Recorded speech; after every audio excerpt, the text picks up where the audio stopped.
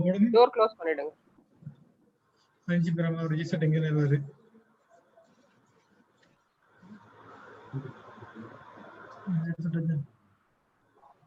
சரி.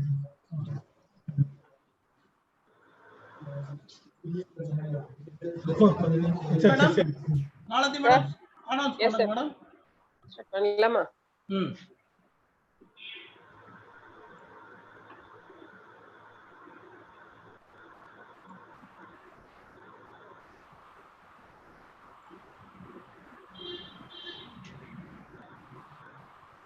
அண்ணா லைவ் போயிட்டு இருக்கு. ஹலோ ஹலோ லைவ் நீங்க ஸ்டார்ட் பண்ணுங்க. மாலதி மேடம் ஆரம்பிங்க. இனிய காலை வணக்கம். இன்றைய பொழுது இனிதாக அமையட்டும், தங்கள் அனைவருக்கும் மிக சிறப்பாக அமையட்டும். Hello everyone, I am Dr. Malathi Kesavan, librarian of Sri Kanyaka Parmeshwari Arts and Science College for Women, Chennai.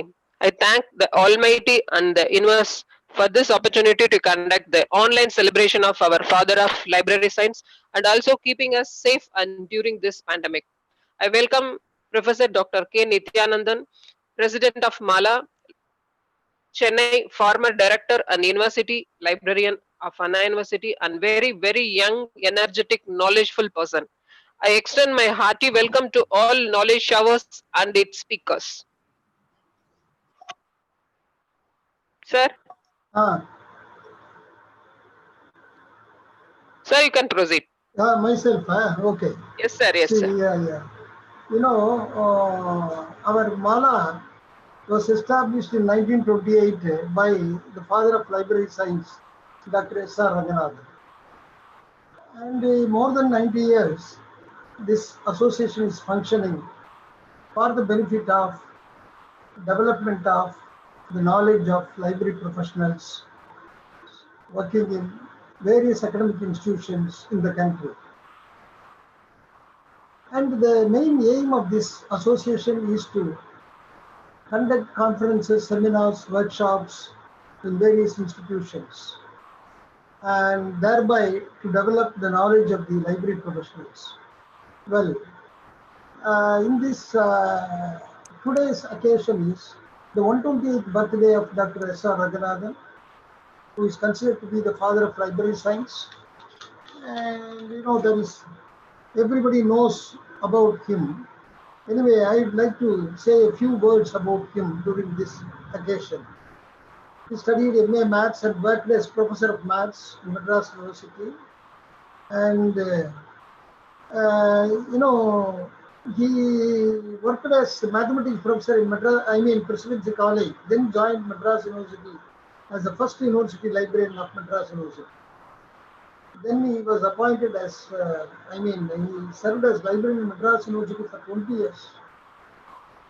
Well, you know, he went to England and studied library science and came back with the knowledge of BDC. And after his arrival back to his mother country, he introduced the column classification system in 1933. Yes.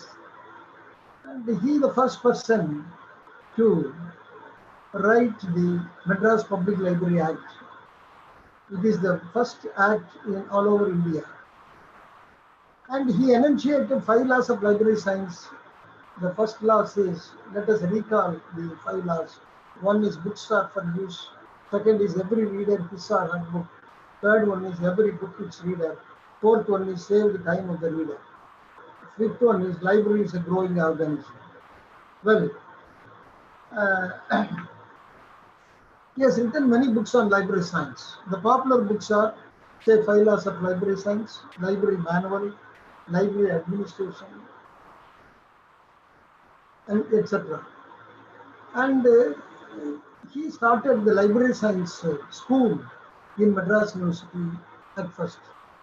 Then later on, he introduced in Delhi Library, and then in Banaras Hindu University. Like that, he propagated library science, but because of him, this field did not have developed. He started mobile library in Sirgari,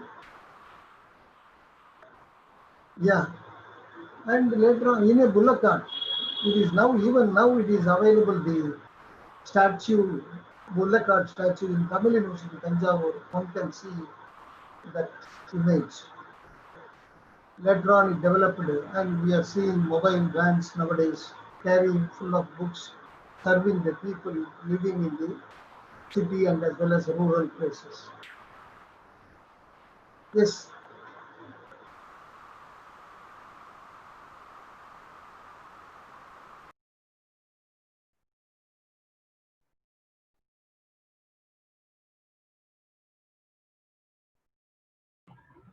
Sir, not audible, sir.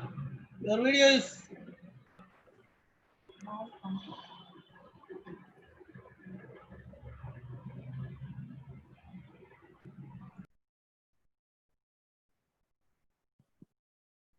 You are not audible. లేదు ఇక్కడ sudden గా వాడు మాట్లాడేది తను మాట్లాడేది stop అయింది.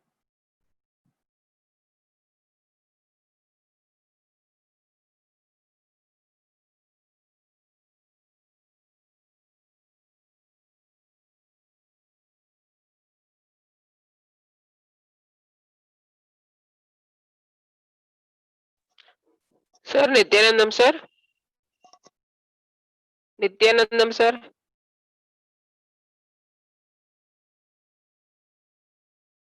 Nityanandam sir.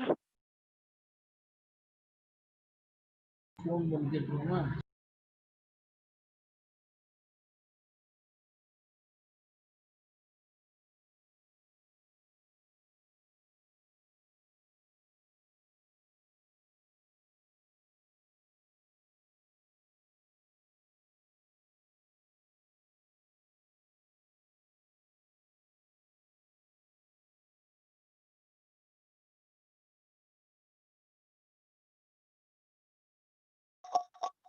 Jana sir. Yes, ma'am. Sir நான் இது பண்ணிட்டு இருக்காரு, ஏதோ லைன் ப்ராப்ளம் இருக்கு, லிங்க் Start ப்ராப்ளம். பண்ணு. Next. பிரசிடென்ஷியல் அட்ரஸ் இவரு ஆடியோ பண்ணலாமா கேட்டு தான் பண்ணணும் sir.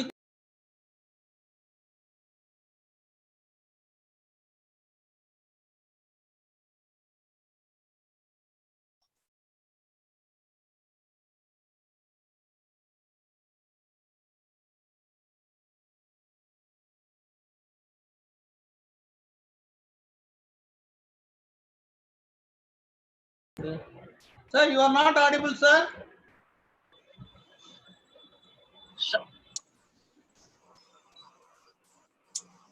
Sir, you are not audible.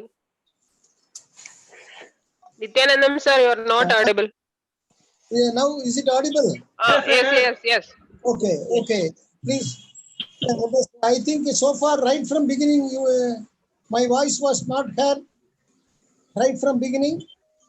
Continue with the stopped. Middle only. It stopped. You continue from the stop. Okay. No. See, dignitary sitting on the dais, and of the dais, I welcome everybody to this occasion of 128th birthday of Dr. S.R. Ranganathan, who is considered to be the father of library science.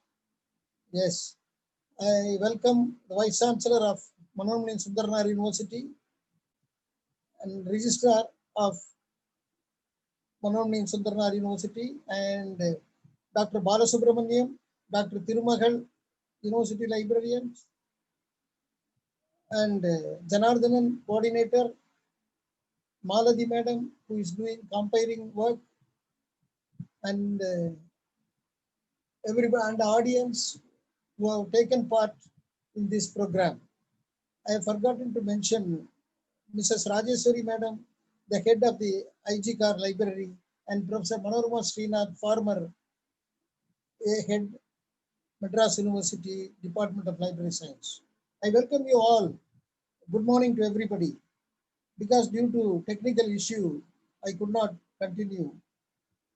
See, we have left over with only 1 hour, and we have 6 speakers, it seems. That is the reason why I want to conclude my speech. And, you know, I cannot forget about our father of library science. When I was a student, I used to mug up the column classification alphabets. Not only that, the way in which he has framed the 5 laws of library science, I mean, the facet schemes like personality, facet, matter, energy, space, and time. That's how we used to coin the classifications numbers to the books, so that books can be arranged in sequence order according to the subject. Well, in each and every aspects, he has taken much care in giving classification numbers, following the 5 facets of schemes of classification. Well, he was served in Banaras University, Delhi University, and documentation research training center. In all these places he served, and he was awarded by Government of India the Padma Shri Award. It is one more feather to his plume.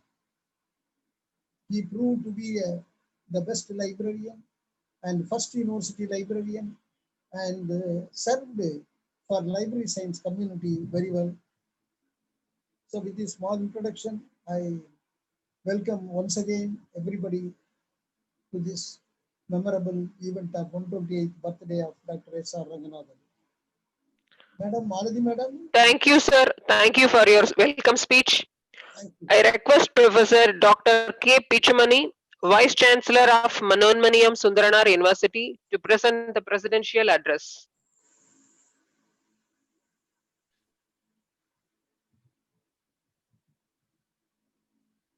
Sir,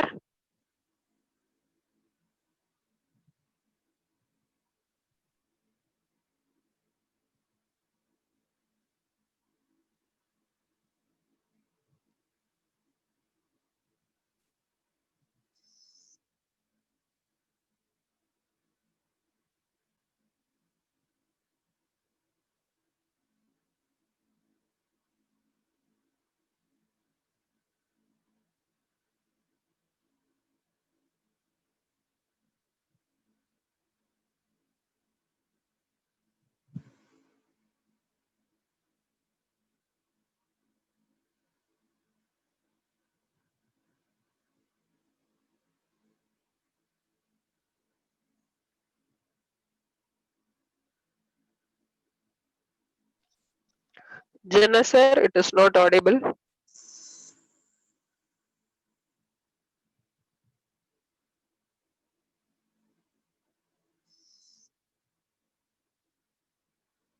Janardhanan sir. Janardhanan? Janardhanan?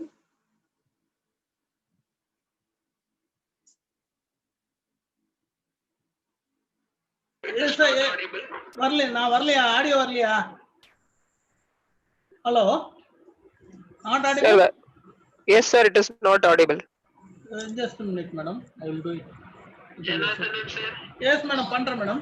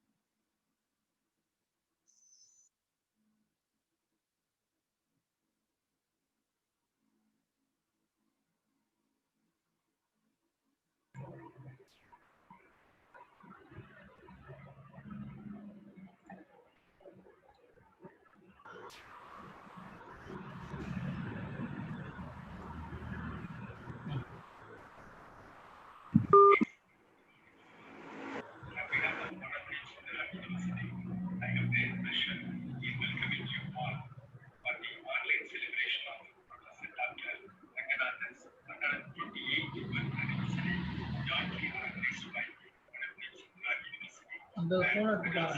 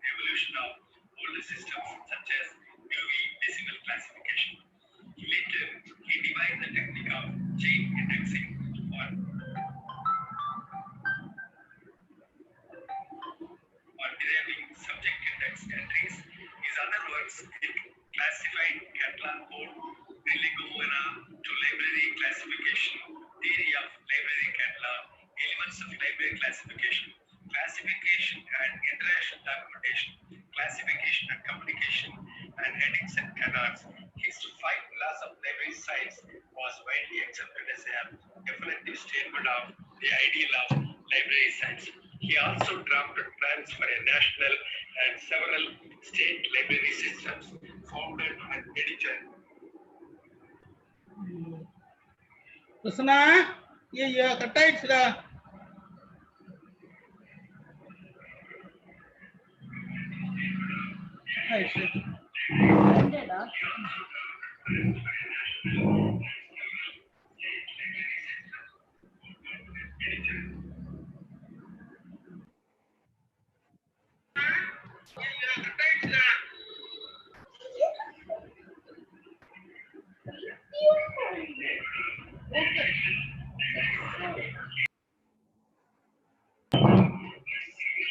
Madam, Maldi madam, proceed madam.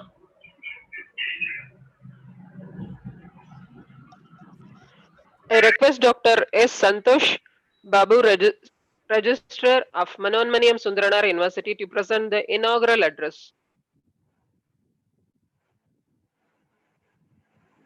Sir? Registrar, sir? I request Dr. S. Santosh Babu, Registrar of Manonmaniam Sundranar University, to present the inaugural address.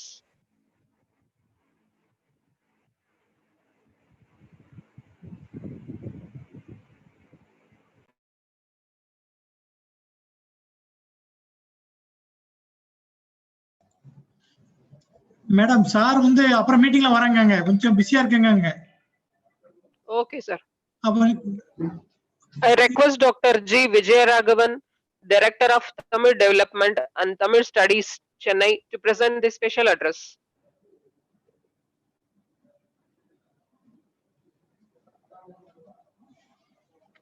Sir, Dr. Vijayaraghavan, sir.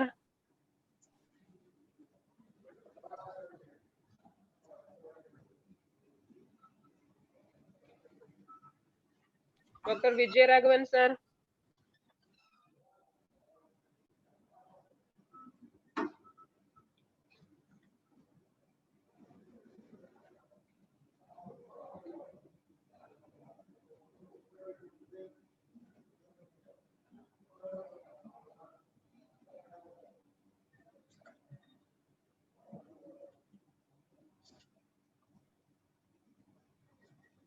Sir, என்ன பண்ணட்டும்?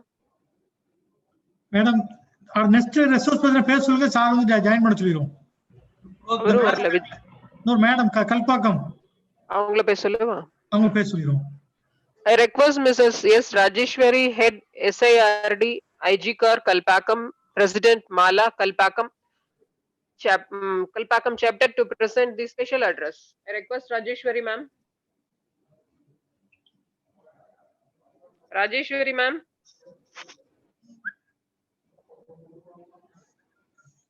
Rajeshwari ma'am. Hello, am I audible? Yes ma'am, you are audible. You can start. Okay, good morning everybody. Since few only are there, let me say good morning to Dr. Nityanandam, Dr. Balasubramaniam, Dr. Janathanan and Dr. Malati. Yes, today I'd like to place my appreciation to Dr. Nityanandam and his talk. It was very, very informative. And now I'm very glad to be with you on 128th birth anniversary celebrations of Dr. Padma Shri Professor Dr. S.R. Ranganathan. In fact, we are all proud to be librarians as he was, but there is a gap of 5 decades in between. Due to this gap and the improvement and development in the technology like internet and online, internet going to even the masses, to everybody, there is a lot of change. The scholastic publications are today available online. So this has made a lot of change in the role of the present day librarian, which is what I'm going to discuss. At any time you find my audio is not clear, you just point out. Every librarian is aware that scholastic publication is defined by 4 points. Point number 1, registration. That is time stamping of the publication. That is who the author is, giving a unique name and the NISSN number, a DOI, and uniquely registering him, or rather uniquely time stamping the scientific output or the innovation, whatever they have done. Next comes the certification. Certification is necessary because you get a lot of message in WhatsApp and on the internet, but how much can you believe in? So this sort of evaluating and work which you are going to publish is a must. Today, that is being done in the form of peer review. Experts in the field of scientific community to which you belong to assess your work, and they give you also some improvements, recommendations, how to improve the manuscript. So this makes your paper manuscript much better. Then comes the third point, namely dissemination. This gives a wide publicity. Visibility is very, very important. That is why the publications are mainly done, and that is being done in dissemination part. Fourthly, the preservation. So all the 4 things are done by the publishers today. The commercial publishers do it to you. So these publishers have, from 1993, has made the scholastic publications available to you online in addition to the print copy. So what is the difference?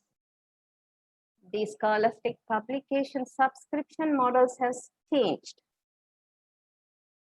So now the librarian's role is changing along with it, because he has to sign a lot of agreements about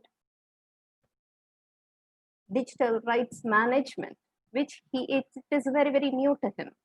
Not just it is new, so far the resources which were owned by him, the ownership has become rental basis.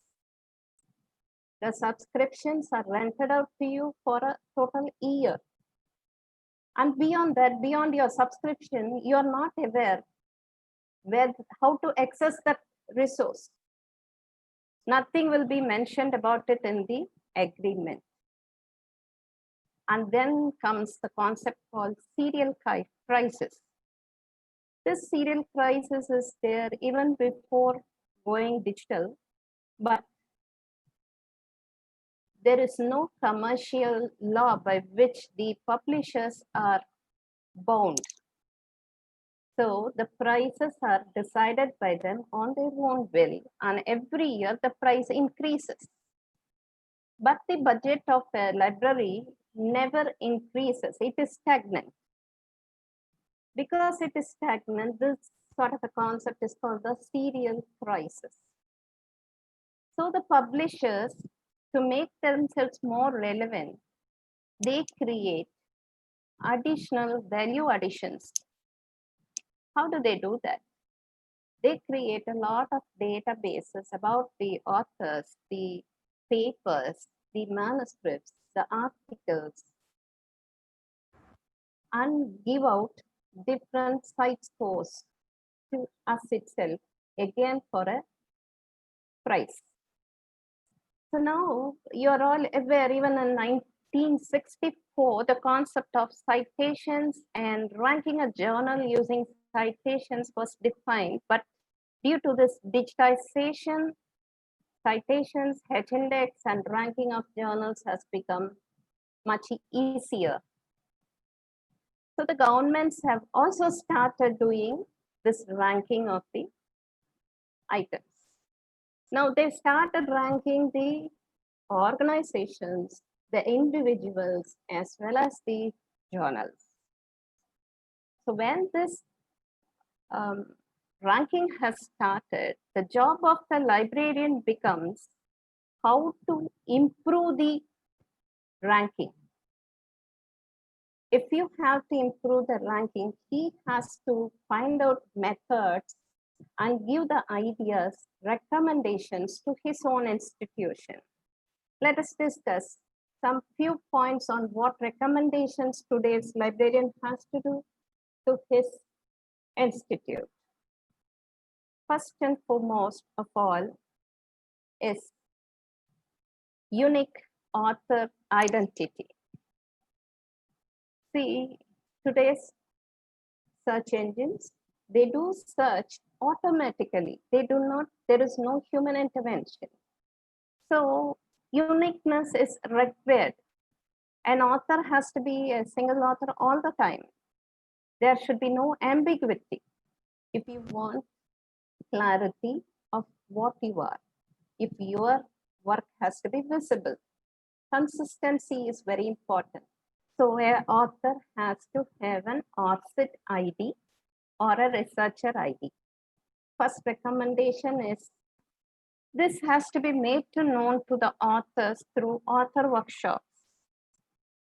And the second thing, next to the, he has to make the individual's work known, visible, how it is done through communities, through research communities. You can go to the social media, Twitter, LinkedIn, Facebook, etc., but these are not certified.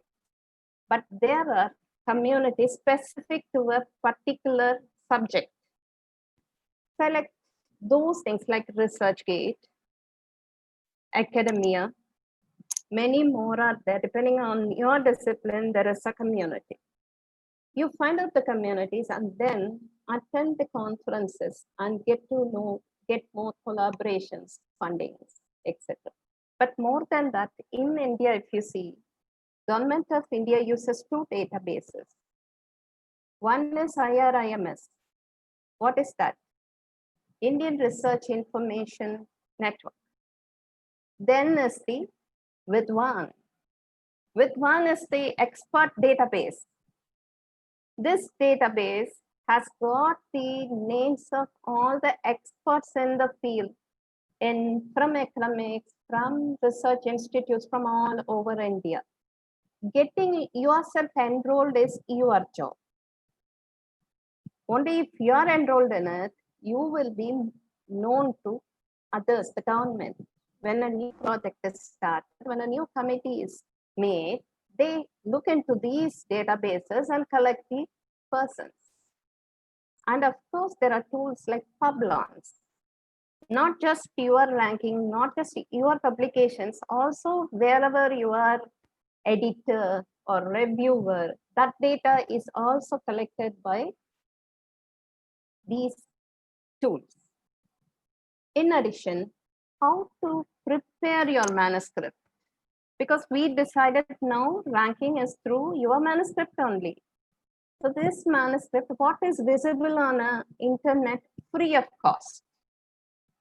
Title, abstract, keywords, and more than that, your citations, the reference part.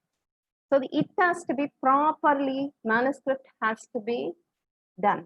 It is done through the tools like reference manager, tools like EndNote, Mendeley, and kindly always use tools. In addition, never forget tools like Grammarly. Why it is required? It is important that you tell what you want to tell and not something else. Your English should not be a negative point to you. So make everything positive by using Grammarly. And this is 3 points. And then how to select the right journal. To get a higher rank, selection of the journal matters a lot. How do you select a journal, right journal? Very important is the theme of yours should meet the journal. Just you cannot put it anywhere where it is freely they take it. No, not like that. And of course, the impact factor, journal impact factor is one ranking. Then comes whether the journal is indexed or not. Then the third point is journal should be part of the UGC list. Beyond these 3, there are other things the digitization has given you. If you want to know if the journal is good this year also, last year it was good, then you look into the immediacy factor. If you want to know if the journal is good it is good for many years, then go for the Egan factor. There is the JCR, Journal Citation Reports, JSR, and Insights, CiteScore. All these are released by the publishers. Look into these things and select your journals. And also be very, very careful about the predatory journals. Data about predatory journals is also available in websites like DOAJ and Bells and etc. There are many things. Your librarian has to tell you that. He should be aware of that. Then comes this is not all, there is one more thing, the ethics. The digitization has made the publishers know about duplicates. So kindly do plagiarism before you give it out. So looking at all this, what you understand is librarian's role today is highly demanding, but not difficult, because a librarian can keep himself learn. He has to continuously learn, continuously interact with the publishers, because they are the people who give you these tools. Get to know the tools, recommend them to your institution.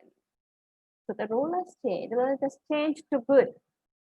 So I'm proud to be a librarian, and I know you are also proud.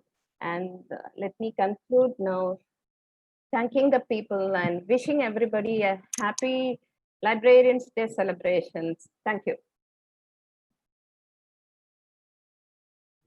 Hello? Yes, ma'am. Yes, ma'am. Oh, okay. Vijay Raghavan, sir, are you there? Vijay Raghavan, sir, are you there?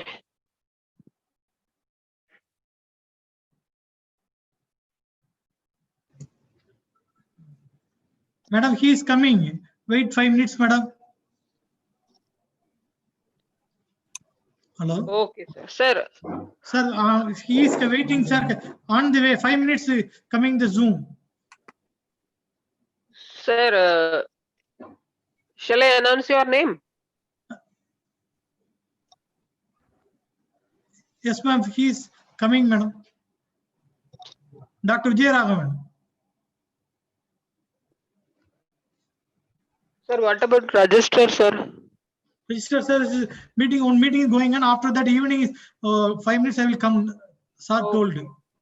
Okay, sir. Sir, 5 minutes to speak to Nidyanandam, sir. Sir, director is coming, waiting. Nityanandam, sir.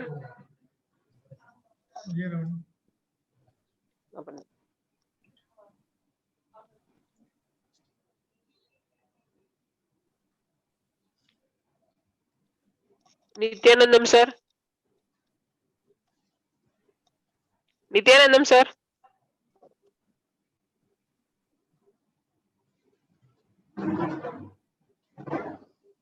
Nityanandam, sir. Is it audible now? Sir, Hello? yes, you are audible. Yes, you are audible. Madam, Rajeshwari madam முடிச்சிட்டாங்களா?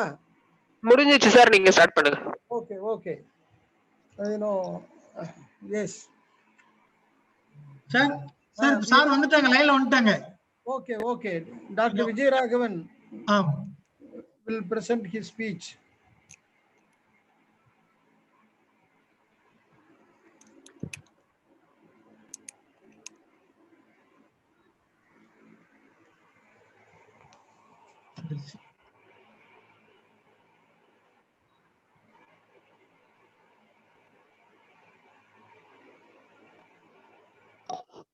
Vijay Raghavan, sir.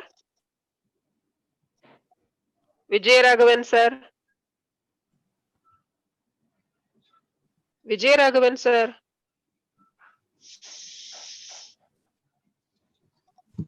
கேக்குதுங்களா? கேக்குது sir. I request Dr. G. Vijay Raghavan, Director of Tamil Development and Tamil Studies, Chennai, to present the special address. Sir, you can continue. Sir, Vijay Raghavan, sir. தொடங்கலாமா? தொடங்கலாம். தொடங்கலாம் sir, நீங்க தொடங்குங்க. தெரியுதா? நான் பேசுறது கேக்குது, காட்சி தெரியுதா? ஃபேன் தெரியுது சார்.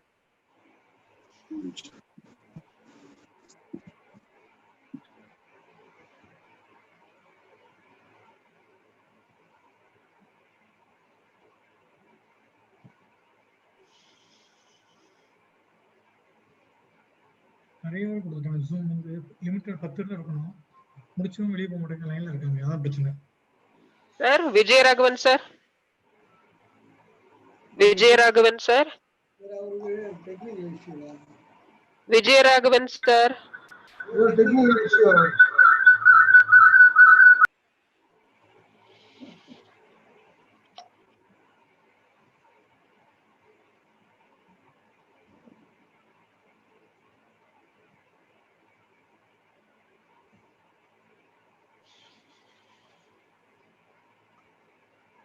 அவங்க ஸ்டாப் அவங்கள்ட்ட பேச பயப்படுறாங்க. என்ன நம்ம ரெஜிஸ்டர் பேசுற மாதிரி பேச மாட்டேங்காங்க. நீ பேசுங்க வந்துட்டாரு, பேச சொல்லிட்டாங்க. மொத்தம் நோட் பண்ணி விட்டாங்க நினைக்கிறேன்.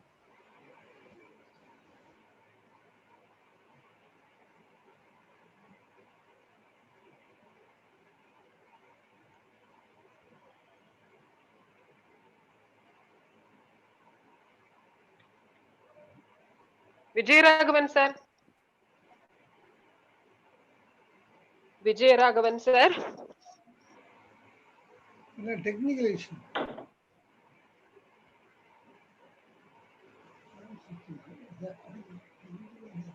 ஏன் உங்களுக்கு தான் வெயிட்டிங்? ஐயா வெயிட்டிங் உங்களுக்கு தான். உங்களுக்கு தான் சரியா சரியா சரியா சரி சரி சரி நல்லது நல்லது. இதுதான்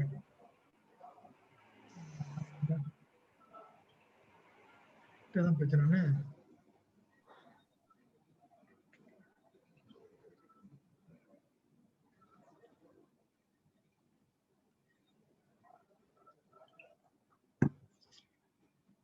இவங்க யாரையும் உள்ள நுழைச்சிருக்காங்க, அப்ப கிடைக்க மாட்டேங்குது. ஒருத்தர் விட்டு அலாட் பண்ணா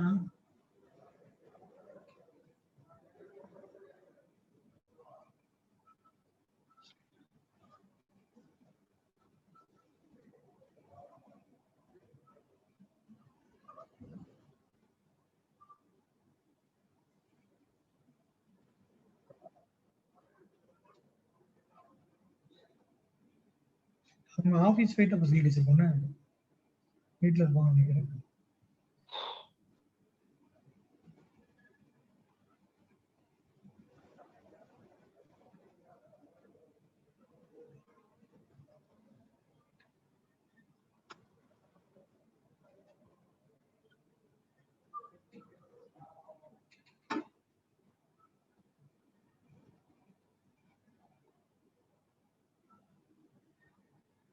காலையில் நெட் யூஸ் பண்ணிருப்பாங்களா, வேற ஏதாவது யூஸ் பண்ணிருப்பாங்களா?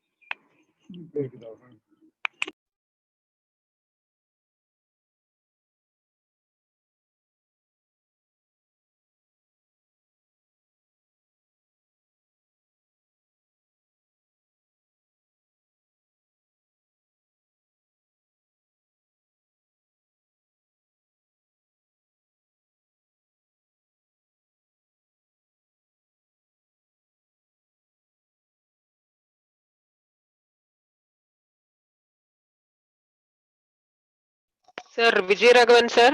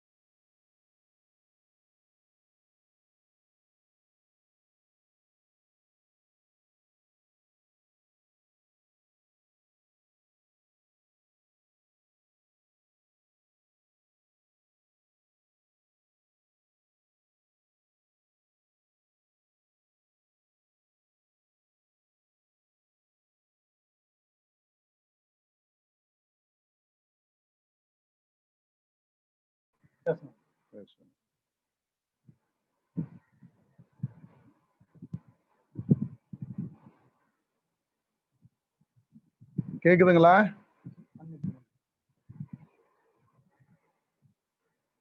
பேசலாமா?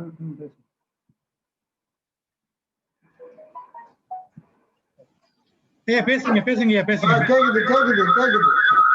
மகிழ்ச்சி ஐயா. வேந்தர் ஐயா வணக்கம். வணக்கம் வணக்கம் வணக்கம் வணக்கம்.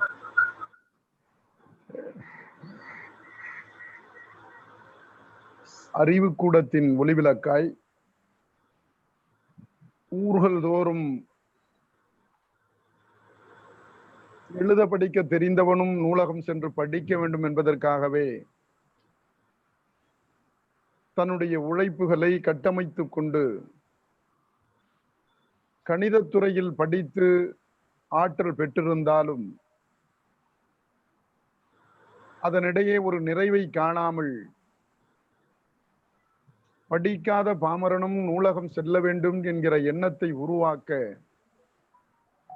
தன் முனைப்போடு எண்ணங்களை தன் மூளைக்குள் தீட்டி நான் படித்த சென்னை மாநில கல்லூரியின் கணிதத்துறையின் பேராசிரியராக விளங்கி அங்கிருந்து சென்னை பல்கலைக்கழகத்தினுடைய தலைமை நூலகராக பொறுப்பேற்று அவற்றிலும் நிறைவான எண்ணம் கொள்ளாமல் மீண்டும் மாநில கல்லூரியினுடைய அன்றைக்கு இருந்த தலைமை அலுவலருடைய அனுமதி பெற்று லண்டன் மாநகரம் சென்று நூலக விதியில் கோட்பாடுகளை எல்லாம் களப்பணியிலே ஆய்ந்து இன்றைக்கு இந்தியாவின் நூலக அறிவியலின் தந்தை என்று போற்றப்படுகிற எங்கள் ஐயா சீர்காழி ராமாமிர்தம் ரங்கராஜநாதன் அவர்களுடைய பிறந்த நாளில்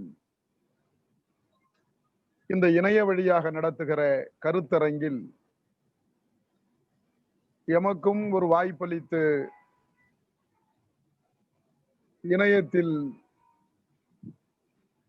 அனுமதி தந்த பல்கலைக்கழகத்தினுடைய ஆற்றல் மிகு மாண்பமை துணைவேந்தர் ஐயா அவர்களுக்கு எனது மனமார்ந்த நன்றியையும் வணக்கத்தையும் தெரிவித்துக் கொள்கிறேன். இந்த நிகழ்விற்கு வரவேற்புரையாற்றி ஒருங்கிணைத்து சிறப்பாக நடத்தி கொண்டிருக்கிற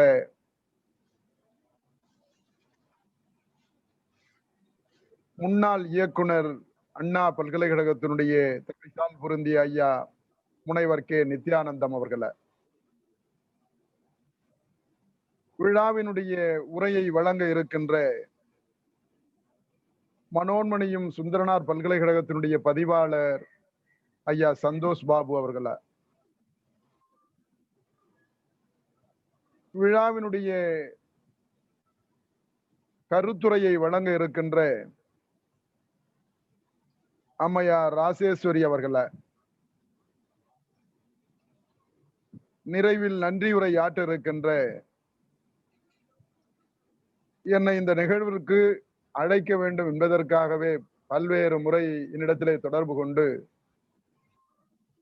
எங்கள் ஆற்றல் மிகு உலகத்தமிழ் ஆராய்ச்சி நிறுவனத்தின் புரட்சி தலைவரின் பெயரில் அமைந்திருக்கிற ஆய்வு நூலகத்தினுடைய பொறுப்பாளர் கவிதா அவர்களுடைய முன்னெடுப்பால்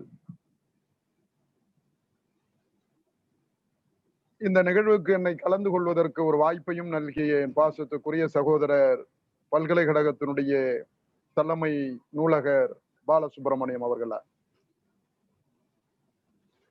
இதை இணைந்து நடத்தி கொண்டிருக்கிற சென்னை நூலக மாலா அமைப்பு அதை சார்ந்த நிர்வாகிகளை, செவிமடுத்து கொண்டிருக்கிற இணையத்தில கண்டும் கேட்டும் கொண்டிருக்கிற அன்பர்களே நண்பர்களே, இந்த நாடு ஒரு புனித நாடு. இந்த நாடு இந்தியா என்று சொல்லுகிற போது தமிழ்நாடு விடுத்து இதனுடைய வரலாறு, இந்தியாவினுடைய வரலாறு எப்பொழுதும் எந்த காலத்திலும் யாராலும் எழுத முடியாது. இதை நான் சொல்லவில்லை, உலக உத்தமர் காந்தியடிகளே சொல்லி இருக்கிறார்.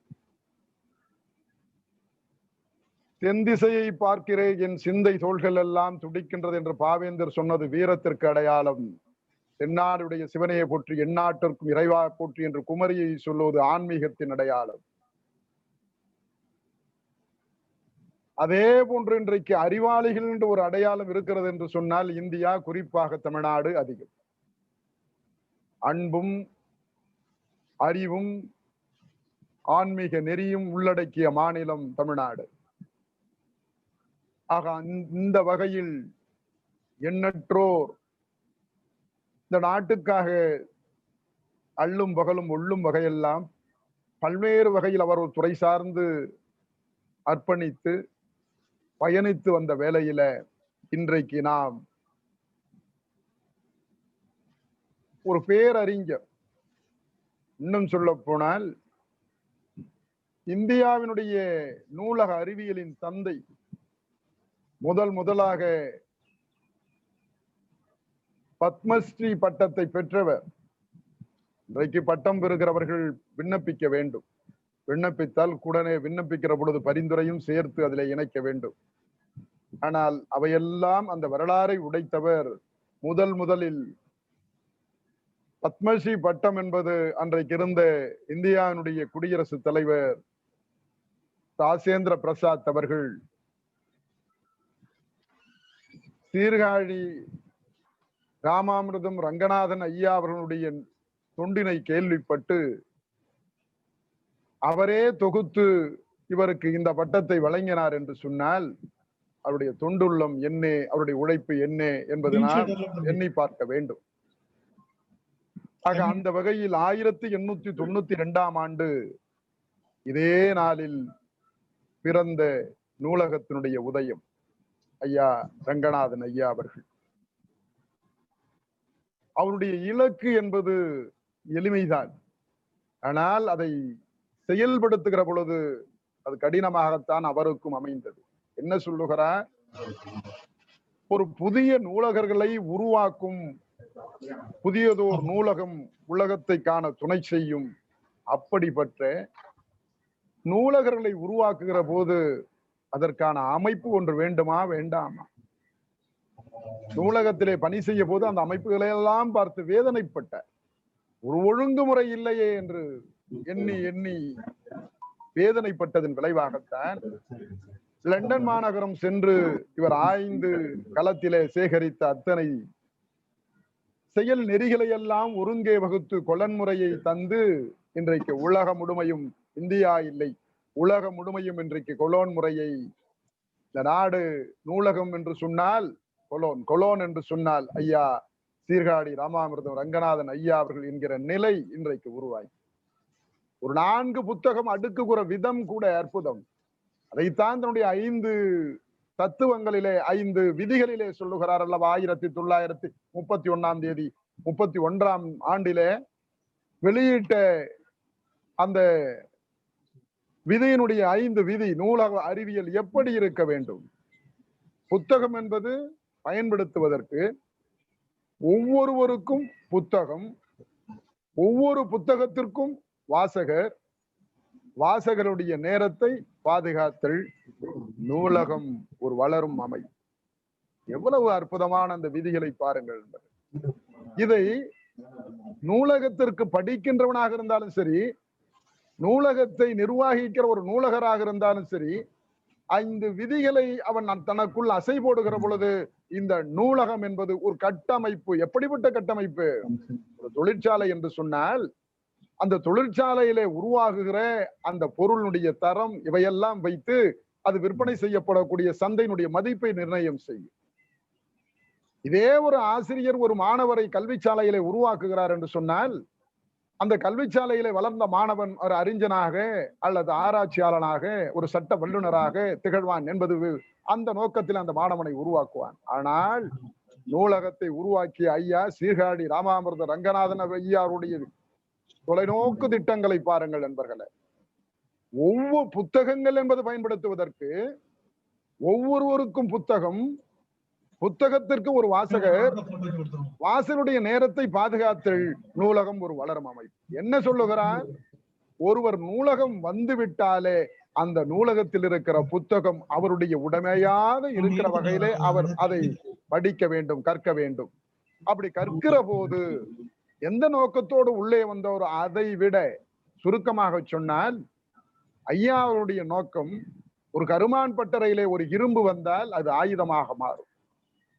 அதே போன்று ஒரு பொன் நகை தங்கம் கட்டி வந்தால் அது நாம் அணிந்து கொள்ளுகிற ஆபரணங்களாக மாறும். அதுபோல்தான் ஒவ்வொரு வாசகரும் அந்த புத்தகத்தை எடுத்து வாசிக்கிற போது வாசிக்கிற எண்ணத்தை உருவாக்க வேண்டும். முதலில் புத்தகம் தேடும் பொழுது தேடி அலையக்கூடாது. இந்த இடத்திற்கு போனால் வரலாறு, இந்த இடத்திற்கு போனால் புவியியல், இந்த இடத்திற்கு போனால் கணிதம், இந்த இடத்திற்கு போனால் சட்டம், இந்த இடத்திற்கு போனால் மருத்துவம் என்கிற சிறப்பு வகுப்பு முறையை தந்தார் அல்லவா?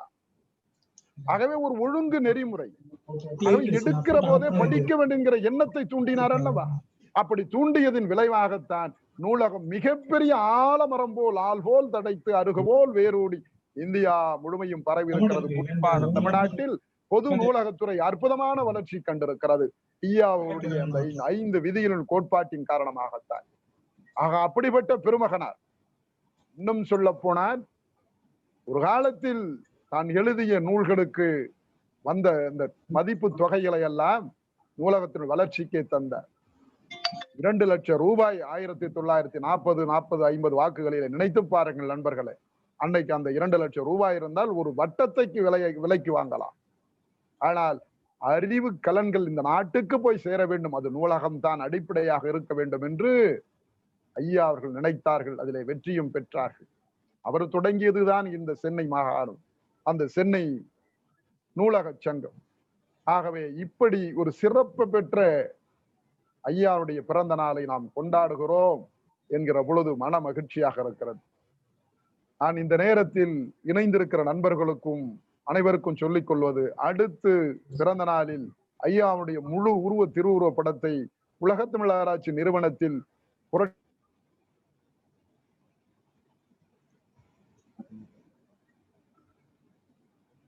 நன்றி பாராட்டுவோம் என்று சொல்லி வாய்ப்பளித்த அத்தனை பேருக்கும் மனமார்ந்த நன்றியை தெரிவித்து, ஐயாவுடைய தத்துவமான ஒப்பற்ற நூலகவியலின் கொலோன் முறை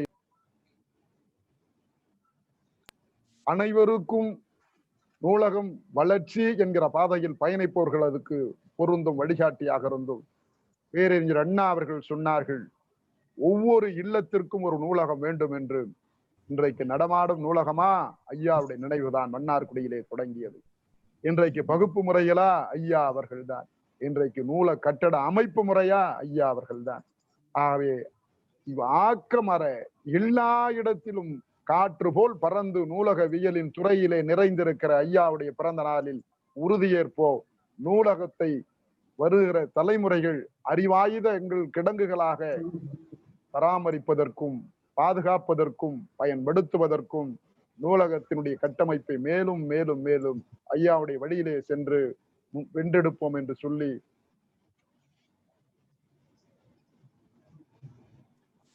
டிக்டாக போட்டு வச்சுக்கிறேன்.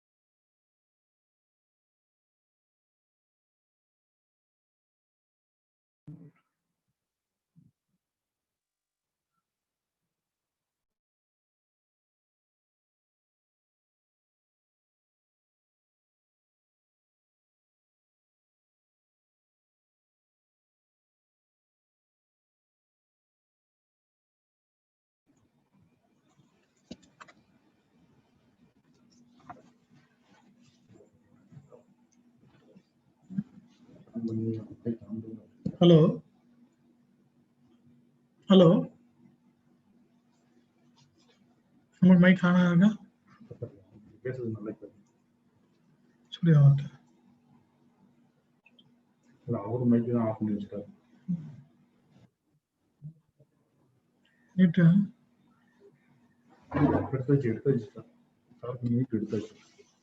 பாலசுப்ரமணியன் ஐயா ஐயா சிறப்பா பேசுறாங்க ஐயா. ரொம்ப மகிழ்ச்சியா மகிழ்ச்சியா நல்லதுயா நல்லதுயா நல்லதுயா நல்லதுயா நல்லதுயா நன்றி நன்றி நன்றி நல்லதுயா நன்றியா.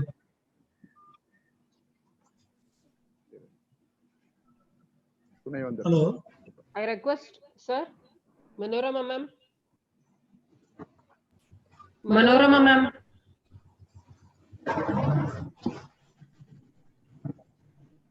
எடுத்துருவாங்க. Manorama ma'am.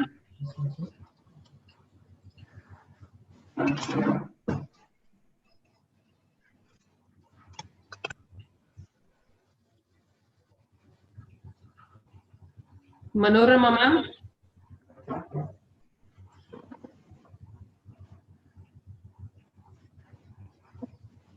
Sir, Dr.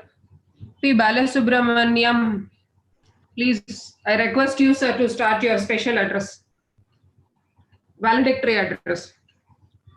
A pleasant good morning to everyone. It is my privilege to address this elect gathering at this occasion. This is an occasion of expressing gratitude and experience. Professor Dr. S. R. Ranganathan is the father of Library and Information Science department. We are really proud to celebrate his 128th birthday anniversary in our Manommani Sundara University. Our Honorable Vice Chancellor, Professor Dr. K. Pichimani, is always a source of information of such innovative activities. Thank you, sir. It is my duty to express my gratitude to our Registrar, Professor Dr. Santosh Babu, President of Mala, Professor Dr. K. Nithyanandam, Nithyanandam sir, Director of Tamil Development and International Institute of Tamil Studies, the Professor Dr. Vijayaraghavan sir, President of Mala Kalpakam chapter, Ms. Rajeswari, and all our resource person and the virtual participation who has stood as the backbone of this webinar through contribution for the grand success of this online celebration.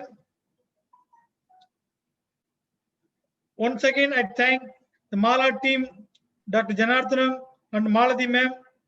This function is grand success. Thank you, madam. Thank you very much. Hello. Sir, I request Dr. Murugesan, President Mala Tirunelveli Chapter and Assistant Professor, Department of Library and Information Science, Madurai Manommani Sundaranara University. Sir. Hello. Dr. Murugesan. I am Murugesan, President of Mala Tirunelveli Chapter. A warm good morning to each and every one of the virtual participants of this webinar that commemorates 128th birth anniversary of Professor Dr. Siali Ramamirtha Ranganathan, father of Library and Information Science. I welcome our Honorable Vice Chancellor Dr. K. Pichimani, Registrar Dr. S. Santosh Babu, University Librarian and Head of the Department of Library and Information Science, Dr. B. Balasubramanian, President of Mala, Madras Library Association, Dr. J. Nithyanandam, Associate Professor, RTM, Nagpur University, Maharashtra, Dr. Salini Liginkar, Librarian, Lady Wellington Institute of Advanced Study in Education, Chennai, Dr. I. Sasireka, University Librarian, Manommani Sundaranara University, Tirunelveli, Dr. A. Thirumagal, Joint Secretary, Mala and College Librarian, Government Arts College for Men, Nandanam, Dr. R. Godandaraman, Librarian, International Tamil Studies, Dr. B. Kavida, Vice President of Mala and Librarian, Dr. A. Sangeeta, Vice President Mala and former Academic Officer, SVCE, Sri Perumbudur Lion, Dr. S. G. Rajashekar, Thank you. Thank you. Chief Librarian, Dr. N.G.R. Janaki College for Women, Chennai, Dr. N. Tilakavadi. Treasurer Mala and Librarian, Madras Medical College, Chennai, Mr. P.I. Janathanan. Assistant Librarian, Manamniyam Sundana University, Tirunelveli, Dr. K. Kannan. And all our well-wishers, participants who have for the grand success of the webinar. On behalf of our Department of Library and Information Science, I welcome very one of you to feed your quest-filled minds with the thought-provoking lecture of Dr. Salini Liginkar, Associate Professor, RTM Nagpur University, who has come here to deliver a lecture on emerging profiling tools for boosting of research visuality. Welcome, madam. Thank you. Thank you, sir. May I just want to confirm my voice is clear? Yes, ma'am, you are clear. You can start. Okay, kindly allow me to share my screen so that I can present through PPT. I request the host to just disable my screen.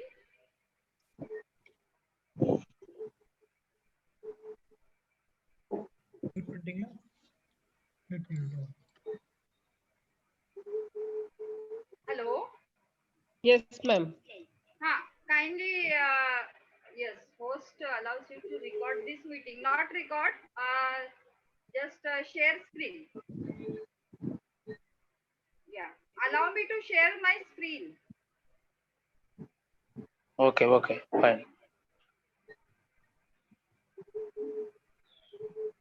Is it okay, ma'am, now? No, it is not coming yet.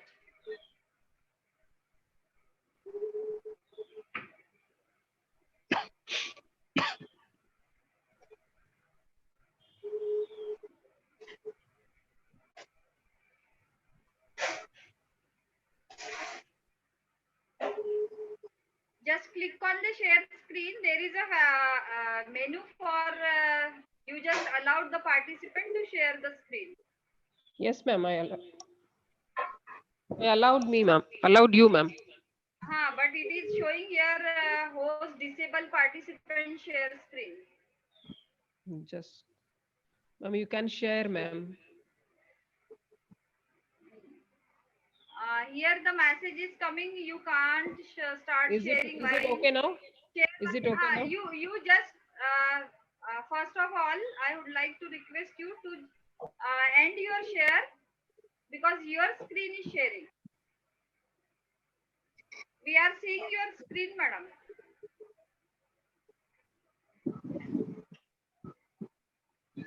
You just end okay your now? sharing. No, you just end your sharing first. Hello. Ma'am, it is not my screen. I think someone. Yeah. You have shown your screen. Just end it. Balasubramaniam, sir. Balasubramaniam, sir, please unmute your video and stop sharing. Balasubramaniam, sir. Other participants are sharing. That's why I'm not able to share. Balasubramaniam, sir. Madam, you are a host, madam. You can control, madam. No, Malati, madam. Malati, madam, you have a rights, no? Otherwise, kindly make me the host. I will manage, sir. No problem. After my lecture, I will leave the hostness. Madam, YouTube la, Malati, madam. YouTube la live வரலையா கொஞ்சம் அது சரி பண்ணிடுங்க. அந்த மட்டும் அந்த சரி பண்ணி. ஒரு நிமிஷம். Do one thing, sir. Make me a host or co-host. Then I can able to share my screen. We will do you co-host, madam. Co-host. Okay, so that I can share. And whoever is sharing the screen, kindly ask them to stop their sharing the screen. Sir. Who is sharing? I don't know exactly. Here it is not showing.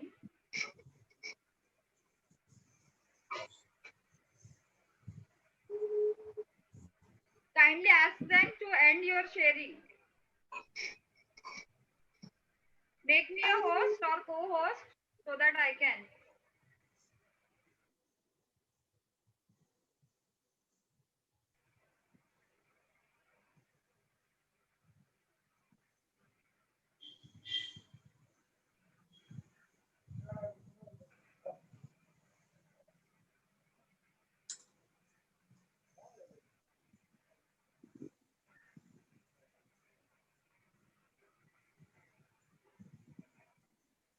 Hello. Hello, Dr. Balasubramaniam sir. Madam, now you are encountering problem, ma'am. No, I have not encountered with any problem. You just allow me to share the screen. There is an option. Just right click on the share screen and there is an option to allow the participant to share the screen. And who is sharing the screen right now, you just ask them to stop their sharing so that I can show my PPT. Otherwise, it may be a difficult. Hello? Yes, Otherwise, ma'am. Yes. make me the host. I will manage. Madam Malathi madam அவங்களுக்கு வேணா host control கொடுத்துட்டு இது பண்ணிடுங்க. Malathi madam. Hello. Otherwise, if you are a host, sir. Sir கேக்குதா? Are you a host?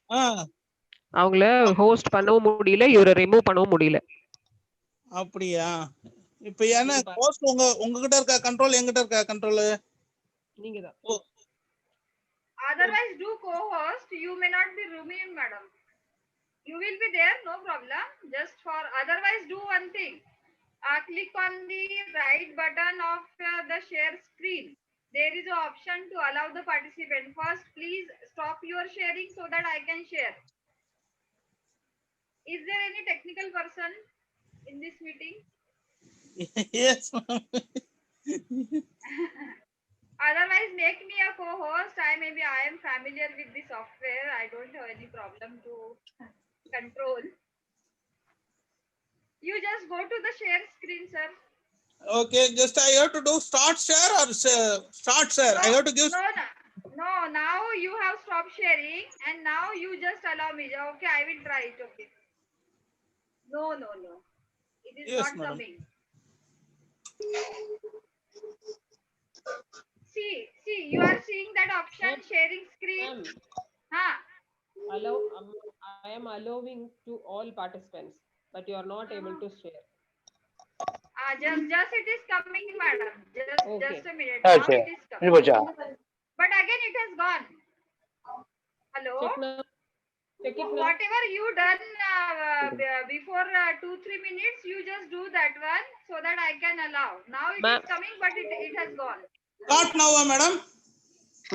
Sir, ரெண்டு பேர் பண்றோம் sir. Okay, நீங்க கண்டினியூ பண்ணுங்க மேடம். நீங்க கண்டினியூ பண்ணுங்க. What previously you have done now just wait. I am sharing, but you are not allowing again. Sir. நான் ஒண்ணும் பண்ணல மேடம். ராஜசேகர் சார் வெளிய வர சொல்லுங்க. வெளிய வர சொல்லுங்க அவரை. அவர் ஷேர் பண்றாரு. Hello madam, now I am able to share. Just a minute. Okay. Wait.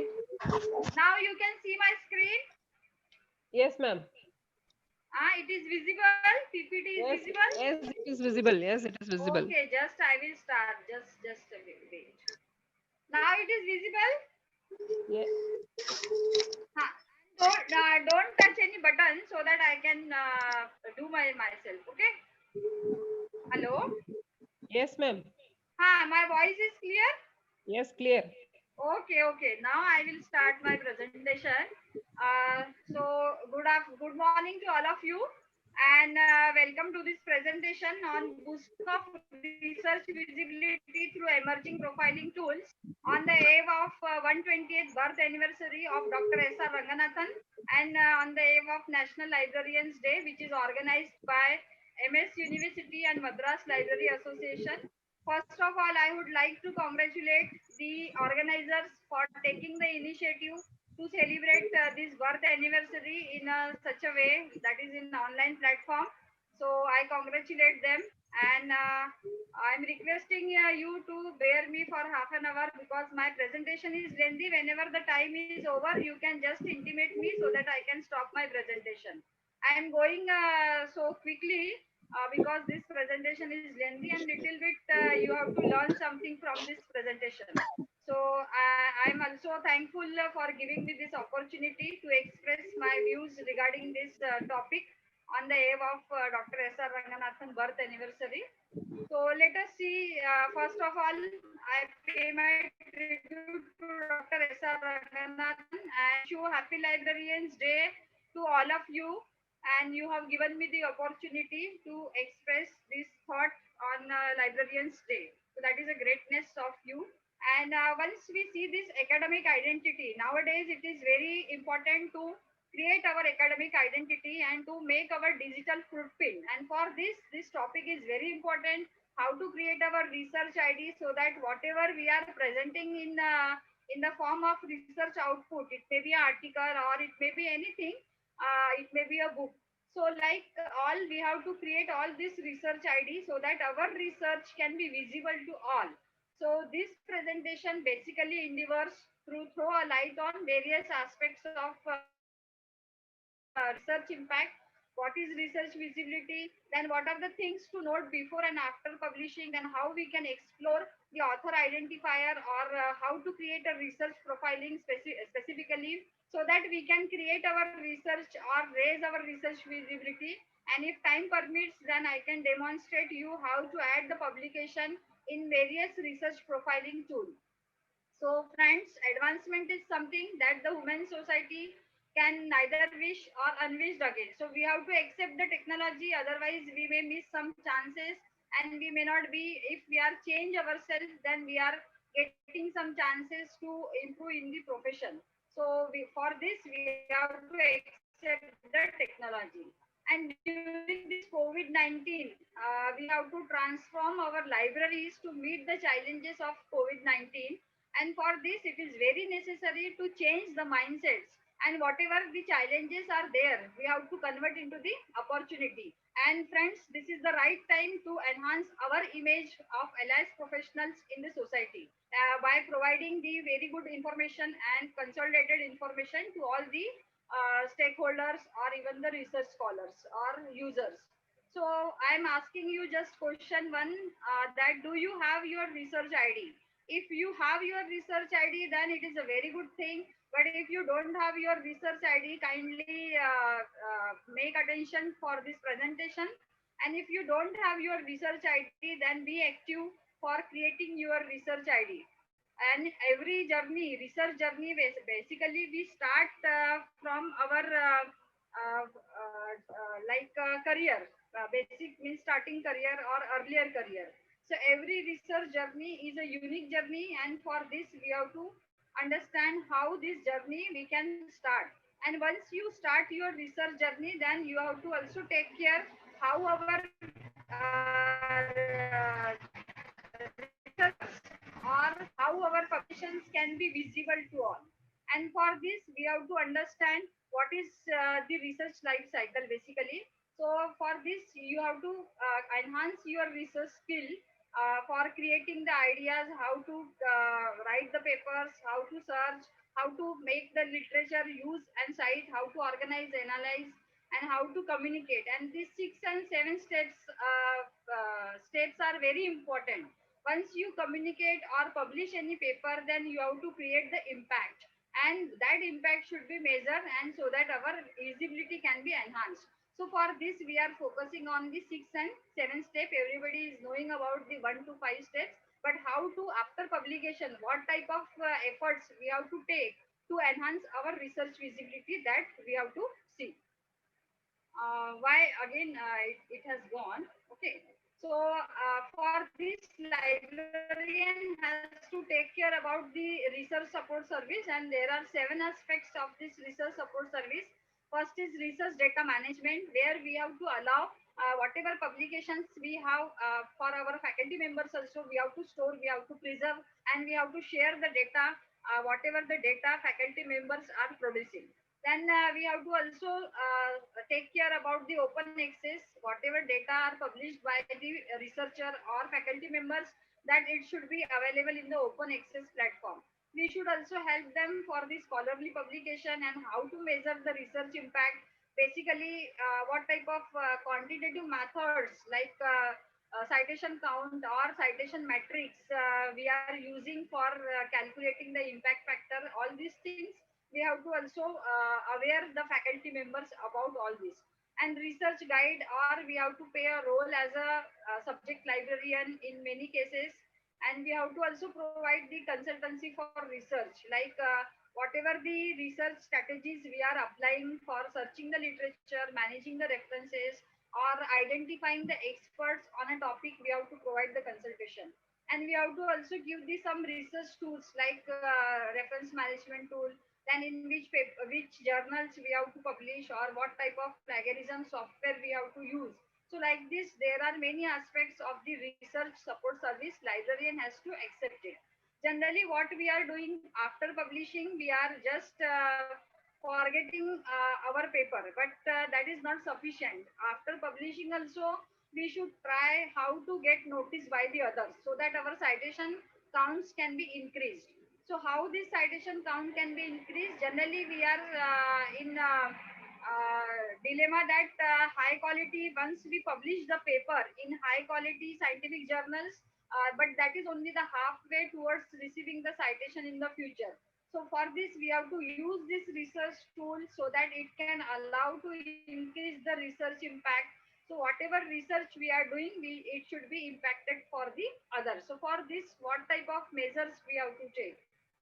So generally, traditional method, we are presenting the papers at the conference, we are writing the review of literature, we are citing our own research, but nowadays that is called as a self-plagiarism. So we are not doing that one. Then some recent methods are there, like we can use the social media tools, or we can also publish in the open access platform, or we can make our profile in the ORCID. So friends, here ORCID is very, very important to make our research visible to all. So how this, what is the importance of promoting the research? So first is to facilitate collaboration. So once our research is recognized by the society, then it can be a very good chance we will get some collaboration for doing the more research. And you can see here some cartoon. This cartoon is showing that scientist is struggling for please cite my paper. So if you are using all these research tools or author profiling tools, then you may not be struggling like this scientist. So for this, you have to use this research profiling tool. Then what type of visibility? Why we have to also take care about the research visibility? So every publication, what is the role of publication? Nowadays, at national and international ranking of the university is depend on the research publication, and our promotions is also based on the research publication. And once you apply for any funding agencies for any research project, then they are asking about your publication. Based on your publication, you will get the funding from the funding agencies for your research project. And it will also enhance the visibility and accessibility of your published paper. There is a more chances your publications get cited, your publication being found and read by the others, and there is a chances of collaboration.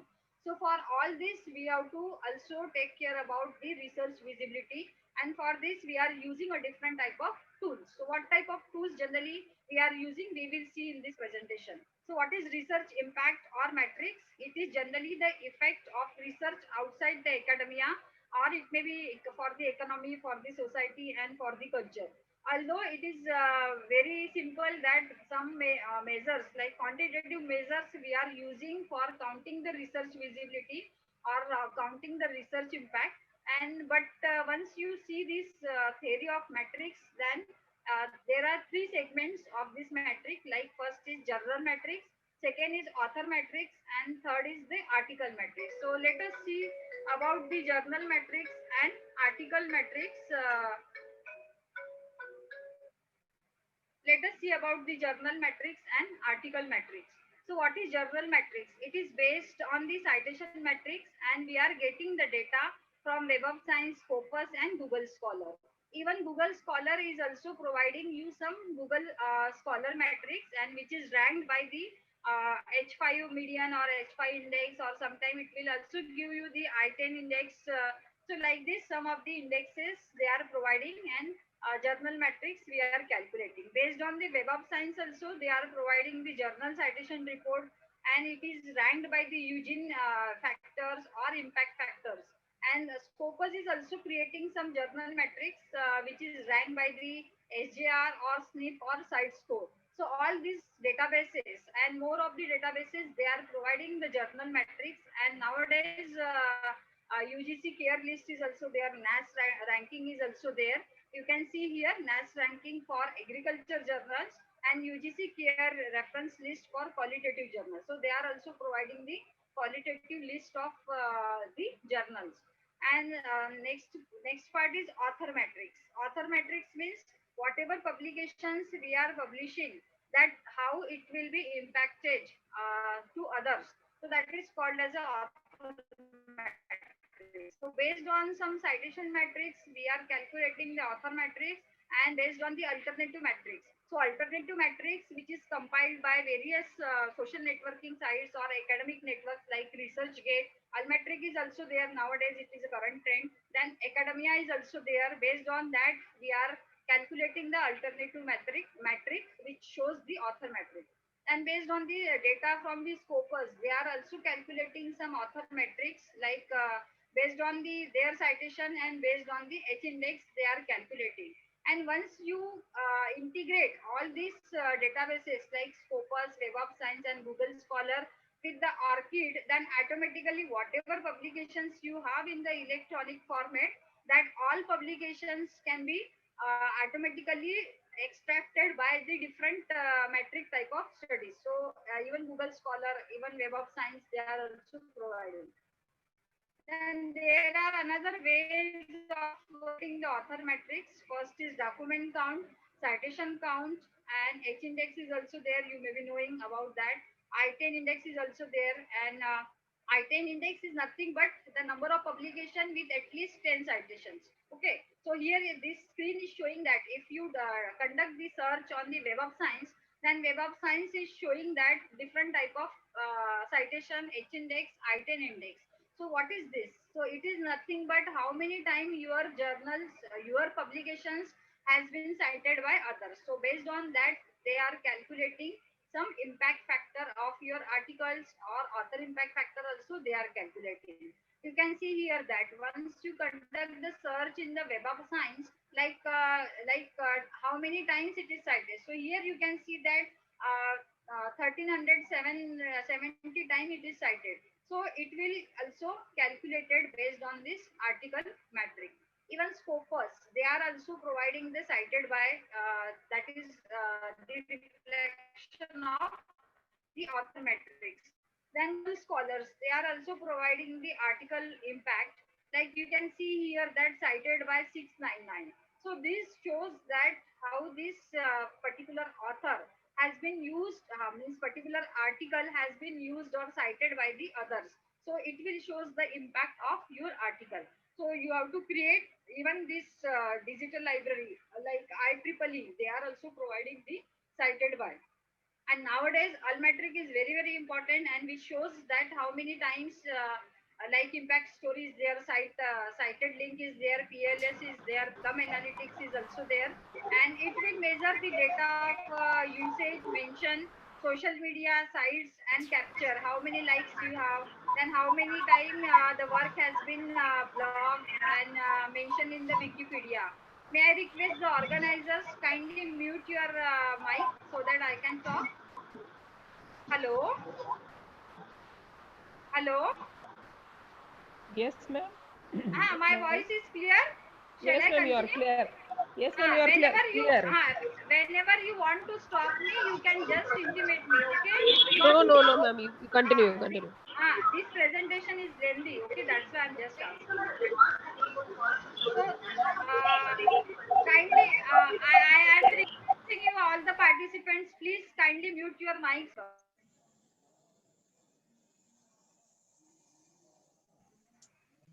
So these are the fundamental things to note before publishing. So once we publish the paper, that means we have to take care about the author affiliation, we have to take care about our names, author name, and journal selection we have to take care. So once we use this author affiliation, sometime what happen, we are writing in the short form. So we should not write in the short form. Whatever, we should maintain the consistency for writing our institutional affiliation.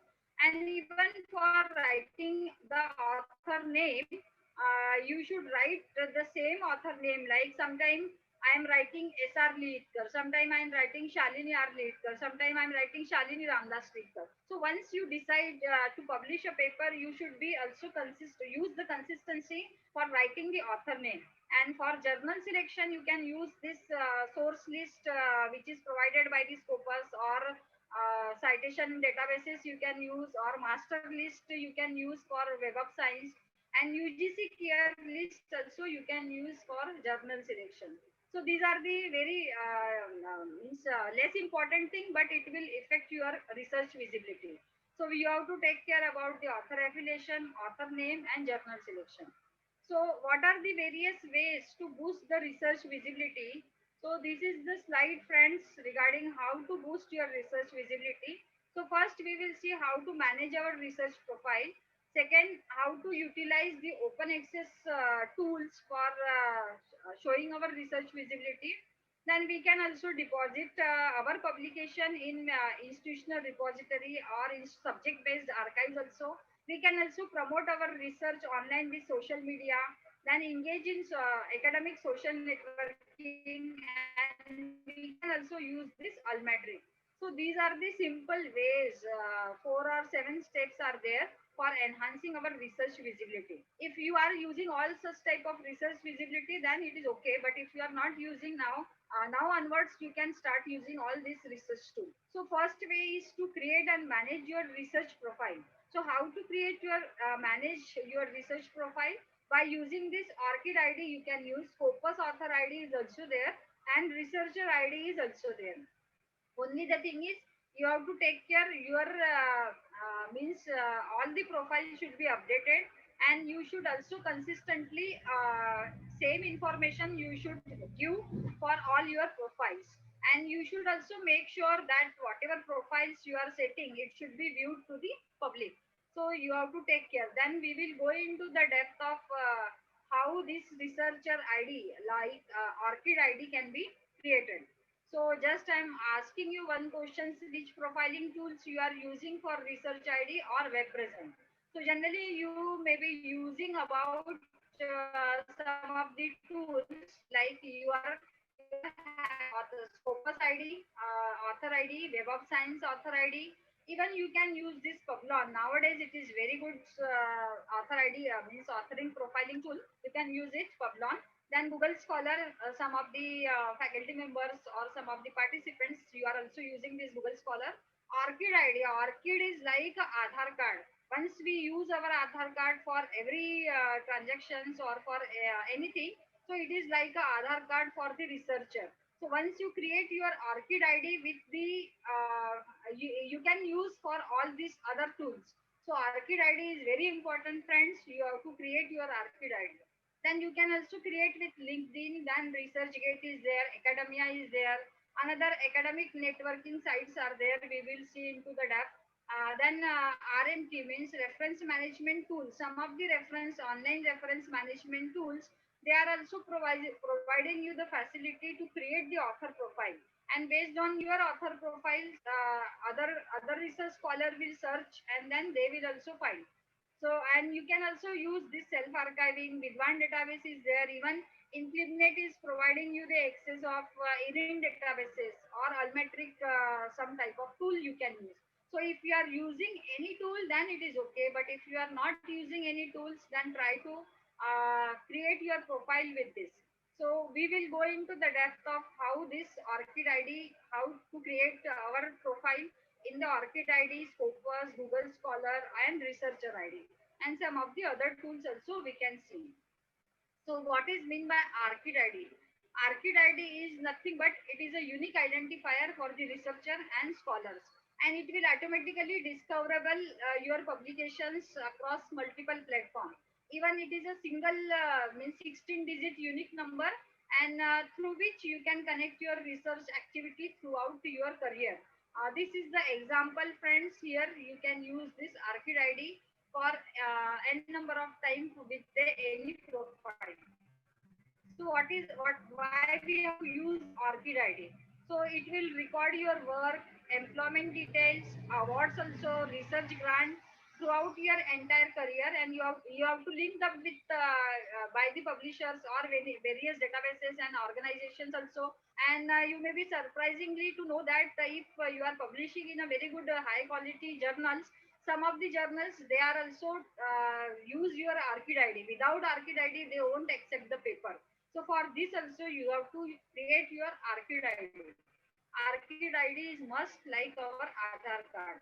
So here you can see the workflow for managing the research profile. So first is if you have created previously your Scopus author ID, then you have to clean up, because whenever we create like 10 years back, if you have created and you are not using now, then you have to clean up and make first your ARCID ID. Third thing is add publication from the Scopus to archive, or you can also register for the researcher ID or Publion. And whatever the electronic publications you have, it will automatically extracted if you have the ARCID ID. But if you don't have electronic publications which is indexed by the Scopus or Web of Science, you can manually also add. There is a facility to add the your publication in the ARCID ID. We will go into the depth of that. Then if you are interested to create your ARCID ID, then this is the site arcid.org. You can have your ARCID ID. Like for researcher, you have to click here for researcher, and then you have to register with your mail. Personal mail also you can register, or institutional mail also you can register. So once you register your mail, you have to fill the form.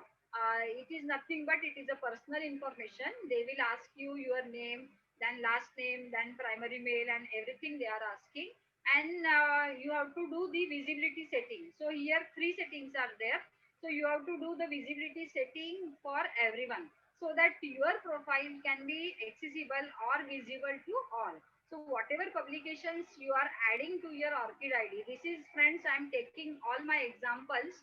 So here, so this is my ARCID ID. So once you create your ARCID ID, that means whatever employment detail you have to fill, educational qualification you have to fill, your publication you have to fill, and whatever publications or research output you have, you can fill here, so that other can also see. So once the others can see, then automatically it will enhance the research visibility. So you can also generate your QR codes, and you can also copy the code. If you have a personal website, then you can also copy the code and paste it in your personal website. It will automatically extract your data. So till now we have seen that how to create the ARCID ID and create the Scopus author ID. So if you have a publication, then it is okay. But if you don't have a publication in Scopus, you can also create the author ID in the Scopus. So for this, you can just, if you have a database subscription, then it is very easy. But if you don't have the Scopus databases subscribed, then you can just go for the scopus.com and free lookup. Okay. So once you go to the free lookup, then it will give you the facility to provide create your author profile. So here also you can create your author profile. And if you have already paper in Scopus, like just I have searched for my name, so I have a paper of 8 documents, and it will calculate your H index. It will calculate who are using who are citing your author. So like this, it will give you the graphical representation. So for NAC purpose or for any accreditation agency, it is very important to show our research, or to show our this citation matrix. So for this, you can create your all researcher IDs, so that you can show to your accreditation agencies. And there is a facility, friends, once you create this Scopus author ID, then you can also connect to the ORCID. There are 6 steps for connecting to the ORCID. These are very 6 steps are very easy. Like first you have to select your profile, select your name, then whatever publication it will extracted with the Scopus, then it will calculate, means you can also synchronize. Then you can review your profile and send to the author and send your publication. So 6 steps are very easy. We can see here in this screen all these steps. Just you once try, then you may be automatically knowing about all this. So you just review your publication, whatever you have publications, that publications can be automatically coming here, and you have to review your profile and send to the author. So in this way also we can send this Scopus record to our ARCID ID or ARCID ID record to our Scopus. So vice versa, both the vice versa we can use this. So you can review your profile, send your author ID, so that whatever publications you have, that publications will be automatically coming to this Scopus ID. So you can also link your documents with the ORCID ID. So that we have seen regarding the Scopus author ID, how to create. Then if you want to create the Web of Science researcher ID, then you can, now it is a Publan ID. Now they have improved the Web of Science researcher ID into the Publan ID. So whether you have to create the researcher ID or whether you have to create the Publan ID. So if both IDs you have, then it is. But if you don't have any ID with the Web of Science, you can create the Publan ID also. So how means why register? Why to register with the researcher ID? Because it will track your publication. It will give you the citation metrics, and it is very easy to maintain, friends. There are showcase your research output, and it can be also embedded with the other like Web of Science or ARCID or DOI. So automatically it will update your profile once you publish the paper in the electronic form. But here also you should make sure it should be open to public, so that public can be visible your records. So if you don't have any Web of Science researcher ID, then just go to www.researcherid.com, and there you can create your own profile with the Web of Science, that is called as a researcher ID. Okay. So just join Publan now. You can join with the Publan also, because it is automatically coming with the Web of Science. And otherwise, you can also create your researcher ID with the Web of Science. Okay. So here you can see here that I have created my Publan ID. So that, and it is a very good thing, friends. Once you create your Publan ID, that means it will give you the private dashboard to manage your records and metrics. And it is automatically integrated with the Web of Science and other academic journals. So they, once you submit your paper in any journals, high quality journals, then it will automatically integrate to your data, your personal profile. And here there is a good facility. Whatever peer reviews we are doing, it may be for journal editing or it may be for any other purpose, reviewing the journals article, then it will automatically add your whatever journals articles you are publishing, means you are doing. So not only it will give you the records of your publication, but whatever reviews you are doing, whatever editing of the journals you are doing, it will also come in this Publan account. So here, if you want to create your Publan account, then go to publan.com. There is an account and registration. The steps are very simple. You have to just type the email number, and you have to create your password like our email ID we are creating, and you can sign in. So once you can create your public profile with the Publan, then it will give you such type of screen. And in this screen, you can see here public profile, export verified record, publications, you can add it. Then you can add the peer reviews. You can also add the editor records. So many records you can add here. And you can track your citation, you can manage your reviews, you can see your profile, and you can also learn how to do the peer reviewing process, how to do the editing process. So just you have to fill the information of your profile, whatever profile information they are asking, you have to fill it, and after that your profile will be publicly available. So once your profile will be publicly available, then your publications can be added and your publications can be seen by the others. So whatever publications you have, then that publications, your research visibility and your citation count will be high. So based on this, you can also import the publication from the various databases. So it may be from the ARCID also, it may be from the exported file also, and it may be from the imported by the identifier also. So this is the research Publan ID, and it is very good, friends. Once you create your Publan ID, you can also link with the ORCID. So whatever data you have basically in the ORCID, it can be also synchronized with the Publon. So there is no need to type again and again. Once you create your ORCID ID, then it can be embedded with the various. Excuse me, ma'am. Yes. Excuse me, ma'am. Please Yes, manage your yes. time. Thank you, ma'am. Okay, okay.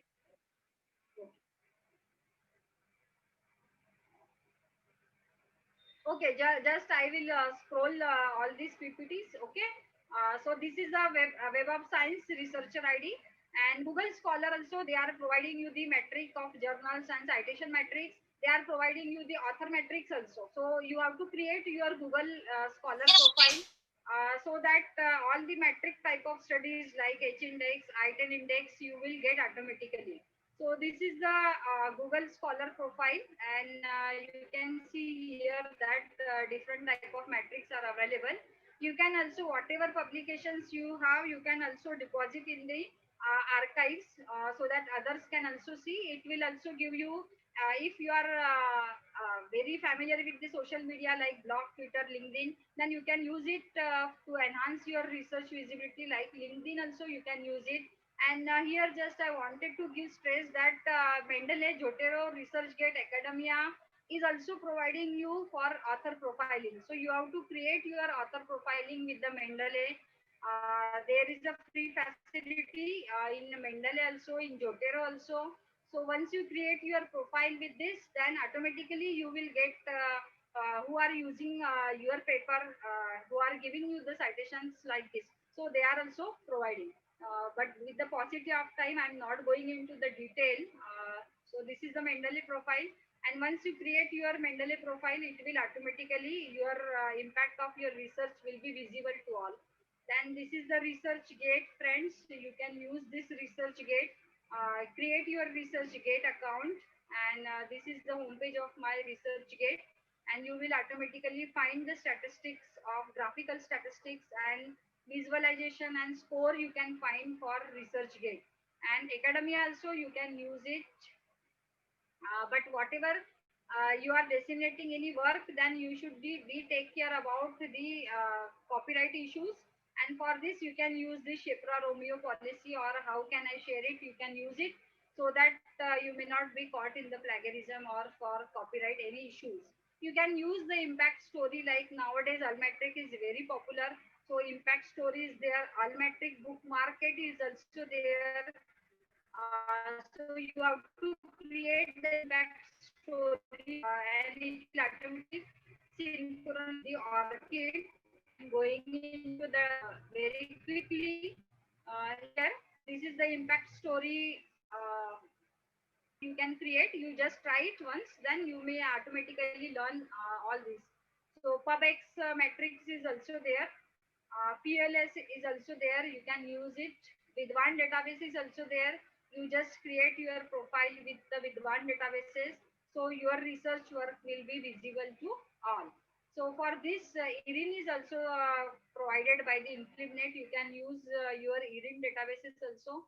And once you create your IRIN databases, your research publications will be visible to all, and it will give you this such type of visualization graphic. So to sum up, for suggestions for the librarian, we have to provide the citation search or footprint services by using the various databases, and we have to also help the faculty members for creating the research profiling. We have to also provide the research support service, and we have to also provide the help where the faculty member has to publish, like in the qualitative journal. So you have to refer the UGC list also. Then create any manual for guide for boosting the research visibility. And you can also motivate the staff to create the researcher ID. And this is the suggestion for faculty members and researcher. If some researchers are there, create your own brand, personal brand of research. Publish in a high quality paper, then don't publish in the predatory journals. Use the RTM means RMT tools like reference management tool, plagiarism tool. Then create your YouTube videos or effective website. Use the share also. You can understand the copyright policy in depth, and you can also link to your latest and greatest article in your professional mail signature so that other can also see.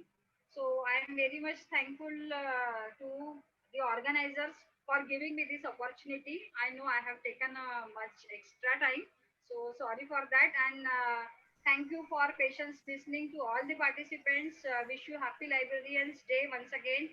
So thank you all. I'm over to the organizers. Thank you, ma'am. Thank you for your very informative and useful speech. Thank you so much, ma'am.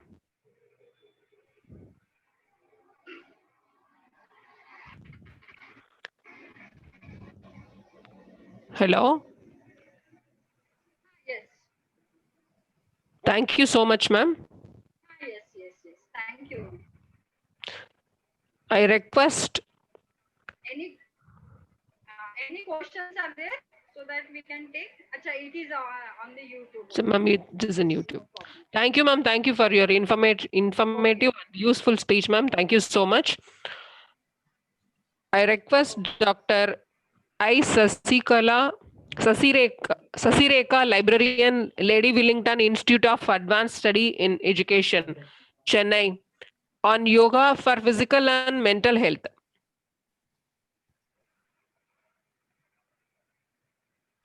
Sasireka, ma'am.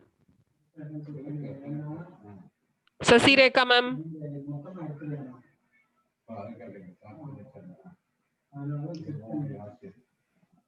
Sasireka, ma'am.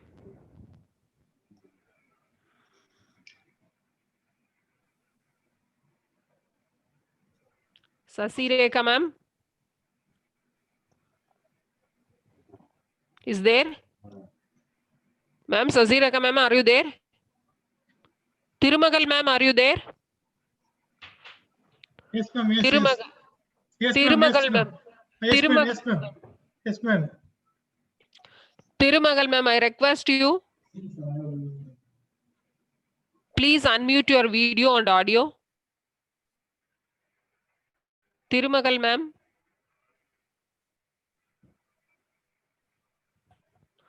Tirumagal, ma'am.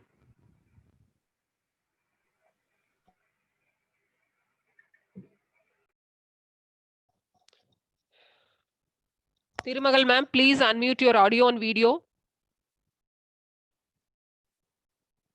Tirumagal, ma'am.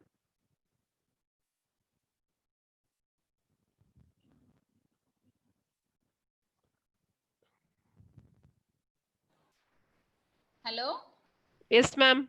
Now, can you hear my voice, madam? Yes, ma'am. Please Yes. continue. Okay. Then can I share? I request Dr. A. Tirumahal, University Librarian, on colon classification. Please start your presentation, ma'am. Thank you, ma'am. Okay, right.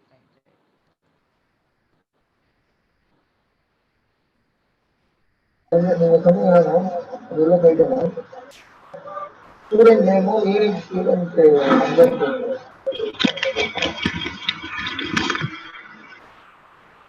Madam, can you see my Yes. screen, madam? Dr. Tirumagal, madam. Dr. Tirumagal. See my screen, sir? Yes, you can proceed now. Yes, ma'am. Madam, my screen is Yes, ma'am, it is visible. Yes. Okay, thank you. So thank you very much for the organizers to giving me a great chance to regarding the colon classification to say something about it. So Dr. S.R. Ranganathan, एक minute. So Ranganathan, Dr. S.R. Ranganathan started to classify 1924 to 32. Then first edition came in 1933, second edition 39, third edition in 1950, and fourth edition in 1952, fifth edition 1957, sixth edition 1960. Then it is having so many reprints on 63, 64, 78, and 89. Then we are having seventh edition of the colon classification. Now I will explain the small part how Ranganathan put so much effort for classifying the colon classifications. Then in the colon classification is having three parts: part 1, part 2, part 3. Part 1 is the rules, part 2 is the schedules of classification, part 3 is the schedule of the classifications of sacred books. Then it is having in the main class. So whole world is divided into three parts: natural science, humanities, and social science. Then he is using notational structures. He used 1 to 9, then Roman letters, capital Roman letters A to Z, and small alphabets of A to Z, excluding 0 and O. Then Greek letters including delta, sigma. He used a parenthesis also. Then he is using the connecting symbols like comma, semicolon, colon, dot, upper inverted comma, hyphen, 0, and two sides of the arrows also. For the segment, we are calling colon classification as mixed notations. Then he classified the whole subjects into three: personality, matter, energy, space, time. Then I will explain it in the future slide regarding this PMES. Then he used rounds and levels also for the fundamental category. So he used the rounds, means treatment of diseases in hand. For example, we can take it as a, here we are having two energy facets. One is the disease and another one is the treatment. Is also energy facet. Added to that, he used levels also. For example, that is a O for the literature is the fantastic one.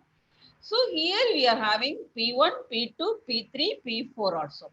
So here in the O for the literature, 1.5 is the Sanskrit is the language, then 2 is the drama form, then D40 is the, who is the author Kalidasa, then 3 is the Sagundala. Here we are using comma is the connecting symbol for P. So here is the levels. So in addition to that, in the colon classification is for that special to the systems and the special also. In LB, for example, LB in the medicines, here we are having the LB is the Ayurveda, then LL is the homeopathy. Added to that, using the systems in mathematics also, L69 is the complex. Here, addition to that, he used the specials also. L9C is the child medicine and L9 is the female medicine. It is a very fantastic thing.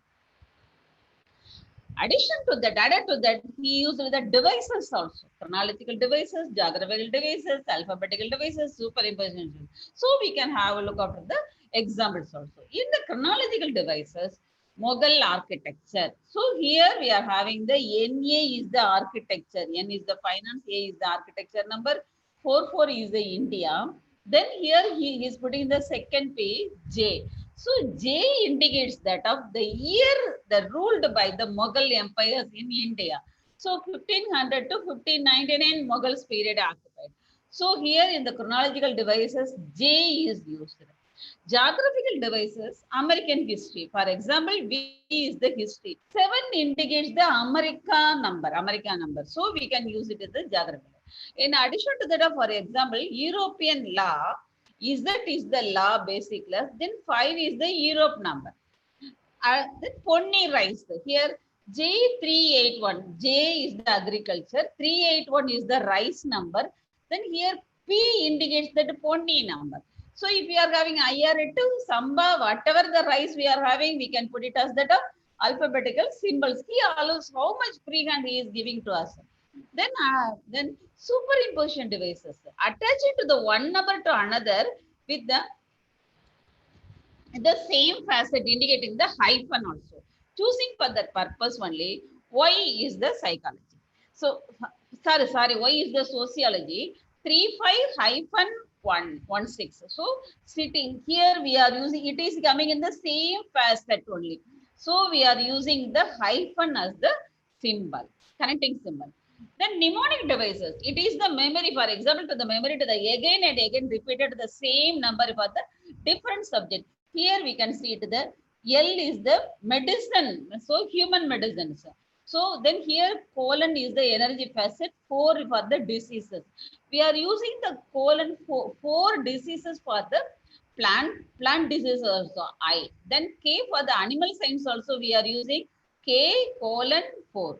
So we are having using the same number, for example 4, again and again for that. So this is called the mnemonic devices. Then subject devices also. Appropriate subjects of the characteristic may be used. For example, teaching engineering. Teaching, T for teaching. Then colon is called energy facet 3. Then what we are teaching? Engineering. So we put it the D engineering as the correct the parenthesis. Then for example, iron industry, X8, E182, E is taken from the top number, iron number. So he is giving so much of free hand to the devices also. In addition to that, some subjects are arranged in the origins of the time also. For example, Q1 is the Vedic. In the religions, Q is our religion number. Q1 Vedic Hinduism, Q2 is the post-Vedic Hinduism, Q3 Jainism, Q4 Buddhism. So it is then the Jainism rules and regulations are very strict. So we want to get another. So Buddhism came, Q4. Then Q5 Judaism, Q6 Christianity, Q7 is the Islamism number.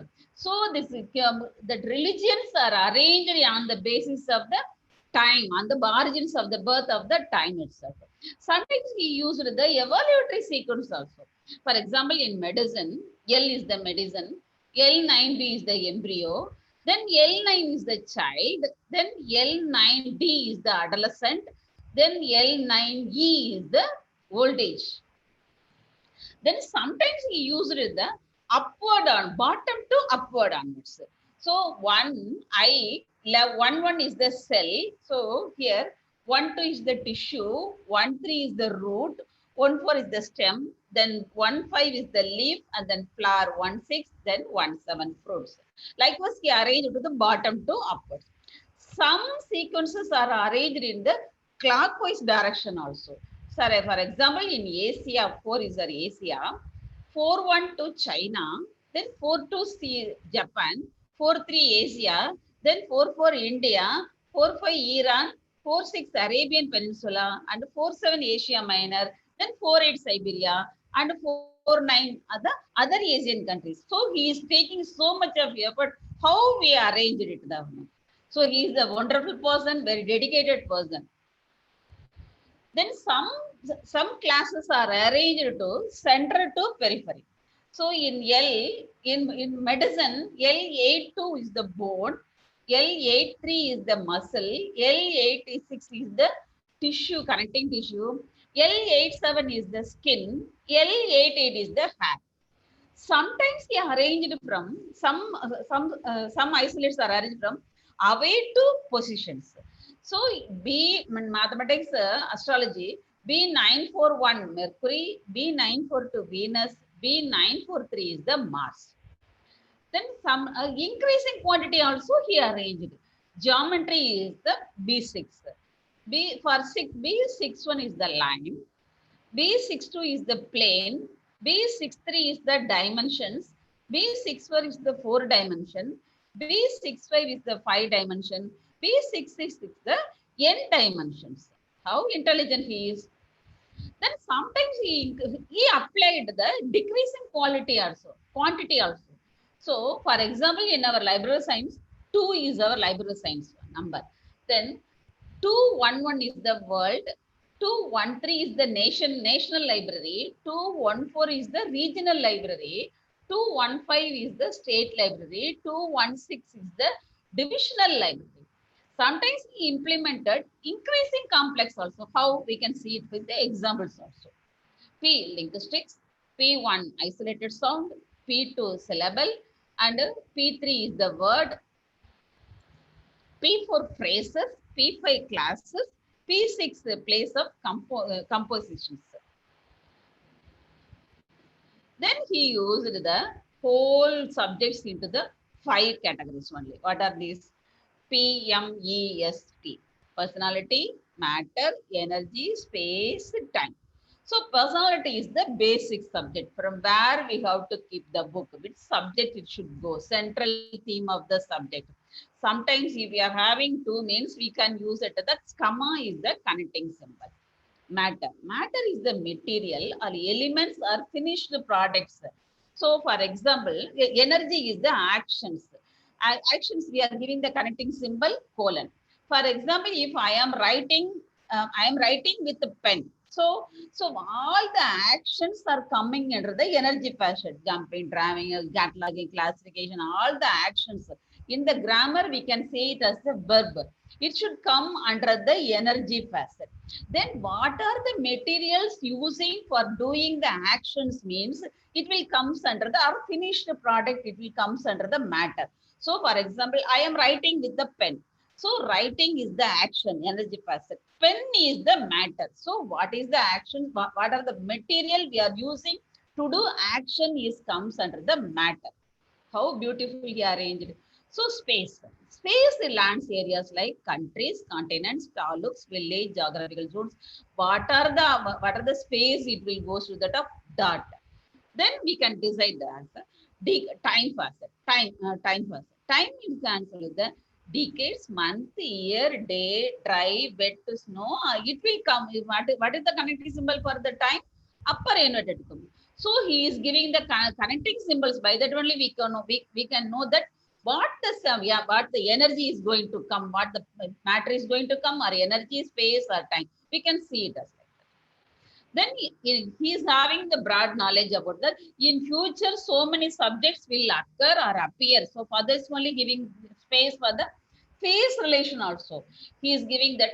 Then in what basis it will come? General or bias, comparison, difference, influence. Interface means two main subjects. For example, it's the general.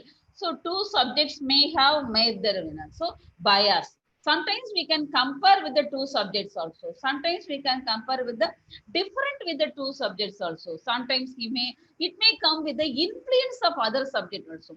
For the sake only, he is giving the another small letters A, B, C, D, G. So like that.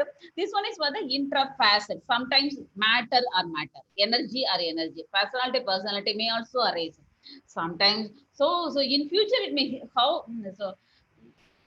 sometimes we think that in the personality in the same array also it may come down. So for this only he is giving us the phase relation as the separate tables. Here in future we can see it as the examples also. Yes. So in the phase relations we are using 0. So Dr. Esther Raya is using 0 as the connecting symbol for the phase relations. For example, intersubject. Economics influences political science. Economics is the so X here. Then W is the basic class. O 0 is that. Then G is the connecting symbol for the personality. So here G is the influence of. Then influence is the connecting symbol for the phase relations for the intersubject. Then intrafacet also. Sometimes cataloging of district and industrial libraries. So this one is the two facets are the same facet. This one is the personality facet.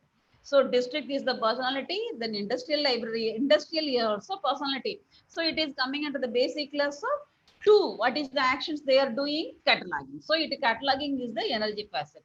So 2 is the library science, 2-1 is the district, and 4-1 is the 4-2 is the industrial libraries.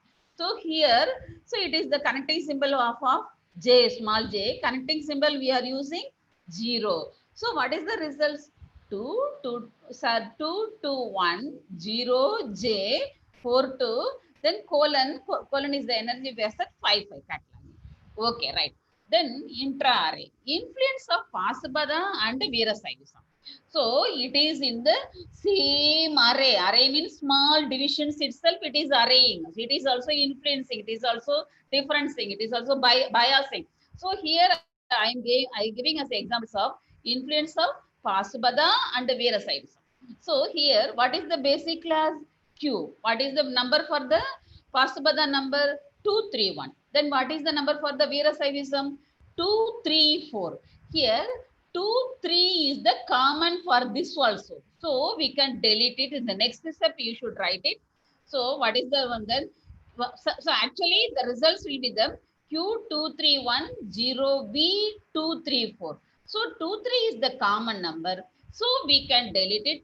Q2310V234 is the result phase relations. So in addition to that, added to that, so we can use the favored focus also. For example, our library, my library is very stronger in Tamil literature means I can use for the G instead of 31 is the Tamil number, linguistics number, language number. So instead of 31, I can use the hyphen. For example, 031, 1. We can, so it is the results for the Tamil literature. So Tamil literature number. So instead of 31, I can use the hyphen also. For example, in the Tamil drama means 031, 2. 2 is the drama number, form number. So 31 instead of 031, we can use it. O 31, 2. O is the literature. So here O 31, 1. Instead of that O hyphen then comma 1. 1 is the, so comma is the personality. So P1. Then P2, sorry. Then here O 31, 2. Then here the, instead of that, I can use it O hyphen 2. Then he is giving free hand for the common isolates. Common isolates are applicable to any class. It won't come separate. It should be dependent to the basic class only. So in the Dewey Decimal classification, we can say it as the standard subdivision. Here he divided it into the two parts: anti-raising common isolates, posterior-raising common isolates. How posterior he is. So what is anti-raising common isolate? Anti-raising common isolates directly without any connecting symbols. So space facet, it will be applicable to space facet and time facet. So posterior-raising common isolates we want the connecting symbol. For example, applicable to energy or personality facet. Then space isolate. Space isolate is the one is the world. For example, if I want to give the number for the British Empire, British ruled nearly all the parts of the country. So I want to give the British Empire number 1-56. For example, in addition to that, English speaking countries. So 1 is the world, P11 is the linguistics English number. So here, if I put the parenthesis, if in parenthesis near the 1 means 1 is the world. So it denotes that of English speaking countries. So addition to that, added to that, in 44 bracket 152 Hindi speaking states in India. So India is the 4 number. I don't know which state is on. So for the sake only, so I am giving PP 152 in the Hindi number. Hindi number. So it denotes that 44 within the parenthesis. It will explain that Hindi speaking states in India. Like that, we can put the space isolates. So first 2 is the mother country. So if I am the Indian, means I will give the number for the 44. Instead of 44, I can give 2 also. So yeah, giving the free hand for that of 3. 3 is the favored country. If America is favored to us, means instead of American number, I can give the 3. Or Japan, China, what the country is favored to India, we can put that instead of that country's number, we can use the space 3 also. So what are the PPTs I have prepared? I am giving this video also. So video also prepared by me. The video is prepared with the help of our research scholars, VSDC. So thank you very much. Giving me a great opportunity. So we can wonder the colon classification. So Dr. Ranganathan Ayya is having the very good dedicated team with him also. By that only, so colon classification is a very beautiful thing. The 20 or 30 minutes is not enough for me or anybody else also to say about the colon classification. I'm giving just the introduction only. I'm so happy. I'm acting as one of the squirrels.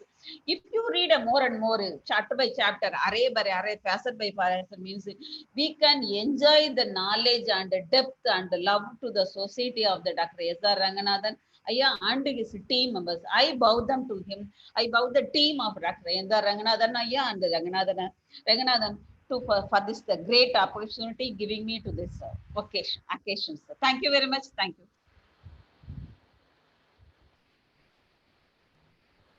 Thank you, ma'am. Thank you so much for your informative presentation. Thank you, sir. Thank you, ma'am. Thank you. Thank you. I request Dr. R. Kodandaraman, Joint Secretary, Mala, College Librarian, Government Arts College, Nandanam, Chennai, on role of library in colleges and universities. Sir? you. Good afternoon to all.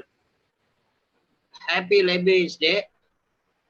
Today my topic is role of library in colleges and universities. I am Dr. R. Palangraman,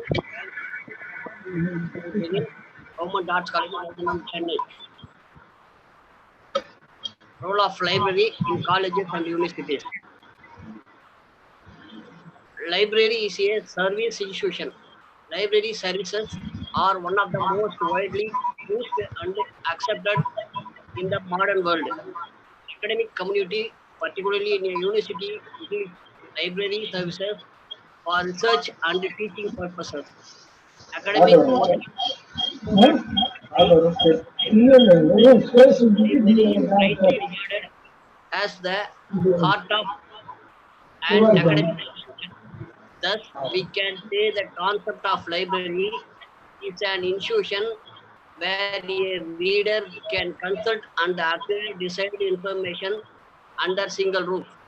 Therefore, the universities are places which are wholly responsible for higher education and knowledge for development of human personality and the development of nations.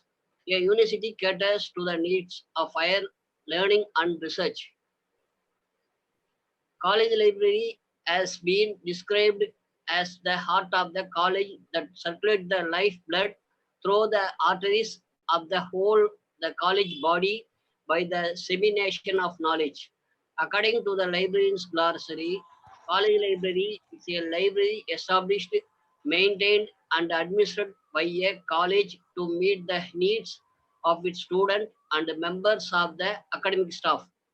A library is a collection of printed or written materials arranged or organized for the purpose of study and research or general reading or both. General libraries frequently contain special collections. The organization ranges of the system of great complexity with the catalogs and indexes and other records. A binding department, a secretariat, and a large staff of the simple arrangement with perhaps a list of books which is sufficient for owner of the similar private library.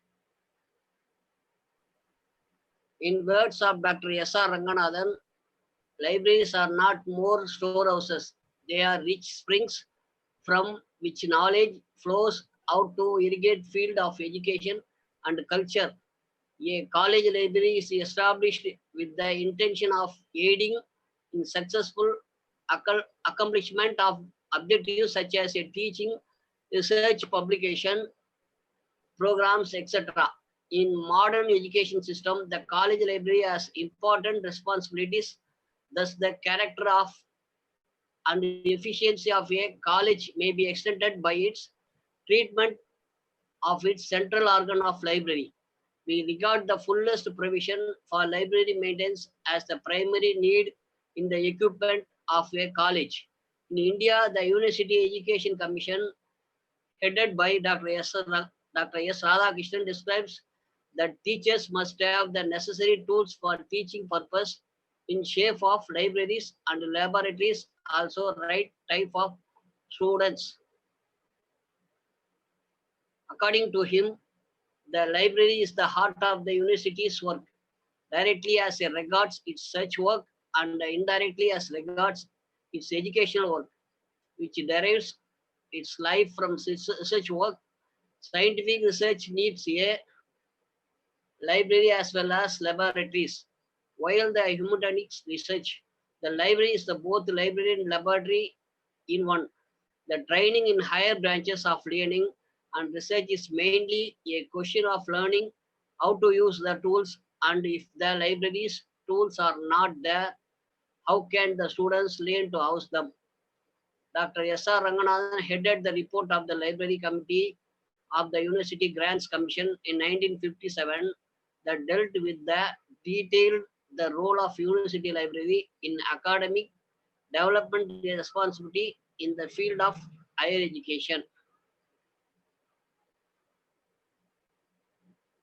The above observations can be summarizing in the words as the library is the heart of education. Methods of fashion in education change from generation to generation, but each generation was the library as means of realizing its items. Hence, the library remains the great conservator of learning. A quality education is impossible without a quality library. A library is a vital organ for proper explanation of our intellectual resources. A library is essential for maintenance of free access to ideas and to the functioning of the untrammeled mind. The Kothari Commission Report 1964-66 and Education to Role of Libraries in Higher Education is reflected to these words. No new university, college, or department should be set up without taking into account its library needs in terms of staff, books, journals, space, etc. Nothing would be more damaging to a growing department than to neglect its library or to give it a low priority. On the contrary, the library should be an important center of attraction on the college or university campus. Atkinson Committee report also emphasized the role of university library. Observed the library is the core of the university. As a resource, it occupies the center and primary place because it serves all the functions of the university, teaching and research, the creation of new knowledge and the transmission of posterity of the learning and culture of the present and past. A library performs a crucial role in the educational process. While passing on the youthful generation the distilled wisdom of the human mind, it has evolved over role of library in higher education in India. The ages, the library sharpens the mind and clarifies concepts. It is the most durable bridges across time. A library should play pivotal role through the following supportive functions: wise perspective plan, implementation of the plan, collection development, easy accessibility, freedom, user orientation, accountability, assessment. The importance of the library role in imparting and disseminating knowledge as of late been enhanced by developments in continuing education, distance, and the open university system. The university college libraries have assumed even greater importance in a country like India, where the majority of the students cannot purchase the most essential books. Role of library in universities. A library is considered as a heart of the university and it is center of learning of higher education. Each university has a central library attached to it and it may have many constituent libraries attached to the different teaching departments or the constituent colleges. The aims and the objectives of library are as below. Education must facilitate the process of changing that is essential for developing and growing society. To promote facilities for advanced study and research in education. To provide opportunities for professional educators to improve their knowledge and ability through summer and evening classes, short-term courses, seminars, and other means. To provide teacher training and guidance in order to prepare candidates for master, PhD in educational degrees of university and such other disciplines. Diplomas in education may be instituted. To conduct research in several branches of education, publish the results, such research, and act as an educational information dissemination center to prepare educational leaders in teaching, research, and administration.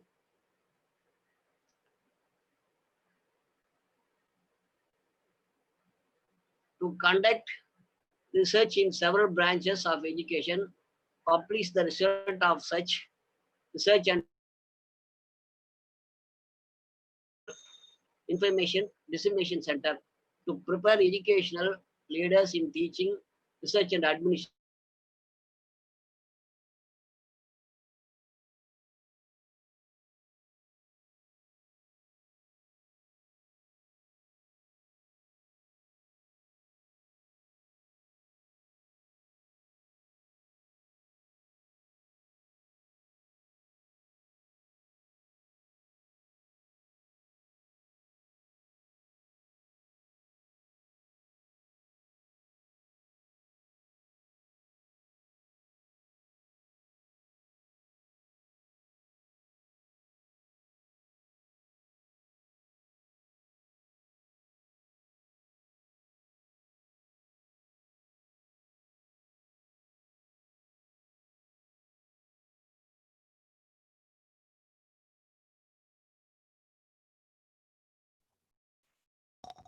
Sir?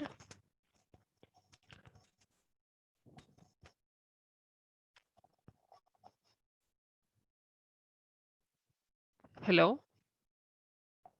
Am I audible?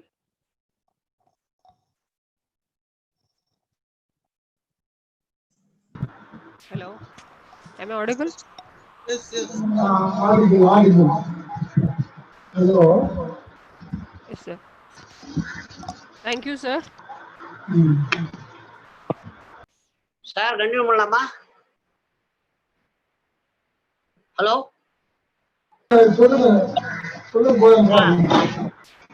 To continue research in several branches of education, publish and results of such research and act as an education information dissemination center to prepare educational leaders in teaching, research, and administration, to stimulate education research of high quality, both fundamental and applied, required for the improvement of education, create a dynamic and high quality academic environment of teaching, research, and human services for prospective teachers and leaders in the field of special education. The basic characteristics of good library is its complete identification with its institution. A measure of its excellence is the extent to which resources and services support to the institution's academic pursuits. The university library provided reading material and other graphic records to help the university to engage itself earnestly and vigorously in its pursuits of intellectual attainments, which is it assemble, preserve, transmit, and illuminate knowledge of the wisdom and the past. No doubt the libraries are indispensable tools in development process and the enrichment of life.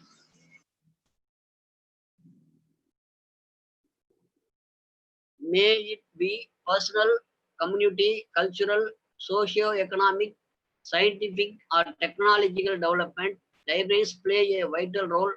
Library services are entirely, absolutely, are essentially components in the work of developing and reinforcing literacy. Library can provide necessary information for citizens to be able to participate in the democratic process effectively. The college and university libraries may be called academic libraries because in these libraries the students, research and scholar staff can get help to fulfill their academic needs. So a good academic library is a national prestigious wealth which cannot be compared with the material and money. Such types of libraries are also associated with the transactions of academic books, textbooks, curriculum, syllabus, and reference books. An academic library forms an integral part of a college, university, or other academic institution for post-secondary education, organized and administered to meet information of students, faculty, and affiliated institutions. Thank you very much.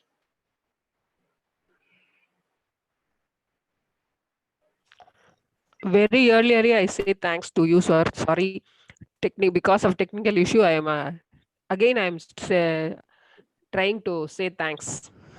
Thank you so much for your speech and presentation, sir. Thank you so much, sir. Thank you, madam. I request Dr. P. Kavita, librarian, International Tamil Studies. Please, I request you to start your presentation on Noolaga Vittagar Dr. S.R. Ranganathan.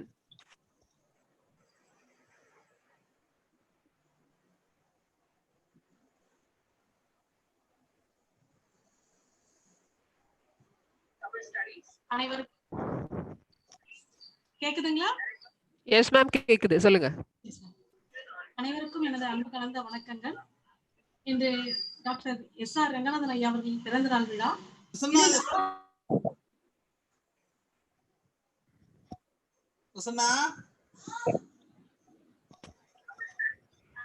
இதை வந்து cut பண்ணுப்பா. Hello. Hello. Is it audible?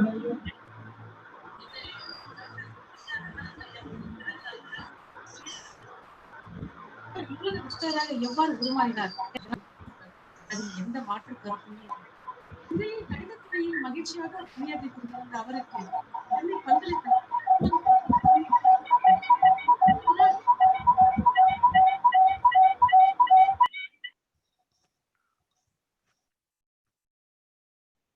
அவரால் அதை முழுமையாக இயக்கி வந்துவிட்டது. அவரது பேராசிரியர் அவருக்கு அறிவுரை வழங்கினார். நீ சென்ற துறையில் சிறப்புடன் வாழ கற்றுக்கொள், பழகிக்கொள் என்று கூறியவுடன் அவர் அந்த துறையில் என்ன செய்வது என்று பார்க்கலானார். சென்னை பல்கலைக்கழகத்தின் நூலகத்தில் அவர் பதவி ஏற்ற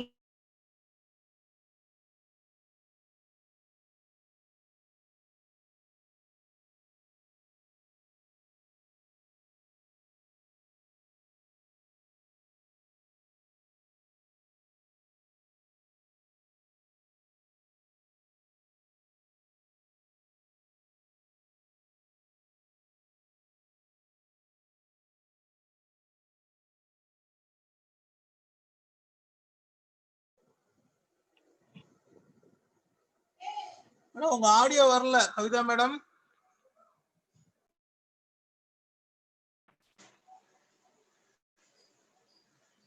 பேசலாங்களா? மேம் கேக்குது, பேசுங்க. எனவே அவர் வாசகர்கள் எந்த இடத்திலும் நூலகத்திற்கு வருவது தடைபடக்கூடாது என்று நினைத்தார். எனவே அந்த அபராத கட்டணம் என்ற பதிவேட்டின் பெயரை தாமத கட்டண பதிவேடு என்று முதலில் மாற்றினார். எந்த இடத்திலும் வாசகர்கள் புத்தகம் வாசிப்பை நிறுத்தக்கூடாது என்பதே அவருடைய கணிப்பாக இருந்தது. அதற்காகவே அவர் பாடுபட்டார். அதற்கு பின்பு சென்னை நூலகத்துறையில் சென்னை பல்கலைக்கழகத்தின் மூலமாக லண்டனுக்கு பயிற்சி பெறுவதற்காக அவர் நூலகத்திற்கு சென்னை அனுப்பப்பட்டார். அங்கு லண்டன் அருங்காட்சியக நூலகத்திற்கு சென்ற போது அந்த நூலகர், ஐயா, இங்கு நீங்கள் பயிற்சி பெறுவதற்கு எந்த முறையும் இல்லை, எல்லா பழமையான முறைகளே கையாளப்படுகின்றன, அதனால் நீங்கள் இங்கு எதையும் கற்றுக்கொள்ள முடியாது என்று கூறியதோடு அல்லாமல், நீங்கள் பல்கலைக்கழக கல்லூரி நூலகத்திற்கு செல்லுங்கள், அங்கு உங்களுக்கு தேவையான தகவல்கள் கிடைக்கும் என்று கூறினார். அங்கு சென்ற போதுதான் அவருக்கு பெர்விக் சேயர்ஸ் ஐயா அவர்களின் தொடர்பு கிடைத்தது. அவரிடம் நூலகத்துறை பற்றிய பல நுணுக்கங்களை கற்றுக்கொண்டார். அதோடு அல்லாமல் பல நூலகங்களுக்கு, கிராமப்புற நூலகங்களுக்கு என லண்டனில் அனைத்து இடங்களுக்கும் சென்று பல நூலக அறிவியலுக்கான நுணுக்கங்களை கற்றுக்கொண்டார். அங்கு அவர் கற்றுக்கொண்டது அவருக்கு பிற்காலத்தில் மிகவும் பயனுள்ளதாக இருந்தது. சேயர்ஸ் ஐயா அவர்களுடன் பழகும் போது அவர் உருவாக்கி இருந்த பகுப்பாய்வு முறையில் அவருக்கு அடித்தளம் மிகவும் குறைவாக இருப்பதாக உணர்ந்தார். எனவே தானாக ஒரு பகுப்பாய்வு முறையை உருவாக்கலானார். அதை கோலனை அடிப்படையாக கொண்டு உருவாக்கினார். சேயர்ஸ் அவர்களுடனும் இதை பற்றி பகிர்ந்து கொண்டார். அவர் இந்த முறை மிகவும் சிறப்பாக உள்ளது, நீ இதை தொடர்ந்து செய்து இதை மக்களுக்கு கொண்டு செல்வாயாக என்று அவர் கூறியவுடன் அதை அவர் முழுமையாக அதே நினைவாகவே அவர் செயல்பட்டு வந்தார். அதற்கு பின்பு அவர் சென்னைக்கு திரும்பி வரும்போது கப்பலில் வந்து கொண்டிருக்கும் போது அங்கிருந்தவர்கள் முழுவதும் ஐரோப்பியர்கள் அவர்கள் கேளிக்கைகளிலும் விளையாட்டுகளிலும் ஈடுபட்டுக் கொண்டிருந்தனர். ஆனால் அந்த கப்பலில் சிந்தித்துக் கொண்டே இருந்த ஒரே நபர் என்றால் அவர் ரங்கநாதன் ஐயா அவர்கள் தான். அப்பொழுது அவர் என்ன செய்தார்? கோலன் பதிப்பகம் பற்றியே ஒவ்வொரு நாளும் நிமிடமும் யோசித்துக் கொண்டிருந்தவர் அங்கிருந்த நூலக புத்தகங்களை, கப்பலில் இருந்து குறைந்த அளவு புத்தகங்களை எடுத்து தன்னுடைய இந்த கோலன் பதிப்பக முறையை முயற்சி செய்து பார்த்தார். எளிமையாக பயன்படுத்துவதற்கு ஏற்ற மாதிரி அந்த புத்தகங்களை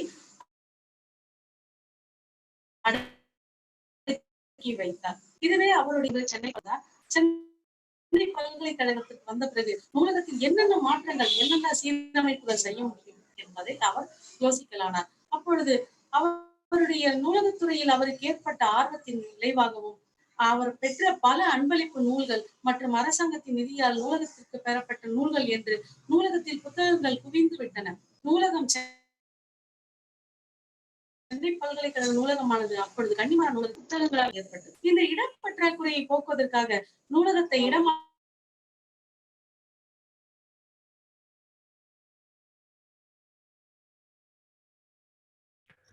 கவிதா மேம் வாய்ஸ் வரல.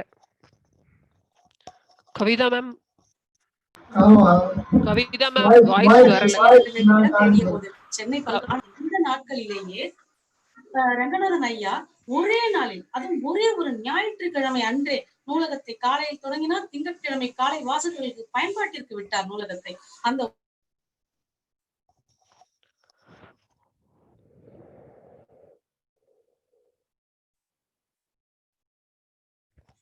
Kavitha ma'am Kavitha ma'am Kavitha ma'am ஒரு நாள் 24 மணி நேரத்துக்கு அவங்க ஒரு நாள் மட்டுமே விடுமுறை விட்டார். ஆக வாசகர்களுக்கு எந்த பாதிப்பும் வரக்கூடாது என்று நினைத்தார். வெள்ளையர்கள் ஆண்டு வந்த 1936 ஜார்ஜ் மன்னர் இறந்தார்.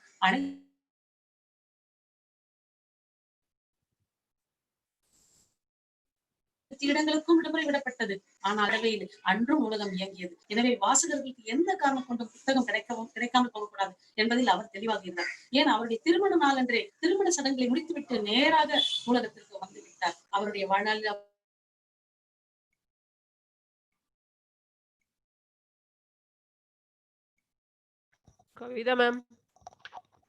கவிதா மேம் வாய்ஸ் இல்ல மேம்.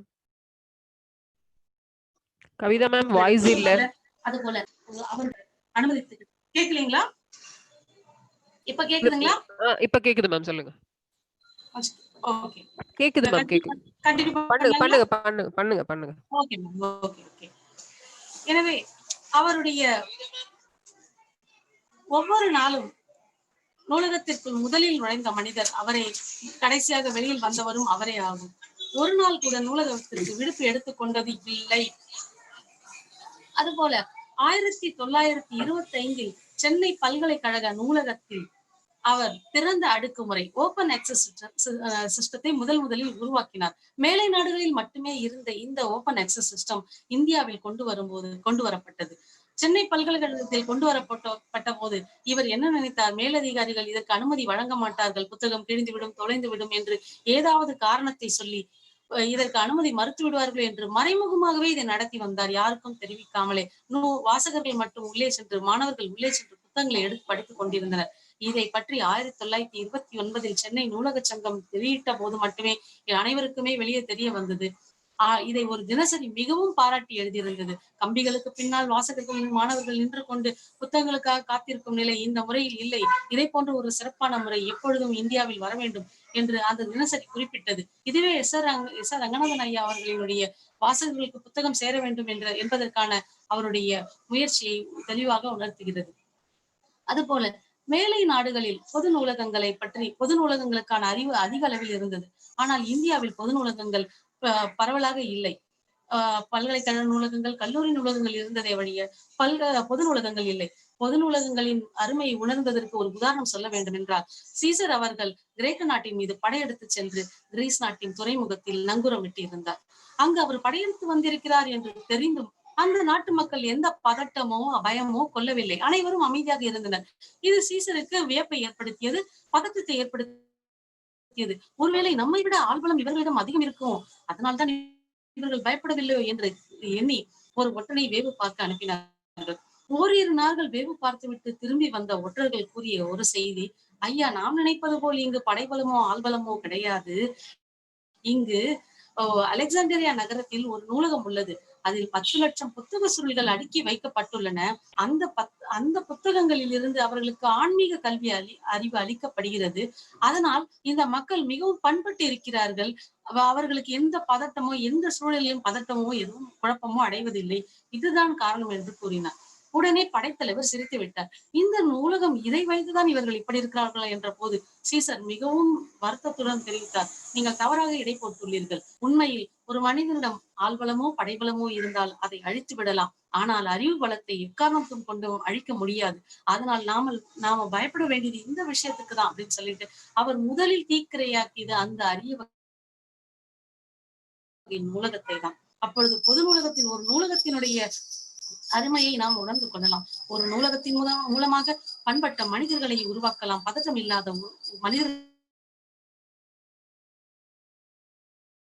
உருவாக்கலாம் என்பதை உணர்ந்துள்ளார்.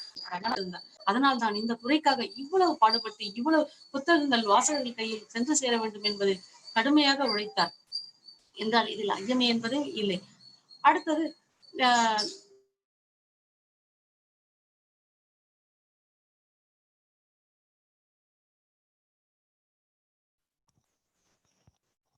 Kavitha ma'am.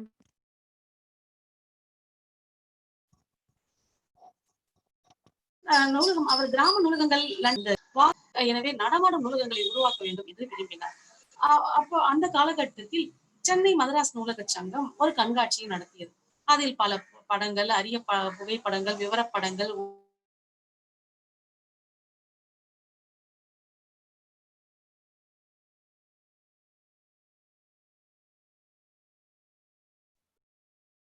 Hello Kavitha ma'am. Kavitha ma'am. ஓவியங்கள், சிற்பங்கள் என்று பல வகையில் கண்காட்சி.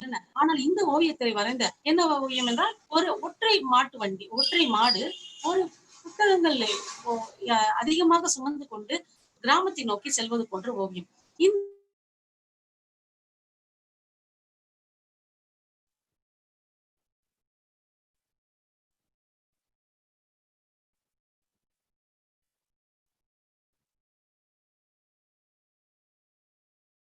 இந்த ஓவியத்தை வரைந்த ஓவியருக்கு கற்பனை திறனே அதே இந்த மனிதர் ரங்கநாதன் ஐயா அவை பார்த்து அந்த மனிதர் தன்னை அறிமுகப்படுத்திட்டார். ஐயா, எனது பெயர் கனக சபை, நான் அரசு உதவி பொறியாளராக இருக்கிறேன், மன்னார்குடியில் இருக்கிறேன். எனக்கு ஒரு நடமாடும் நூலகத்தை உருவாக்க வேண்டும் என்ற எண்ணம் உங்கள் கண்காட்சியை பார்த்த பிறகு தோன்றியது என்று மிக்க மகிழ்ச்சி. கட்டாயமாக மன்னார்குடியில் நடமாடும் நூலகத்தை உருவாக்குவோம் என்றார். அவ்வாறு நடமாடும் நூலகத்தை உருவாக்கும் போது எனக்கு இந்த எண்ணத்தை உருவாக்கியது ஒரு ஓவியம் தான் ஐயா என்றார். எவ்வாறு என்று கேட்டார்.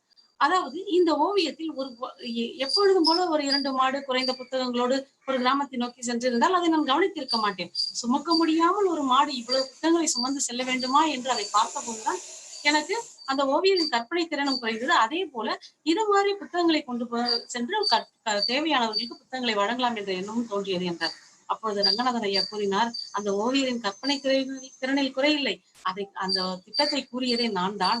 அந்த ஓவியத்தை அனைவரும் எளிதாக கடந்து சென்று விடாமல் உங்களுக்கு இவ்வாறு எண்ணம் தோன்ற காரணமாக அமைந்தது அல்லவா, அதற்காகத்தான் அவ்வாறு வரைய சொன்னேன் என்றார். அதற்கு பின்பு மன்னார்குடியில் நடமாடும் நூலகம் உருவாக்கப்பட்ட போது கிராம மக்கள் அனைவரும் திரண்டிருந்து தங்கள் மகிழ்ச்சியும் ஆரவாரத்தையும் தெரிவித்துக் கொண்டனர். அப்பொழுதுதான் கற்க ஆர்வம் இருந்தும் புத்தகங்களும் நூல்களும் கிடைக்காததனால்தான் அவர்கள் கற்க முடியாமல் இருக்கிறார்கள் என்ற உண்மை நிலவரம் புரிந்தது. இவ்வாறாக கிராமங்களுக்கு நூலகங்கள் சென்று சேர்ந்தன. இந்த திட்டத்திற்கு எஸ்.ஆர். ரங்கநாதன் ஐயாவின் இந்த ஞானரத திட்டம் தான் காரணம் என்று கூறலாம். அதுபோல நூலக சட்டம் எஸ்.ஆர். ரங்கநாதன் ஐயா அவர்களின் கடைசி ஆசை என்றே கூறலாம். நூலக சட்டம் என்பது அப்பொழுது கிடையாது. எல்லா மாநிலங்களிலும் நூலக சட்டம் உருவாக வேண்டும் என்பதை அவர் தெளிவாக இருந்தார். எனவே முதல் நூலக சட்டத்தை உருவாக்கியவர் டாக்டர் எஸ்.ஆர். ரங்கநாதன் ஐயா அவர்களே. அதே போல் அவர் பனாரஸ் பல்கலைக்கழகத்தில் இருந்த போதுதான் பல நூலக அறிவியலுக்கான பட்டங்களை உருவாக்கினார். அதற்கு முன்பு நூலகவியல் லைப்ரரியன்ஷிப் என்று இருந்ததை ஒரு அறிவியல் பாடமாக கொண்டு வந்து அனைத்து துறைகளை போல நூலக அறிவியலும் ஒரு நல்ல துறை என்பதை அவர் கொண்டு வந்திருந்தார். நூலகத்துறையில் டிப்ளமா, முதுகலை, முனைவர் பட்டம் என்று அனைத்து பட்டங்களும் கொண்டு வருவதற்கு ரங்கநாதன் ஐயா அவர்களே காரணமாக அமைந்தார். அவருடைய 5 விதிகள், நூலகத்தினுடைய 5 விதிகள் அவர் உருவாக்கியது. நூலகத்துறைக்கு அவர் ஆற்றிய பணி, வளரும் நூலகர்கள் எவ்வாறு அவர்கள் இருக்க வேண்டும், எவ்வாறு நூலகத்தை பயன்பாட்டிற்கு கொடுக்க வேண்டும் என்று பல செய்திகளை அவர் மக்களுக்கு உணர்த்தியுள்ளார், நூலகர்களுக்கு வழங்கியுள்ளார். அதுபோல அவர் உருவாக்கிய கோலன் பகுப்பு திட்டமும் பல வகையில் நூல்களை எளிமையாக கையாள்வதற்கு உதவியாக இருந்தது. நூலகத்துறைக்கு இவர் இவ்வாறு பணியாற்றி இருக்கும் போது மனிதாபிமானத்திற்கும் குறைவில்லாதவர் இவர் என்பதை உணரலாம். இவரை புதுக்கோட்டையில் அரண்மனையாக முன்பு தனி மாநிலமாக இருந்த போது அரண்மனையில் இவருக்கு அழைப்பு வந்திருந்தது. அந்த அழைப்பை ஏற்று விருந்திற்காக சென்றிருந்தார். அவருடைய இருக்கையின் முன்பு மிகப்பெரிய இலை விரிக்கப்பட்டு 16 வெள்ளி கிண்ணங்கள் வைக்கப்பட்டு அதில் பல உணவு பொருட்கள் பரிமாறப்பட்டிருந்தன. தலைமை அதிகாரி அவர் காதில் வந்து, ஐயா, இவற்றில் எல்லாவற்றையும் நீங்கள் உண்ண வேண்டும் என்ற அவசியம் இல்லை, உங்களுக்கு எது தேவையோ அதை மட்டும்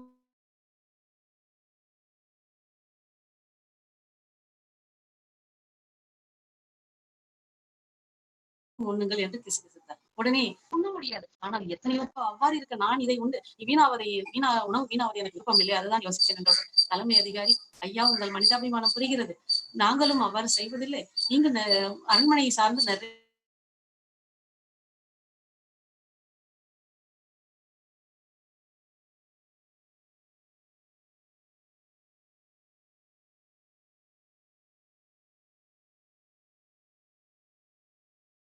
பெரிய குடும்பங்கள் இருக்கின்றன, உணவுகள் படும் தேவையான தினசரி நூலகராக ஒருவர் பணியில் வந்தபோது அந்த மாத சம்பளம் அனைவருக்கும் வழங்கப்பட்டு விட்டது. ஆனால் அவருக்கு மட்டும் வழங்கப்படவில்லை. அவர் மிகுந்த வருத்தத்துடன் சோகமாக இருந்தார். அதை கண்ட ரங்கநாதன் ஐயா, என்ன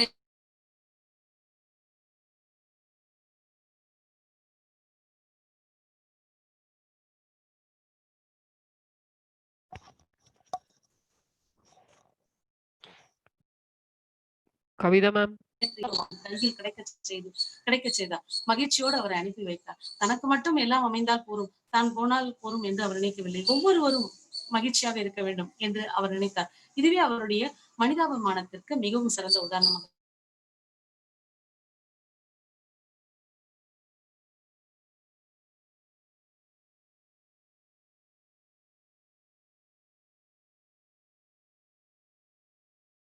சொல்லலாம். அதுபோல அவர் எல்லாம் நினைத்திருக்கவும் வசதியாக வாழ்ந்து கொண்டிருப்பார். ஆனால் அது உண்மை இல்லை. அவருடைய அந்த புத்தகங்கள் ஒவ்வொன்றிற்குமான ராயல்டி தொகையை அவர் தன்னுடைய சென்னை மதராஸ் நூலக சங்கத்துக்கே வழங்கினார். அதை கொண்டு மதராஸ் நூலக சங்கத்திற்கு நல்ல வருமானமும் கிடைக்கப்பெற்றது. எனவே எந்த பணத்தையும் அவர் தன்வசம் வைத்துக் கொள்ளவில்லை. அதுபோல அவர் 1957 சென்னை பல்கலைக்கழகத்தின் துணைவேந்தருக்கு ஒரு கடிதம் எழுதுகின்றார். அந்த கடிதத்தில், ஐயா, என்னுடைய பணங்கள் அனைத்தையும் எனக்கு கடைசி காலம் நெருங்கிவிட்டது. என் பணத்தை எல்லாம் நான் பிரித்து விட்டேன். எனக்கு மீதமாக 1 லட்சம் இருக்கிறது. அந்த 1 லட்சத்தை நூலகத்துறைக்கு நான் சென்னை பல்கலைக்கழகத்தின் நூலகத்துறைக்கு வழங்க விரும்புகிறேன். இதை ஏற்றுக்கொள்ளுங்கள் என்றார். அப்பொழுது அவருடைய மாணவர் அந்த கடிதம் அனுப்பிவிட்ட பிறகு அவருடைய மாணவர் இந்த விவரம் தெரிந்து சாரதா அம்மா அவர்களை கேட்டார். அம்மா, அவ கணவர் பணத்தை செலவு பண்ணும் போது நீங்க ஏன் கேட்கல? நூலகத்துறைக்கு அதையும் கொடுத்துட்டாரு, உங்களுக்கு உங்க மகன் யோகேஸ்வரனுக்கு தானே நியாயமாக அந்த பணம் போய் சேர வேண்டும் அப்படின்னு கேட்ட போது, ரங்கநாதன் ஐயாவுக்கு ஏற்ற மனைவியாக அவருடைய மனைவியும் நூலகத்துறைக்கே பணியாற்றுகிறார் என்பதற்கு உதாரணமாக அவர் கூறுகிறார், அவர் பணத்தை அவர் மகனுக்கு தானே கொடுத்திருக்கிறார் என்று கூறினார். எப்படி அம்மா என்று கேட்டபோது, அவருக்கு 2 மகன்கள், ஒன்று யோகேஸ்வரன் நீ அறிந்தது, இன்னொன்று நூலக அறிவியல், அந்த துறை அவருடைய மகன். எனவே அவருடைய மகனுக்கு தானே, அவர் முதல் மகனுக்கு அவர் அந்த 1 லட்சத்தை கொடுத்திருக்கிறார். இதை நான் எவ்வாறு தட்டி கேட்பது? அதனால் இது சரியானதே என்று கூறினார்.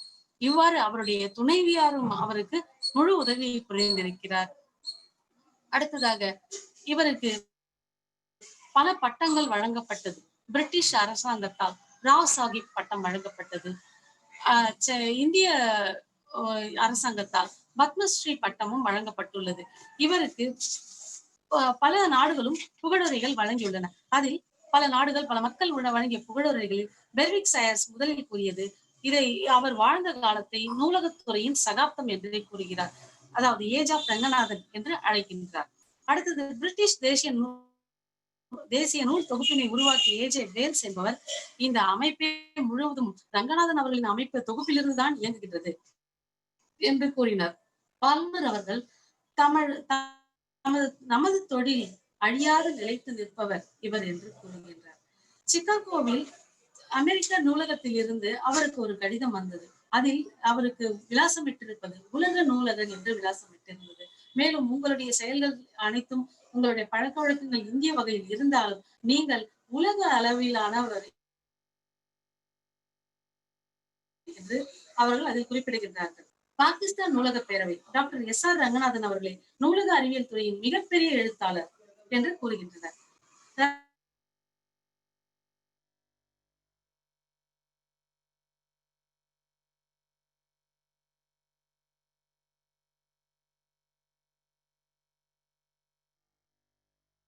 ரஷ்யாவின் லெனின் மாகாணம் இந்த இரண்டு விதிகளை தெரிந்திருந்தாலே ஒரு நூலகர் நல்ல நூலகராக செயல்பட முடியும் என்று அவர்கள் கூறுகிறார்கள்.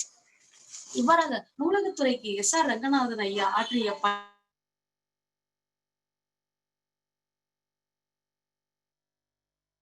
பணிகள் மிகவும் சிறப்பானது. எழுதினாலும் ஆராய்ச்சி செய்தாலும் அவருடைய பங்களிப்பு, அவருடைய புத்தகங்களை பார்வையிடாமல் அவருடைய செயல்பாடுகளை அறியாமல் எல்லாம் செய்ய முடியாது என்பதனை நாம் அறிந்து கொள்ளலாம். அவர் உருவாக்கிய கோளல் பகுப்பாய்வு முறை, மேலும் 5 விதிகள், நூலக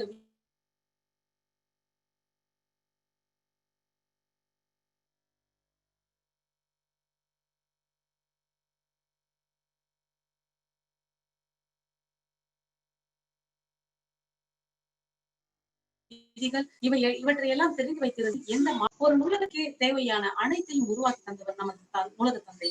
எனவே அவருடைய பிறந்த நாள் விழாவான இன்று எனக்கு அவரை பற்றி பேச வாய்ப்பளித்த மனோன்மணி சிந்தனார் பல்கலைக்கழகத்திற்கும் மதராஸ் நூலக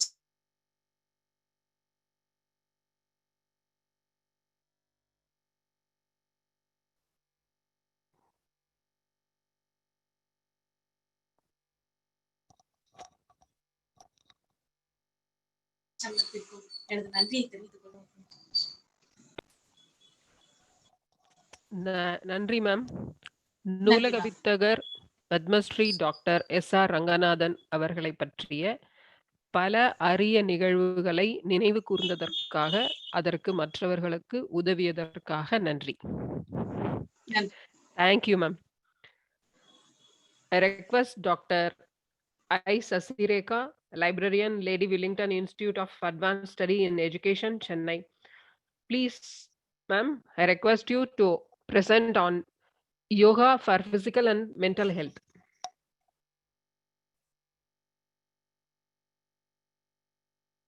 Hello, ma'am. Am I audible? Hello, ma'am. Ma'am, yes, ma'am, you are audible. Please turn on your video. Ma'am, make me as a presenter, ma'am. Yes, ma'am. Please turn on your video. Yes, I tried, but you cannot start your video because the host has stopped it in order. நீங்க தான் open பண்ணனும். பண்ணிட்டேன். Okay okay, thank you fine ma'am, fine ma'am. என்னது PPT share பண்ணனும். make me as a presenter ma'am. Okay, thank you. Good afternoon to everyone, and I am very proud to give this session on our Librarians Day. First of all, I wish to all the librarians for a happy Librarians Day.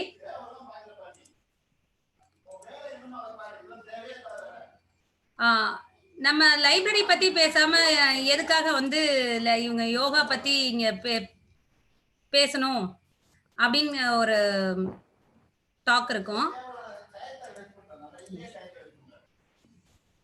Request participants unmute your mic, please. Sorry, mute your mic. Request all participants, please mute your mic. Today we discuss about yoga for physical and mental health. Why we choose this topic? எல்லாருமே library பத்தி பேசுறோம். எதுக்காக இந்த topic இன்னைக்கு ரெலவென்ட்டான்னு கேட்டா கண்டிப்பா இது இன்னைக்கு தேவைதான். ஏன்னா இப்ப நாம இருக்கிறது எல்லாமே COVID-19 பேண்டமிக் பீரியட்ல இருக்கிறப்ப எல்லாருக்குள்ளரையும் ஒரு நெகட்டிவிட்டி, ஒரு கான்ஃபிடன்ஸ் எல்லாமே குறைஞ்சிருக்குது. ரொம்ப எதிர்காலம் எப்படி இருக்குமோ ஒரு பயமோ ஒரு பாசிட்டிவ் வைப்ரேஷனோ ஒரு நம்பிக்கையோ இல்லாத நாட்களை நம்ம எதிர்கொண்டுட்டு இருக்கனாலதான் நான் இந்த டைட்டில் சூஸ் பண்ணேன், yoga for physical and mental health அப்படின்றதுக்காக. ஏன்னா நான் ஒரு 12 இயர்ஸா யோகா பிராக்டிஸ்னர். அதனால நான் என்ன பெனிஃபிட்ஸ்லாம் எனக்கு கிடைச்சதுங்கிறத ஷேர் பண்ணிக்கிறதுங்களுக்காக தான் இந்த செஷன்ஸ் கண்டக்ட் பண்ணியிருந்தோம்.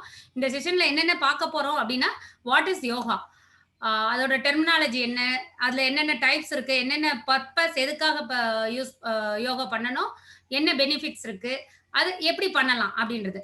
நார்மலா நம்ம வந்து யோகானா வெளியில இப்ப வந்து நம்ம சென்னையில எல்லாம் பாத்தீங்கன்னா ஒவ்வொரு ஏரியாவும் நிறைய யோகா சென்டர்ஸ், இன்னும் கார்பரேட் யோகாஸ், இந்த மாதிரி நிறைய யோகா இருக்கு. நம்ம மக்கள் மத்தியில நிறைய கன்ஃபியூஷன்ஸும் இருக்கு.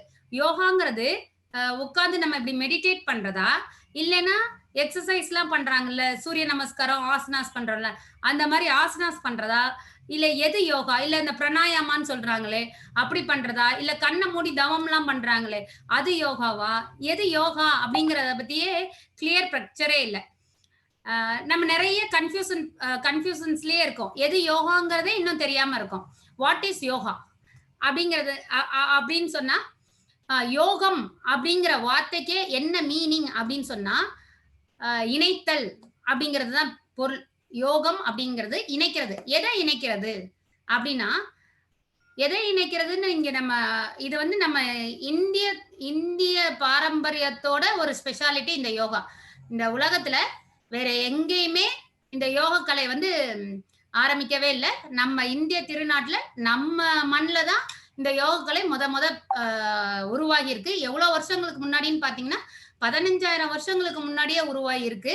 அதுக்கப்புறம் அது மெல்ல மெல்ல அப்பெல்லாம் முனிவர்கள், ரிஷிகள் அவங்கள்ட்ட எல்லாம் வந்து பாசாய் வந்து ஒரு ஸ்டேஜ்ல வந்து பதஞ்சலி அப்படிங்கிறவர் தான் அந்த யோகாவை சூத்திரங்களா பிரிச்சு ஈஸியா, அதாவது சாமானியனும் பண்ற மாதிரி, அது ஒரு டஃபஸ்ட் காம்ப்ளிகேட்டடா இருந்தத ஒரு எளிய மனிதர்களும் பண்ற மாதிரி அதை பிரிச்சு சூத்திரங்கள் எல்லாம் வகுத்து வகைப்படுத்தி வச்சாரு. அதனாலதான் அவர் ஃபாதர் ஆஃப் மாடர்ன் யோகான்னு சொல்லுவாங்க. யாருன்னா பதஞ்சலியார். பதஞ்சலிங்கிற ஒரு முனிவர் தான் அதை பண்ணியிருந்தார்.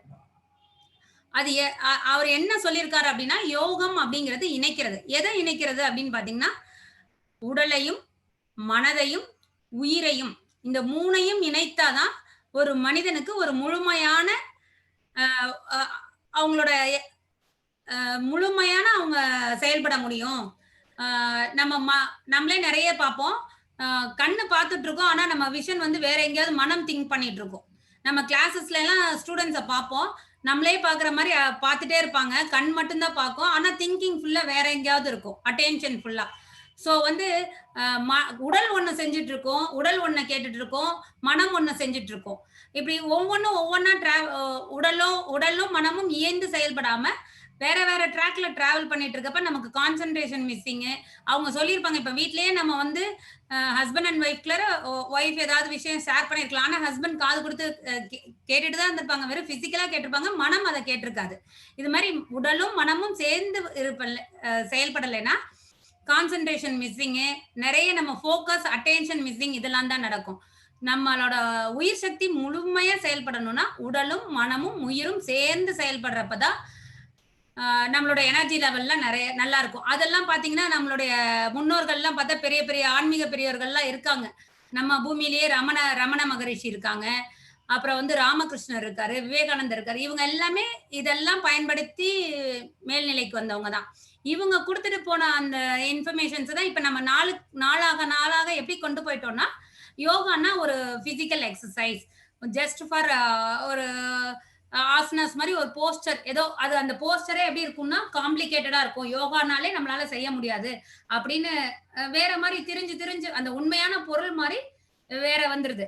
ஆக்சுவலா யோகம் அப்படிங்கிறது இணைக்கிறதா. இணைக்கிறப்ப எப்படி எல்லாம் இணைக்குது அப்படின்னு சொன்னா, நமக்குள்ள இருக்க எல்லாத்தையுமே இணைக்குது. நமக்குள்ள எப்படி இது பண்ணணும்னா, நம்ம பிரீத் எடுக்கிறப்பயே இடநாடி வளநாடி, சூரிய நாடி, சந்திர நாடி, இப்படி 2 நாசல்லையும் நம்ம பிரீத் எடுக்கிறப்ப ஒரு அட் அ டைம்ல பாத்தீங்கன்னா ஒரு இதுலதான் பிரீத் எடுத்துட்டு இருப்போம், மூக்குல நாசல்ல தான். லெஃப்ட் நாசல்ல பிரீத் எடுக்கிறது ரைட் பிரெயினையும், ரைட் நாசல்ல பிரீத் எடுக்கிறது லெஃப்ட் பிரெயினையும் ஃபங்க்ஷன் பண்ண வைக்கும் அப்படிம்பாங்க. நீங்க நிறைய left brain activity, right brain activity இப்படி எல்லாம் சொல்லியிருப்பாங்க. நமக்கு எல்லாமே ஒரே அட் அ டைம் சேர்ந்தே செயல்படாது. ஒவ்வொரு டைமும் நம்ம சாப்பிட்றப்ப, இல்ல நம்ம எழுதுறப்ப, படிக்கிறப்ப, பேசுறப்ப, இப்படி ஒவ்வொரு தடையும் ஒவ்வொரு பிரீத்து ஒவ்வொரு நாடி தான் செயல்பட்டு இருக்கும். அது லெஃப்டா ரைட்டாங்கிறதே நீங்க நிறைய பாத்தீங்கன்னா தெரியும். லெஃப்ட் பிரெயினோட ஆக்டிவிட்டிஸ் என்ன, கிரியேட்டிவிட்டி ஒரு பார்ட் இருக்கும், திங்கிங் ஒரு பார்ட் இருக்கும், இப்படிலாம் இருக்கும். இது எல்லாமே இணைந்து செயல்படுறதுக்கு தான் யோகம். அதாவது ஒரு முழு மூளையோட, மனதோட, உயிரோட முழு திறன் எப்ப வெளிப்படும்னா இந்த சேர்ந்து எழுந்து, அதாவது 2 நாடியிலையும் 2 மூக்கு துவாரங்களிலும் நம்ம பிரீத் எடுக்கிறப்பதான், அதாவது இடநாடி வளநாடி 2ம் சேர்ந்து சுழிமுனைமாங்க. அது சுழிமுனையில சுவாசம் நடக்கிறப்ப 2 நாசல்லையும் பிரீத்திங் நடக்கிறப்பதான் நம்ம 2 பிரெயினும் ஒர்க் ஆகும். லெஃப்ட் பிரெயின் ரைட் பிரெயின் 2ம் சேர்ந்து ஃபங்க்ஷன் ஆயிட்டு இருக்கும். அப்ப நம்ம வந்து எப்படி இருப்போம் அப்படின்னா, ரொம்ப அவேர்னஸ் ஸ்டேட்ல இருப்போம், விழிப்பு நிலையில இருப்போம், கேர்லெஸ்ஸா இருக்க மாட்டோம், ஃபோக்கஸ்டா இருப்போம், அட்டென்ஷனா இருப்போம். அதுக்காக தான் யோகம் அப்படிங்கறதே கொண்டு வந்தாங்க. யோகா கலை அப்படிங்கறதே வந்தது. அத வந்து அது நான் வந்து ரொம்ப பெனிஃபிட் ஆனதுதான் நான் இப்ப உங்கள்ட்ட ஷேர் பண்ணிக்கணும்னு நினைச்சது. நமக்குள்ள என்ன கன்ஃபியூஷன், யோகானா மெடிடேஷன் மட்டும்தான் அப்படின்லாம் நினைக்கிறோம். எல்லாமே கலந்ததுதான். இப்ப வந்து உடலுக்கு என்ன தேவை அப்படின்னா, பிசிக்கலா ஆசனாஸ், சூரிய நமஸ்காரம், இந்த மாதிரி பயிற்சிகள், ஆசன பயிற்சிகள் தேவை. மனதுக்கு என்ன மாதிரி பயிற்சிகள் தேவை அப்படின்னு சொன்னோம்னா, சுவாச பயிற்சிகள், பிராணாயாமம், அதெல்லாம் தேவை. உயிருக்கு என்ன மாதிரி பயிற்சிகள் கொடுக்க போறோம் அப்படின்னா, மனதை ஒருநிலைப்படுத்துதல் அப்படிங்கிற தவ பயிற்சிகள்லாம் கொடுக்குறோம். இது எல்லாமே கம்பைன்ட் ஆனதுதான் யோகா அப்படின்னு சொல்றது. வாட் இஸ் யோகா அப்படிங்கிறதுக்கு இங்க எப்படி கொடுத்துருக்காங்கன்னா, with practice you are strengthening and calming the nervous system. உங்க நர்வஸ் சிஸ்டத்தை ஸ்ட்ரெங்தன் பண்றதுக்காக தான் practice. You are increasing the blood flow to internal organs and bringing more oxygen to your cells. You are clearing the mental clutter that can wreck your life, allowing you to see things more clearly. You are cultivating the spiritual muscles in a way that can make you happier, less anxious, more at peace. Okay, நமக்கு அந்த இந்த practice பண்றனால நம்மளுடைய nervous system strengthen ஆகும், காமாவும் இருக்கும். நம்ம calmness இல்லாதனாலதான் stress, depression அந்த மாதிரி எல்லாம் போறோம். ரெண்டாவது, அந்த பிராணாயாம பயிற்சி எல்லாம் பண்றப்ப நம்மளுடைய ஒவ்வொரு செல்லும் அதுக்கு தேவையான வைட்டல் எனர்ஜியை, ஆக்சிஜன் கிடைக்கும்.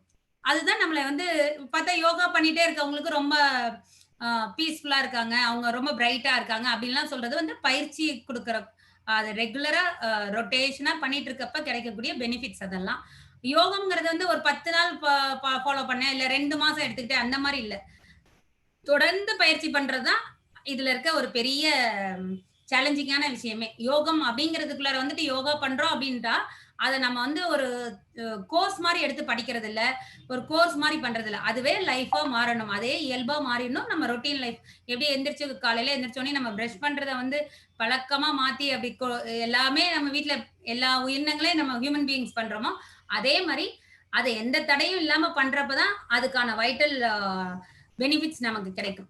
ஓகே, இப்ப யோகானா என்னன்னு பார்த்துட்டோம். யோகால பாத்தீங்கன்னா 72 டைப் ஆஃப் ஆசனஸ்லாம் இருக்கு.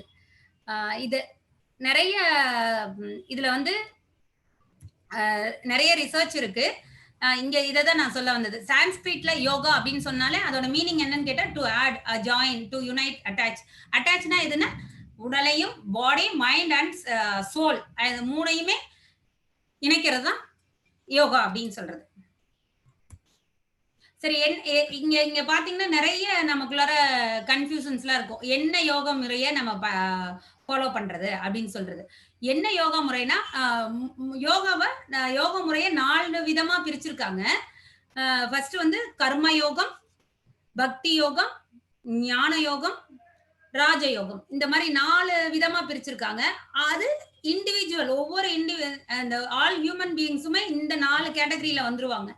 யாருக்கு எந்த முறை ஒத்து வருதோ, அவங்களோட உடல், மனம், உயிர் வந்து எப்படி இருக்கோ, ஃபங்க்ஷன் ஆகுதோ அதை நம்ம சூஸ் பண்ணிக்கலாம். இப்ப கர்ம யோகம் அப்படிங்கிறது வந்து if you can joyfully involve your self in any activity, that is கர்ம யோகம். நீங்க வந்து செய்யற ஒவ்வொரு செயலையும் சந்தோஷப்பட்டு மகிழ்ச்சியா ஏத்து செய்யறீங்க, அது எந்த விதமான கடமை, எந்த விதமான செயல், கர்மா அப்படிங்கறது வந்து செயல் அப்படின்னு சொல்லுவாங்க. எந்த செயலையும் நான் செய்வேன் அப்படிங்கிறவங்களுக்கு கர்ம யோகம் சூட் ஆகும், அவங்க அந்த மாதிரி போலாம். பக்தி யோகம் அப்படிங்கிறது வந்து if you use your emotions and try to reach the ultimate, we call this bhakti yoga. That mean the path of devotion. அதை வந்து பக்தி யோகம், பக்தி செலுத்துறது அவங்களுக்கு அதிகமா இருக்குங்கிறப்ப அவங்க பக்தி யோகத்தை கடைபிடிப்பாங்க. ஞான யோகம்ங்கிறது எனக்கு என்ன தெரியும், what I know, what I don't know அப்படிங்கிற நோக்கி போறது ஞான நோக்கம். இன்னும் நான் எவ்வளவு தெரிஞ்சுக்கிறது இருக்கு அப்படிங்கிறது ஞான யோகம். ஞானம்னா அறிவு. எவ்வளவு எனக்கு தெரியும், இன்னும் நான் எவ்வளவு கத்துக்கணும். அதை வந்து புத்தகங்களாகவும் பயிற்சிகளாகவும் குருமார்கள்கிட்ட இருந்தும் கத்துக்குவாங்க. அது வந்து அந்த மாதிரி சூட் ஆகிறவங்க ஞான யோகம் போவாங்க. ராஜ யோகம் அப்படிங்கிறது என்னன்னா அது வந்து கிரிய யோகத்தை சேர்ந்தது. இதுல வந்து ராஜயோகம் அப்படிங்கிறது பாத் ஆஃப் கிரியா யோகம். You are not only seeking realisation, உங்களுடைய தன்னை யாருன்னு மட்டும் உணர்த இல்லாம you also want to know the mechanics of life making என்ன, அதை தெரிஞ்சுக்கிறது ராஜயோகமா இருக்கும். இப்ப நம்ம இங்க பார்க்க போற ஆசனாஸ் பிராணாயாமம்லாம் எதுல வரும்னா ராஜயோகத்துல தான் வரும். ராஜயோகத்துல எதெல்லாம் கடைபிடிப்பாங்கன்னா 8 விதமான விஷயங்களை கடைபிடிப்பாங்க. என்னன்னா இயமம், நியமம், ஆசனம், பிராணாயாமம், பிரத்யாகாரம், தாரணம், தியானம், சமாதி. யாமம் அப்படிங்கிறது வந்து இயமம். இயமம் எதெல்லாம் செய்யணும், எதெல்லாம் செய்யக்கூடாது. அதாவது பிரம்மச்சரியம் கடைபிடித்தல், பிறர் உயிரை கொல்லாம இருக்கிறது, பொய் சொல்லாம இருக்கிறது, இந்த மாதிரி வகைப்படுத்தி வச்சிருக்காங்க. இதெல்லாம் செய்யறப்பதான் நம்ம அந்த இந்த 8 விஷயங்களையும் கடைபிடிக்கிறது தான் ராஜயோகத்துக்கான பாத்தா இருக்கும். இதுல பாத்தீங்கன்னா ஆசனங்களும் பிராணாயாமமும் சேர்ந்ததுதான் என்ன சொல்றாங்கன்னா ஹதா யோகா அப்படின்னு சொல்லுவாங்க. நம்ம யூஸ்வலா இங்க வெளியில யோகா வகுப்புகள்லயோ யோகா பயிற்சி மையங்களிலையும் எது சொல்லி கொடுத்துட்டு இருப்பாங்கன்னா இந்த ஹதா யோகத்தை தான் நம்ம பெரும்பான்மையான மக்கள் வந்து ஃபாலோ பண்ணிட்டு இருப்பாங்க. ஆசன பயிற்சிகள், பிராணாயாம பயிற்சிகளை, இதுதான் இதுல இருக்க டைப்ஸ். இதுல அட்வான்ஸ் லெவல்லாம் பாக்குறப்பதான் இந்த தியானா சமாதி அப்படிங்கறதுல வர்றது. What is the purpose of yoga? எதுக்காக நம்ம அதை பண்ணணும் அப்படின்னா yoga was practiced to open your mind and clear your body. Yoga was practiced and developed to open your body and mind. எப்படி பண்ணுவோம், அது எப்படி நம்ம வந்து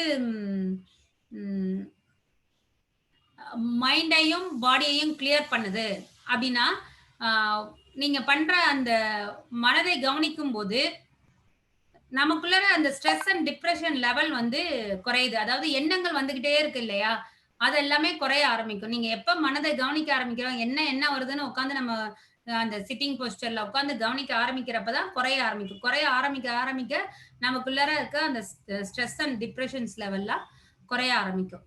அது மட்டுமே இல்லை, அந்த பிசிக்கல் போஸ்டர்ல நம்ம உட்கார்றப்ப நமக்கு வந்து அந்த முதுகெலும்பு வந்து பேக் போன் தான் பேஸ் அப்படிம்பாங்க. அந்த பிரெயின்ல இருந்து நரம்புகள் ஃபுல்லா எது வழியா இறங்கி வருதுன்னு பார்த்தா பேக் போன்ல இருந்து தான் வரும். அதனாலதான் ஒவ்வொரு சிட்டிங் போஸ்டர்லயும் எப்படி உட்காருவோம் அப்படின்னு சொன்னா ஸ்ட்ரைட்டா உட்காரணும், முதுகெலும்பு நேரா உட்காரணும் அப்படின்னு சொல்லுவோம். யோகா பண்றதுனாலே நம்ம இங்க முன்னாடி பார்த்த பிக்சர் மாதிரி தான், இப்படி உட்கார்ந்துருக்க பிக்சர் தான் எல்லாருமே பார்ப்போம். அது எதுனா அது எதோட ரிலேட் ஆயிருக்குன்னா பிரெயினோட ரிலேட் ஆயிருக்கு. பிரெயின்ல இருந்து கீழே இறங்கி வர அந்த நரம்பு ஓடங்கள்லாம் பிரிஞ்சிருக்கும். அது பேக் போன் ஸ்ட்ரைட்டா இருந்தா நம்ம உட்கார போஸ்டர் கிடையாது. அந்த போஸ்டர்ல இருந்து அதுக்கப்புறம் நீங்க பிரீத் பண்ண ஆரம்பிக்கிறப்ப உங்களோட லங்ஸ் வந்து ஃபுல் ஆக்சிஜனை வந்து இன்ஹேல் பண்ணி எக்ஸ்ஹேல் பண்ற இது. அப்ப நம்ம செய்யற அந்த டெக்னிக் அதனால வந்து என்ன ஆகும்னா அந்த ஆக்சிஜன் கேரி ஆகுறதும் நிறைய நம்ம உடம்புக்கு தேவையான அளவு போகும். ஆக்சிஜனை தான் என்னன்னு சொல்றோம்னா நம்ம பிராணன் சொல்றோம். பிராணன் அப்படிங்கிறது உயிர் சக்தி. அதை வந்து காத்து ஒரு வாகனமா, அது காத்து வந்து கேரியரா நம்ம இன்ஹேல் பண்ற காத்துல நம்மளுடைய உயிர் சக்தியை எக்ஸ்டெண்ட் பண்ணிட்டே போறோம். நமக்கு ஒவ்வொரு செல்லுக்கும் அந்த உயிர் சக்தி தேவைப்படுது, பிராணன் தேவைப்படுது. அதுதான் நம்ம வந்து அதை ரியலைஸே பண்ணிருக்க மாட்டோம். பிறந்ததுல இருந்து இறக்குறவர்களும் மூச்சு விட்டுக்கிட்டே தான் இருக்கும். ஆனா மூச்சு விடுறத வந்து நம்ம எப்பாவது உட்காந்து கவனிச்சிருக்கோமா, ரியலைஸ் பண்ணிருக்கோம்னா கிடையாது. அந்த மூச்சு தான் நம்ம எல்லாத்தையுமே இன்னைக்கு நம்மளோட பேரு, இந்த உடம்பு எல்லாத்தையும் கொடுத்துருக்காரு. அந்த மூச்சு நின்று போச்சுன்னா நம்ம எல்லாத்தையுமே ஒரே காமன் நேம் தான், நம்ம இருக்க போறதுல தூக்கி போட்டுருவாங்க. ஆனா அதோட அந்த சுவாசத்தோட அருமையை உணர்ந்திருக்கோமானா இல்லை. அதுதான் நமக்குள்ளார எல்லாத்தையுமே ரிலீஃப் பண்ணுது. ஸோ இப்போ நீங்க இந்த கொரோனா டைம்ல கூட என்ன சொல்றோம் அவங்க அப்படின்னா நிறைய பார்த்துருப்போம். ஒரு ரிசர்ச் சொல்லுது, கூகுளோட சர்ச் வந்து பிராணாயாமம் அப்படிங்கிற அந்த சர்ச் டேர்ம் தான் வந்து இந்த பாஸ்ட் 4 month COVID-19 பீரியட்ல அதிகமா தேடப்பட்ட வார்த்தையா இருக்கு. சர்ச் என்ஜின்ல தேடப்பட்ட வார்த்தையா இருக்கு. எல்லாருமே இப்ப வந்து அலோபதி மெடிசனா இருக்கட்டும், வேற ரிசர்ச் இன்ஸ்டிடியூட்டா இருக்கட்டும், இப்போ நம்ம ரீசெண்டா அட்வர்டைஸ்மெண்ட்லயே பாக்குறோம், ஒரு ஜுவல்லரி அட்வர்டைஸ்மெண்ட் வந்து என்ன கொடுக்குறாங்கன்னா பிராணாயாமம் பண்ணுங்க அப்படின்னு சொல்ற மாதிரி இருக்கு. இப்ப இந்த 4 மாசத்துல அதிகமாக பயன்படுத்தப்பட்ட வார்த்தைகள் வந்து பிராணாயாமம். ஏன் அது என்ன பண்ணுது பிராணாயாமம்? எதுக்கு இது ஏன் யோகாவோட ரிலேட் ஆகிருக்கு? எதுக்காக நான் அதனாலதான் இந்த டாபிக்கே இன்னைக்கு உங்கள்கிட்ட பேசிட்டு இருக்கோம். நாம அந்த பிராணாயாமம் எதுக்காக பண்ணணும்? இப்ப ஏன் நம்ம லைப்ரரிங்கிற டாபிக்கை விட்டுட்டு இந்த டாபிக் பேசிட்டு இருக்கோம்னா, நமக்கு எல்லாருமே ஃபீல்ட்ல ஒர்க் பண்ணிட்டு இருக்கோம். நமக்கு அந்த ரிசோர்சஸ் யூசேஜ் எல்லாருக்கும் தெரியும். நம்ம எங்க லேக் ஆகியிருக்கோம் அப்படின்னா, இந்த மாதிரி ஒரு பேண்டமிக் பீரியட் ஆகட்டும், ஒரு மாதிரி ஒரு அன்சர்டனிட்டி பீரியட் எப்படி ஃபேஸ் பண்ணுங்கிற ஒரு தைரியமும் உடல் அளவுலையும் மன அளவுலையும் இல்லாதனாலதான் இதை பேசலாம் அப்படிங்கறத இந்த டாபிக்கை நான் சூஸ் பண்ணியிருந்தது. அந்த பிராணாயாமம் நமக்குள்ள என்ன கொடுக்கு அப்படின்னா, ஜஸ்ட் நீங்க உட்கார்ந்து ரொம்ப காமா கம்ஃபர்டபுளான ஒரு சிட்டிங்ல உட்கார்ந்துட்டு உங்க பேக் போன் அந்த முதுகெலும்பு வந்து ஸ்ட்ரைட்டா இருக்க மாதிரி உட்காந்து ரொம்ப ரிலாக்ஸ்டா கண்ணை மூடி உங்களுடைய பிரீத்தை கவனிக்க ஆரம்பிச்சிங்கனாலே அதுக்குள்ள உங்களுக்குள்ள இருக்க ஸ்ட்ரெஸ் வெளியே போகும். நீங்க எடுக்கிற ஆக்சிஜன் லெவல் அதிகமாகும். அந்த ஆக்சிஜன் லெவல் வந்து ஒவ்வொரு செல்லுக்கும் ஒரு வைட்டல் எனர்ஜியை கொடுக்கும். நமக்குள்ள இருக்க அந்த நெகட்டிவிட்டி வெளியில போகும், போயிட்டு உங்களுக்கு பாசிட்டிவிட்டி கொடுக்கும். உங்களோட உயிர் சக்தி லெவலும் நோய் எதிர்ப்பு சக்தியும் அதிகமா இருக்கும். நிறைய ரிசர்ச் என்ன சொல்லியிருக்காங்க அப்படின்னா, ரெகுலரா நீங்க வந்து பிராணாயாமம் பண்ணிக்கிட்டே இருக்கவங்க லாங் லைஃப், அதாவது நீண்ட ஆயுள் இருக்கும் அப்படின்னு சொல்லியிருக்காங்க. ஒரு எக்ஸாம்பிளே பார்க்கணும்னா, மொத்த உயிரினங்கள்லயே ஆமை தான் வந்து ரொம்ப வருஷம் வாழுது. அது ஏன் ஆமைக்கு மட்டும் ஒரு நீண்ட ஆயுள்? அது வந்து 130 இயர்ஸ்லாம் வாழ்ற ஆமை இன்னும் இருந்துட்டு இருக்கு. 130 இயர்ஸ் 140 இயர்ஸ் அதை தாண்டி 300 வருடங்கள் கூட வாழ்ந்துகிட்டு இருக்க ஆமைகள்லாம் இன்னும் உலகத்துல இருக்கு. அதெல்லாம் ப்ரிசர்வ் பண்ணி வச்சிட்டு இருக்காங்க. எப்படி ஆமைகளுக்கு மட்டும் இவ்வளோ லாங் லிவான பவர் வருதுன்னா, அது எடுத்துக்கிற பிரீத் வந்து இருக்கிறதுலயே வேர்ல்ட்ல இருக்க எல்லா உயிரினங்களோடையும் அதோடைய பிரீத் லெவல் தான் ரொம்ப ஸ்லோவா இருக்குமா. ஸோ எவ்வளோக்கு எவ்வளோ ஸ்லோவா நம்ம பிரீத் இன்ஹேல் பண்ணி எக்ஸ்கேல் பண்றோமோ அது நமக்கு நீடித்த ஆயுளை கொடுக்கும். அப்புறம் அதே மாதிரி எவ்வளோ இன்னொரு இந்த எண்ட் எக்ஸாம்பிள் மாதிரி இன்னொரு எண்ட் எக்ஸாம்பிள் பார்த்தீங்கன்னா, ரொம்ப சீக்கிரம் இறந்து போறதுங்கிறதோட ரொம்ப ஃபாஸ்டா பிரீத் பண்றது எதுன்னு பார்த்தீங்கன்னா நாய் இருக்கும். நாய் அந்த விலங்கினத்திற்கு தான் ரொம்ப ஃபாஸ்டா பிரீத் பண்ணும். அதுக்கான ஆயுளும் ரொம்ப கம்மி, ஒரு பரபரப்போடே இருக்கும். நம்மளுடைய பிரீத்திங் வந்து எந்த அளவுக்கு இருக்குங்கிறத பொறுத்து தான் நம்மளுடைய ஆயுளும் இருக்கு. அந்த பிரீத்திங்கை கண்ட்ரோல் பண்றதுதான் பிராணாயாமோட டெக்னிக். அதை ஃபர்தரா நம்ம பார்ப்போம். இதுல ஃபீச்சர்ஸ்லாம் பார்த்தீங்கன்னா, இன்க்ரீசிங் த ஃபிளெக்சிபிலிட்டி. அந்த யோகா போஸ்டர் வந்து என்ன பண்ணுன்னா, நம்ம உடம்போட ஃபிளெக்சிபிலிட்டியை இன்க்ரீஸ் பண்ணும். எவ்வளோ ஃபிளெக்சிபிளான உடம்பு தான் நோய் எதிர்ப்பு சக்தி மிகுந்த உடலா இருக்கும். எப்போ வந்து ஃபிளெக்சிபிள் அப்படின்னா முதுகெலும்போட ஃபிளெக்சிபிலிட்டியை தான் சொல்றாங்க இங்க. முதுகெலும்பு முன்னோக்கியும் பின்னோக்கியும் வளையக்கூடியதா இருக்கும்போது உங்களுடைய நோய் அணுகாத உடலும் இளமையான உடலும் இருக்கும் அப்படின்னு சொல்லி யோகா கலையில சொல்லியிருக்காங்க.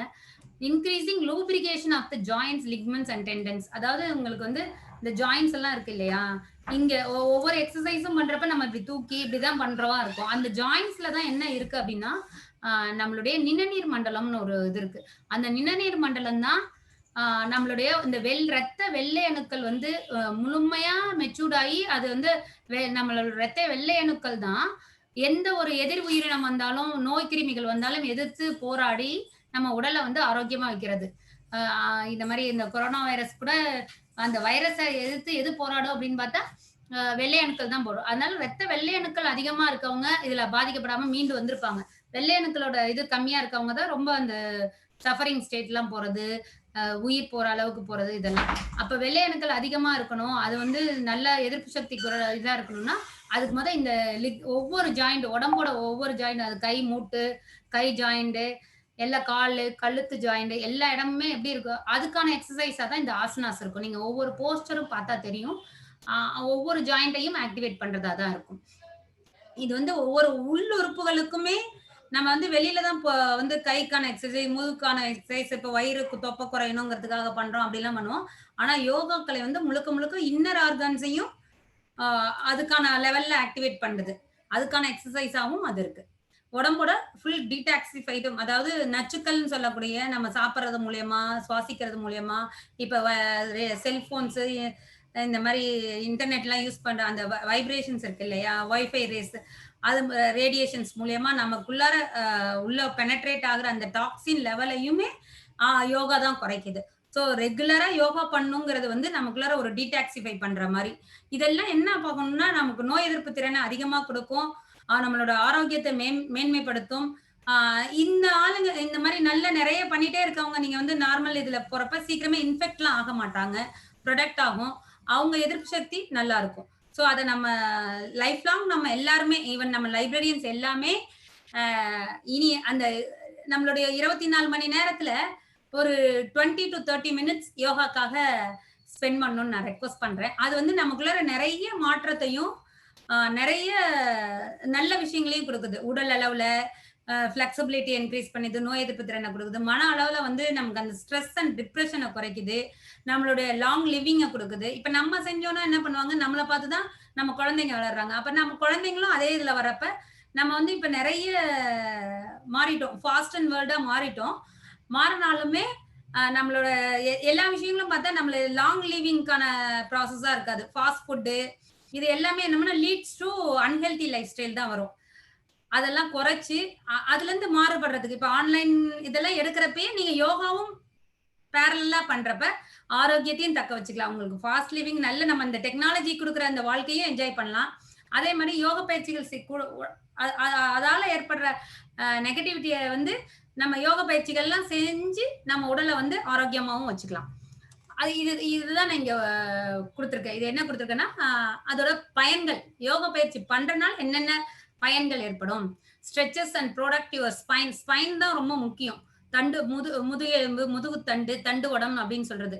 ஏன்னா ஃபுல் அண்ட் ஃபுல் நம்ம பாடியோட நர்வ்ஸ் வந்து உங்களுக்கு நமக்கு எல்லாருக்குமே தெரியும், எல்லாமே பிரெயினோட கனெக்ட் ஆயிருக்கு. காலில் ஒரு முன்னு குத்துனாலும் நர்வ்ஸ் மூலியமா பிரெயினுக்கு போய் தான் வலிங்கிறத உணர்றோம், காலை தூக்குறது எல்லாமே. சோ அது ஃபுல்லாவே எப்படி ஃபங்க்ஷன் ஆகுதுன்னா ma'am please manage your time. Sir madam manage your time. Okay இன்னும் ஒரு 5 மினிட்ஸ் மேம். அப்புறம் நம்ம மசில்ஸ் வந்து ஸ்ட்ராங்காகவும் இருக்கிறதுக்கு இது ஹெல்ப் பண்ணுது. பிளட் ஃப்ளோ நல்லா இருக்கு. ஜாயிண்ட் ப்ரிவென்ட் அந்த நான் சொன்னேன் இல்லையா, ஜாயின்ஸ்ல எல்லாம் மூட்டு வலியோ இதெல்லாம் வராம தடுக்குது. மெட்டபாலிசம் வளர்ச்சிதை மாற்றத்தை இது நல்லா கொடுக்குது. இம்யூனிட்டி லெவல் இன்க்ரீஸ் ஆகுது. இதெல்லாம் தான் நான் உங்கள்கிட்ட டிஸ்கஸ் பண்ணியிருந்தது. இதை வந்து நல்ல ஒரு தூக்கத்தையும் கொடுக்கும், நமக்கு அவேர்னஸ் லெவலையும் கொடுக்கும். நெக்ஸ்ட் வந்து எப்படி பண்ணலாம் அப்படின்னு சொன்னா நம்ம 3 விதமா பிரிச்சுக்கலாம். ஃபர்ஸ்ட் வந்து உடம்புக்காக நான் இதெல்லாம் முன்னாடி சொல்லியிருந்தது. உடம்புக்காக உடல் இந்த பாடிக்காக செய்யறது வந்து ஆசனாஸ் அண்ட் சூரிய நமஸ்கார் பண்ணலாம். பிராணாயாமம் வந்து நம்மளுடைய மனதிற்காக பண்ணலாம். அதுக்கு அடுத்தது தவம் மெடிடேஷன்ங்கிறது பண்ணலாம். எப்படி பண்ணலாம்னா ஆசனாஸ்ல இதெல்லாம் ஒரு பேசிக் ஆசனாஸ். இது வந்து இதை ரெகுலரா ஒரு 4-5 ஆசனாஸ் செஞ்சுட்டு இருந்தாலே ரொம்ப பெஸ்டா இருக்கும். பத்மாசனம், இந்த உத்ராசனம், இது வந்து நமக்குள்ள இருக்க உத்ராசனம் பண்றப்ப நமக்குள்ளார இருக்க சோம்பலை தகர்க்கும். நமக்கு வந்து ஃபுட்டாலையும் மற்ற விஷயங்களாலையும் நிறைய அப்படியே எல்லாத்தையும் தள்ளி போட்டுட்டே வர்றது. ஆக்டிவிட்டி இந்த குணத்துல வகைப்படுத்தி இருக்கப்ப யோகத்துல வந்து சொல்லியிருப்பாங்க தாமச குணம் அப்படின்னு இருக்கும். குணம் 3 வகையா சொல்லுவாங்க, தாமசம், ராஜசம், சாத்வீகம்னா. அந்த தாமச குணம் தான் எல்லாத்தையும் நம்மளை வந்து கீழ்நிலைக்கு தள்ளும். அதை வந்து தள்ளாம நம்மளைய வந்து ஆக்டிவா வச்சுக்கிறதுக்கு இந்த உஷ்ட்ராசனம், பாத ஹஸ்தாசனம், இது வந்து முதுகுவலி எல்லாம் வராம இருக்கும். ஜஸ்ட் நம்ம எவ்வளவு பேர் இதுல வந்து நம்மளால குனிஞ்சு நம்ம கால் விரலை தொட முடியுதுங்கிறது ரொம்ப சேலஞ்சிங்கான ஒன்னாதான் இருக்கு. அதே மாதிரி இந்த பாச்சிமோத்தாசனம், இதை வந்து உங்களுக்கு வந்து பாத்தீங்கன்னா முன்னாடி முதுகு நல்லா குனிஞ்சு வரும். இதெல்லாமே நம்ம ரெகுலரா ஃபாலோ பண்ணிட்டு இருக்கலாம். அடுத்தது இந்த சூரிய நமஸ்காரம். சூரியன் வந்து எல்லாமே நம்ம நாட்டுல எதை பேஸ் பண்ணி வச்சாங்கன்னா சூரியன் உதயத்தையும் சூரிய மறையும் வச்சுதான் நம்மளுடைய லைஃப் ஸ்டைலே இருந்தது. எப்படி இருந்ததுன்னா ஒரு 70-80 வருஷத்துக்கு முன்னாடி அப்படிதான் இருந்தது. இந்த கரண்ட் இதெல்லாம் வரதுக்கு முன்னாடி. இப்பதான் ரொம்ப லேட் நைட் இதாயிடுச்சு. ஸோ சூரிய நமஸ்காரம் இதெல்லாம் நம்ம ஃபாலோ பண்றப்ப பிசிக்கல் ஆக்டிவா இருப்போம். பிராணாயாமம் பண்றப்ப மென்டல் ஆக்டிவா இருப்போம். இது என்னன்னா பிரீத்திங் எக்ஸசைஸ் தான். நம்ம எவ்வளவு இன்ஹேல் எடுக்கிறப்ப நம்ம லங்ஸ் எவ்வளவு எக்ஸ்பெண்ட் ஆகுது, எக்ஸ்ஹேல் எடுக்கிறப்ப உடம்புல இருக்க கார்பன் டை ஆக்சைடை எவ்வளவு வெளியில தள்ளுறோம், நமக்குள்ள இருக்க டாக்ஸின்ஸ் கார்பன் டை ஆக்சைட்ல எக்ஸ்ஹேல்ல எவ்வளவு தள்ளுறோம் அப்படிங்கிறது தான். ஒன்றும் இல்லை, நீங்க வந்து லெஃப்ட் பிரீத் இப்படி ஒன்று க்ளோஸ் பண்ணிட்டு லெஃப்ட்ல இன்ஹேல் பண்ணிட்டு கொஞ்சம் ஹோல்டு பண்ணிட்டு ரைட் பிரீத் எவ்வளோ உங்க லங்ஸ் கெப்பாசிட்டியோ அது வரலும் ஹோல்டு பண்ணிட்டு நீங்க அப்புறம் ரைட் நாசில்ல வெளியில விடணும். இதை வந்து நீங்க ப்ராப்பரா ஒரு சென்டர்ல ஒரு குரு ஒரு டீச்சர் வச்சு கத்துக்கிறது பெட்டர். நம்ம படிச்சோ இல்ல இன்டர்நெட்ல அதை பார்த்து தெரிஞ்சுக்கிறத விட ஒரு முறையான கோர்ஸா எடுத்துக்கிறப்ப ப்ராப்பரா இருக்கும். ஏன்னா ஆசன பயிற்சிகள்லாம் ஒரு இது வந்து சின்னதா இந்த யோகாசனாஸ்லாம் தப்பா போயிடுச்சு அப்படின்னா நமக்கு அதுக்கு வேற விதமான விளைவுகள் வரும், பெயின் வரும். அதெல்லாம் அவாய்ட் பண்ணணும்னா ப்ராப்பரா கத்துக்கிறது பெஸ்ட். அதுக்கு அடுத்து பார்த்தோம்னா தியானம் மெடிடேஷன் வந்து ஜஸ்ட் சுவாச பயிற்சி தான். சுவாசத்தை கவனிக்கிறது தான் ஆரம்பம், பேஸ் அதுதான். இதுதான் என்னோட நான் உங்கள்கிட்ட ஷேர் பண்ணிக்கணும்னு நினைச்சது. இது பண்றதுனால நம்ம எப்படி எப்படி போனா இது ஒரு மைண்ட்ஃபுல்னஸ்க்கான practice. So please all are requested to please start your yoga life. And இதை நானா சொல்றதை விட இதை நீங்களா செஞ்சு பார்த்து எக்ஸ்பீரியன்ஸ் ஆச்சுங்கன்னா உங்களுக்கே தெரியும் எவ்வளோ சேஞ்சஸ் ஆயிருக்கும் அப்படிங்கிறது. So try it out to your self. Thanks for the opportunity. I personally thanks all the organizers, organizing team, Nithyanandam sir, Janardhanan sir, அந்த டீம்ல இருக்க எல்லாமே இந்த இன்னைக்கு ப்ரோக்ராம்காக இருந்த எல்லாருக்கும் எனக்கு இந்த வாய்ப்பை கொடுத்ததுக்கு நன்றியை சொல்லி என் உரையை முடித்துக் கொள்கிறேன். நன்றி. Happy librarians day. Thank you ma'am. இந்த பெருந்தொற்று காலத்தில் அவசியமான அறிவுரைகளை மிக தெளிவாக கொடுத்ததற்காக நன்றி. Thank you, ma'am. Thank you. I request Dr. Sangeeta. Sangeeta ma'am. Sangeeta ma'am, please unmute your mic. 1 second.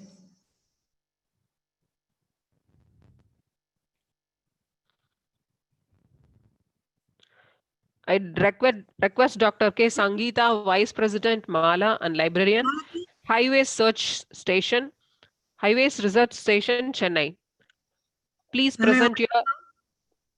present on bibliography for librarians. Bibliotherapy. Bibliotherapy for librarians. Okay, you make me as a hoster. Ma'am? Hoster. Okay. Make me as a hoster. Yes. Share the screen. Yes, ma'am. Yes.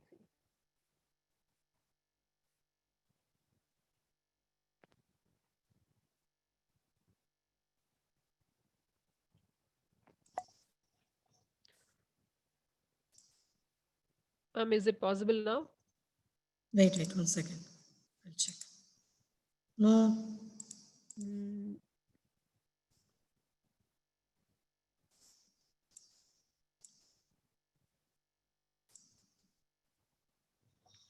Ma'am, you are sharing. Sasireka ma'am, please stop your presentation. Then only she can present. Sasireka ma'am.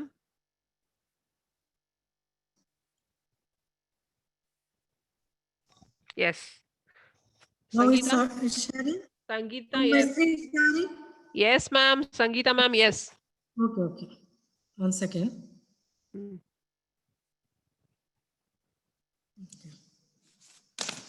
Good afternoon to all. Sangeeta, please check your screen. 1 second.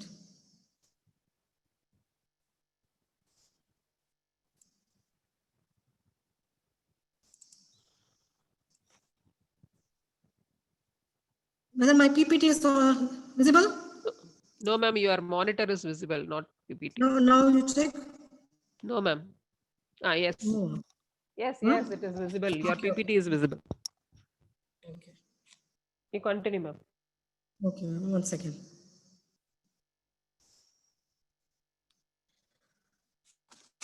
Good afternoon to all. First of all, I wish all the librarians a very happy Librarians Day. And I thank all the organizers for giving me an opportunity to present this topic on bibliotherapy for librarians during this pandemic period. Before going deep into what is bibliotherapy, let us know what is bibliotherapy. The word bibliotherapy comes from 2 words, that is biblio and book. Biblio or book. It also comes from the Greek word. It actually originates from the Greek word, which means therapy or treatment. It is nothing but healing through books. So when you're using the books for the healing purpose, then it is known as bibliotherapy. Sangeeta ma'am, Please turn on your video. Okay.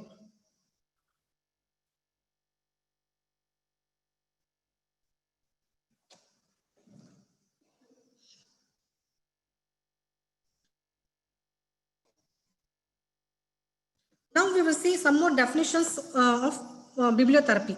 Various different definitions has been given by various authors. The word bibliotherapy comes from the word, already we have seen the word bibliotherapy comes from two words, biblio and therapy. And this bibliotherapy word was coined by Samuel Koster in 1916. It is the use of books to change behavior or reduce distress. So when you are using the books in order to change your behavior and in order to reduce your distress and worry, then it is known as bibliotherapy. So if you go to your doctor, he will prescribe your medicine for your disease or prescribe the right book for your right problem. The another definition we will see, bibliotherapy is the use of books to help individual to solve physical, emotional and spiritual problems. So all the problems, it may be a physical problem, it may be an emotional problem, it can be a spiritual problem. So all the problems can be cured by reading books, that is known as bibliotherapy. Before moving deep into what is bibliotherapy, I will show you some of the incidents that you would have read in the newspapers. So like Tirunelveli famous, already you would have known this, that Tirunelveli famous Irikadi Alva dies by suicide after testing positive for coronavirus because he had fear, he had a phobia for coronavirus. Then you would have read in the newspaper about Sushant Singh Rajput. He had died on 14th June 2020, and he is an Indian actor, and he was hanged. He hanged himself at Mumbai. And most of them has psychological problems like depression, anxiety, worry, poor sleep quality, like even health depressive symptoms. And you would have read this also in the newspaper, brutality by the harassment by the police peoples in Satangolam, and custodial torture was.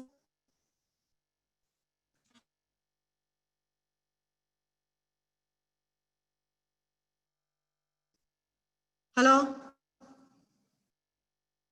And for Doctor Malati,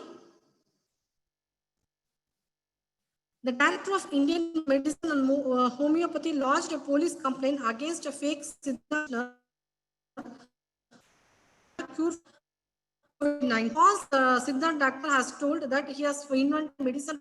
So all these have been would have read. See, one more cases fallen into a borewell in Nadaga, a village near T, and incident was because lack of reading habits. When you read, society will run in a smooth, otherwise strategies in this only. For bibliotherapy, you can read.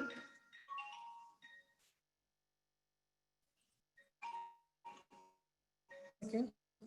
For bibliotherapy, we can use Tirukkural quotations like this. Karka kasappai kattavukku adarku karkathukalai pizhaiyilla பெற்ற கல்விக்கு எல்வழிகளில் so whatever in the you have to according to that. So most of the people following reading, when you see the higher authority, they are not at all according to what is mentioning. See, one more kural I am telling. என்றும் ஒருவுதல் வேண்டும் புகழோடு நன்றி பயவா வினை புகழையும் நன்மையும் தராத தூய்மையற்ற செயல்களை எக்காலத்திலும் செய்யாமல் அவற்றை விட்டுவிட வேண்டும். So whatever that brings damage to your reputation as well as for your goodness, that things you should avoid in your life. You can use for bibliotherapeutic purpose. You can read Bible quotes. Old things are passed away. Behold, all things are becoming new. And Quran quotes also can be read for bibliotherapeutic purpose. You can paste all this in your library. So if you read the spiritual quotation like that, all the problems will be solved. It can cure all your worries and anxieties. So now we will see what are the needs for bibliotherapeutic service in library. So it enhances social, cultural insights. It promotes resiliency. Assist the user in solving day-to-day problems. So whatever problem you come across today life, this bibliotherapeutic service to guide the library user to cope with developmental changes. If you have any developmental changes, like it may be an ICT technological change, whatever changes you have, you can read the books to assist the user to cope with emotional disruption. So if any user comes with an emotional disruption, so you can prescribe the right book to them to make the assist the user in becoming more empathic for others, user in learning. So you have to give guidance and counsel to whoever comes to the library by giving books according to the problems, and you can overcome the stress by prescribing the books. To have positive thoughts to change the behavior of an individual. So you have to change the behavior of an individual. Even to take decision, you must read. To heal the disease may be a psychological problems or mental disease, anything. To provide information about challenges, so you have to provide, as a librarian, you have to provide various information regarding the challenges. And books are the for the school, already you know that. And it can be used for correction and rehabilitation. See, this bibliotherapeutic service is used for correction. So if you have a wrong habits, you can correct according to that, and you can change your life using this bibliotherapeutic service. It is used for entertainment, self-assurance, and comfort. Now we will see what are the various types of bibliotherapy. There are 5 types of bibliotherapy. One is clinical public, then next one is developmental bibliotherapy, then the third one is self-help bibliotherapy, fourth one is creative bibliotherapy, fifth one is informal bibliotherapy. We will see one by one what it is. First one is clinical bibliotherapy.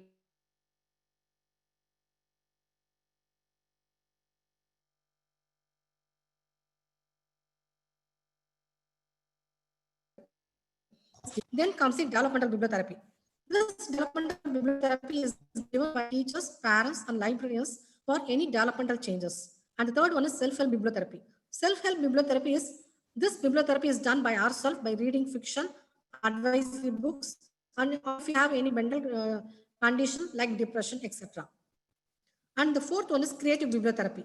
It is the use of fiction, poetry, biographical writing, and creative writing to improve mental health and well-being.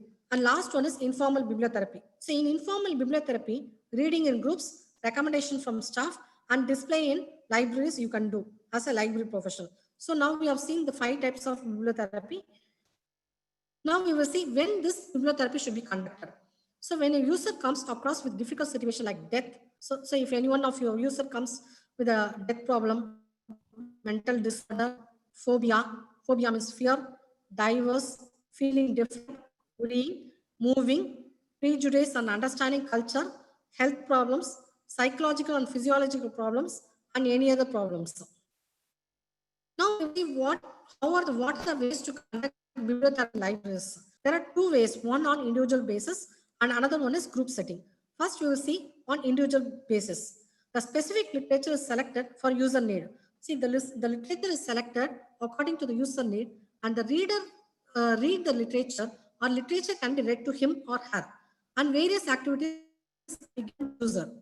See, if you see in group setting, you can conduct book talks, panel debates, reading aloud of key passages with discussion and communities. You can form a reading circle or reading in groups. You can encourage to read more books. You can read to the child who is dealing with a loss. And you can prescribe a database, and e-resources also can be prescribed. And you can display books on health issues, stress management, personality development books, etc. in libraries. Writing poetry you can do. Prescribing a particular problem. You can do a mobile library service can be provided. Establishing bibliotherapeutic service in hospital libraries.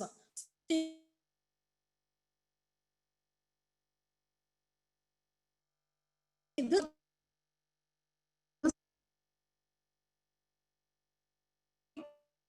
in all the aspects. So collages you can represent. You can make an interview in the streets, presentation to the issue. You can put a drama on the issue. A new book can be done. Character webs, a new ending or resolution of a book.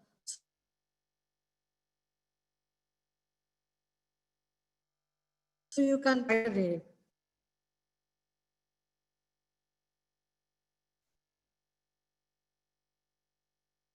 process. One is identification, and the third is insight. In identification process, the reader should associate himself or herself with a character in a book. Herself or himself associate with a character in the book. In catharsis, after associate himself, he shared the feeling. In insight, the reader knows that his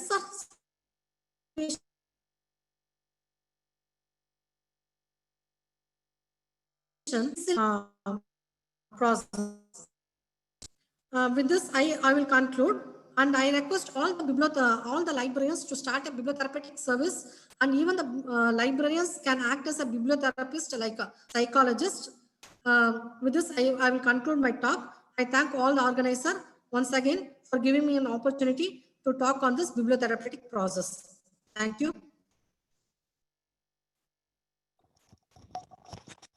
Sangeeta ma'am, thank you so much for your presentation and innovative presentation. Thank you, ma'am. This is very new idea.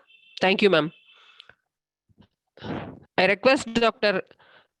S.G. Rajashekar, Vice President, Mala, and former Academic Officer, SVCE, Sri Perumbattur. You start your present on Father of Library Science, Dr. S.R. Ranganathan. Sangeeta ma'am, please stop your presentation.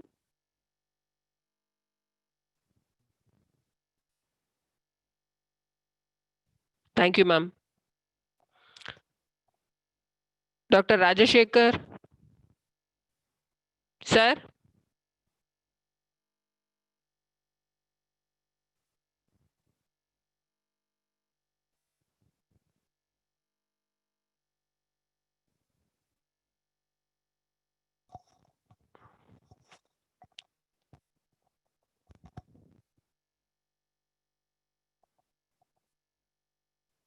Rajashekar, sir?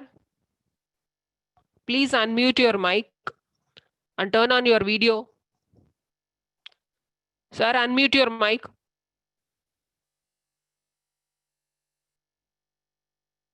Rajashekar, sir, please unmute your mic. Okay, unmute is already unmuted. Okay, sir. Please continue.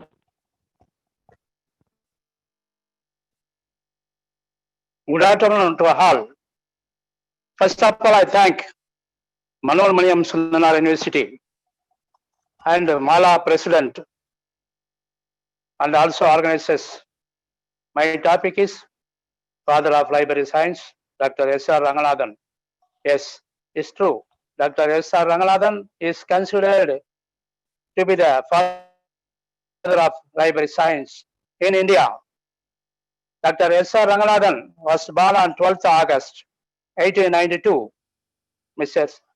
Ramamirtha Iyer and Mrs. Sita Lakshmi at Ubaya Vedantapuram, a small hamlet in the Tanjore district of Madras Presidency, present day Tamil Nadu. He studied BA 1913 and MA Mathematics 1916 in Madras Christian College and worked as Professor of Mathematics in Madras University in 1924. He was appointed as the librarian of Madras University. He served as librarian in Madras University for 20 years. He traveled to London School of Librarianship and toured over 100 libraries in the UK, in England. He observed that the DDC, Divide Decimal Classification System, as the most popular system in use. In his mind, DDC was neither prepared nor adequate to provide for future situations. Dr. Ranganathan introduced a colon classification system, a classic colon classification system in 1933. Dr. Ranganathan's chief technical contributions to library science were in classification and indexing theory. Is colon classification introduced a system that is widely used in research scholars and research also research libraries around the world, and that has affected the evaluation of such older system as the DDC. He started a library science school in Madras University in 1929. He taught both DDC and CCA. He wrote more than 2,000 research papers over his lifetime. He designed 5 laws of library science in 1931, was widely accepted as a definite statement of the ideal of library science. He also drafted for plans for a national and several states library system, founded and edited several journals, and was active in numerous professional associations. He wrote Madras Library Act in 1948. His popular books are 5 Laws of Library Science, Library National and Library Administrator, Classification, etc. Dr. Ranganathan was one of the founders of the Indian National Scientific Documentation Center, INDOC, established in 1952 under the Council of Scientific and Industrial Research, CSIR, with the support from UNESCO to provide information support services for R&D activities. He was also a chair of the first Scientific Advisory Committee. Dr. Ranganathan was a recipient of many honors and awards. Some noteworthy awards is given below. Rao Sahib in 1935 from the Government of India under British rule. Doctorate Honours Casa, University of Delhi, 1948. Padma Shri Award from the Government of India, 1957. Honorary Fellow, Indian Standard Institution, 1967. National Research Professor from the Government of India, 1965.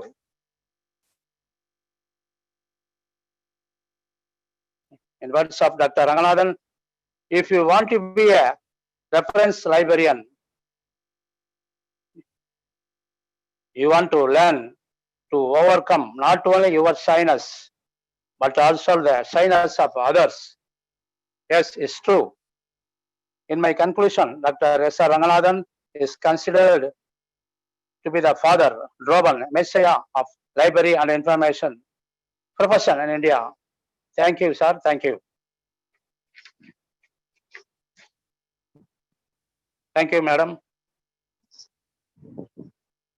Hello.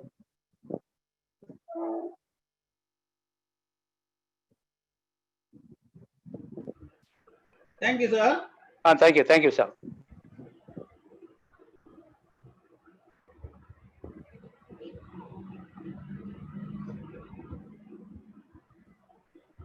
Close பண்ணிக்கலாமா? நீங்க இது பண்ணுவீங்க. நீங்க பண்ணிக்கிறீங்களா? பண்ணிக்கலாம்.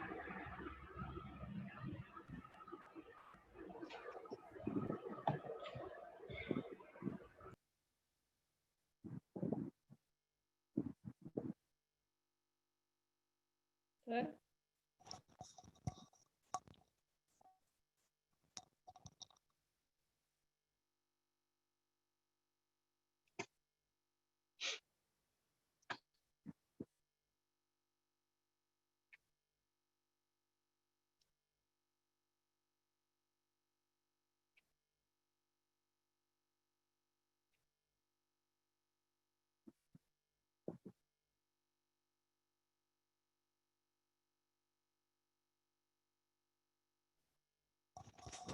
Sir?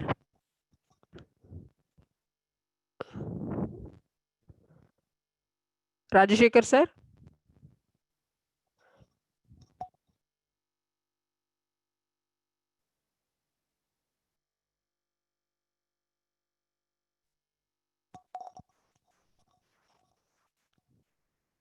Rajashekar sir?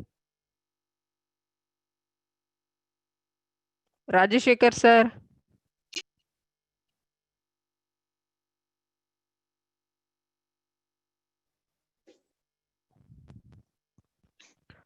Rajashekar sir?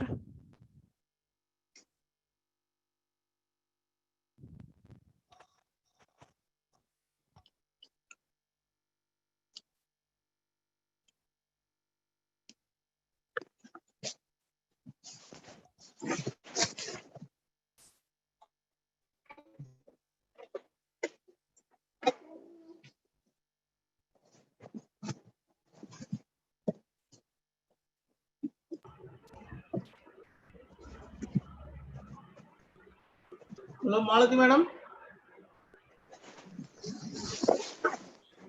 Sir? Next Later sir. I request Dr. Kannan.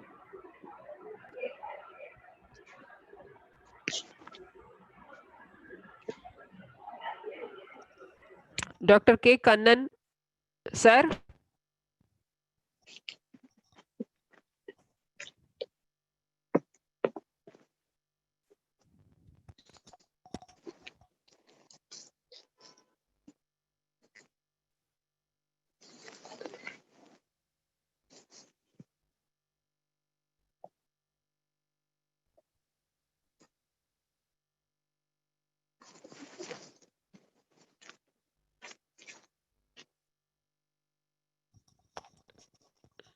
Kannan sir.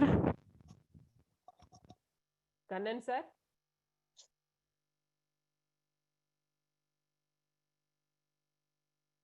Kannan sir.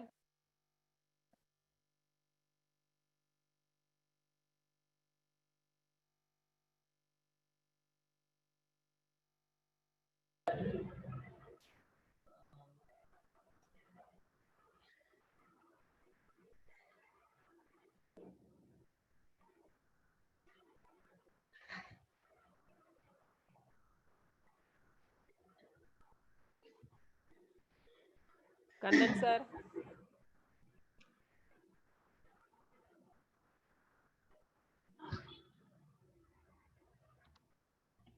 Sir Bala sir இருக்கார் போல இருக்கே. சார் பாலா சார், சார் நீங்களே ஓட் ஆஃப் தேங்க்ஸ் சொல்லிடுங்க சார்.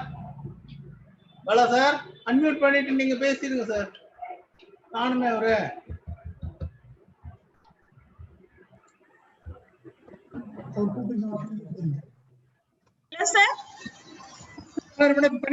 பண்ணிடுவாங்க. கண்ணன் சார் வந்துட்டாங்க சார். வந்துட்டாங்களா? சரிம்மா சரிம்மா சரி. Okay okay okay okay. Hello hello முடிஞ்சது. கரண்ட் சலைன் வந்துட்டாங்க. சரி நீங்க டைப் பண்ணுங்க. ஒரு நிமிஷம். ஹலோ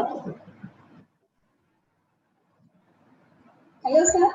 கரண்ட் சலைன்ல வராரு. கரண்ட் சலைன்ல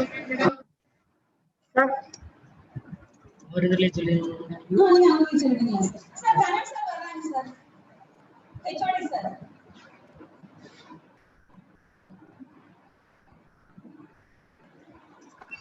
சரி உட்கார்ந்து பண்ணிடுவீங்களா?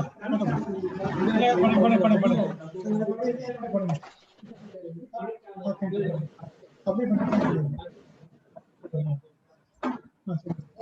Super. Vote of thanks. First of all, I thank on behalf of the organizing committee, our Honorable Vice Chancellor of Manonmaniam Sundarnath University, Tirunelveli, for permitted to organizing the one-day webinar. I thank our beloved Registrar of Manonmaniam Sundarnath University, Tirunelveli. I thank our convener and university librarian and head Dr. Balasubramanian, Department of Library and Information Science, Manonmaniam Sundarnar University, Tirunelveli. I thank our University Librarian, Dr. A. Thirumagal, Manonmaniam Sundarnar University, Tirunelveli.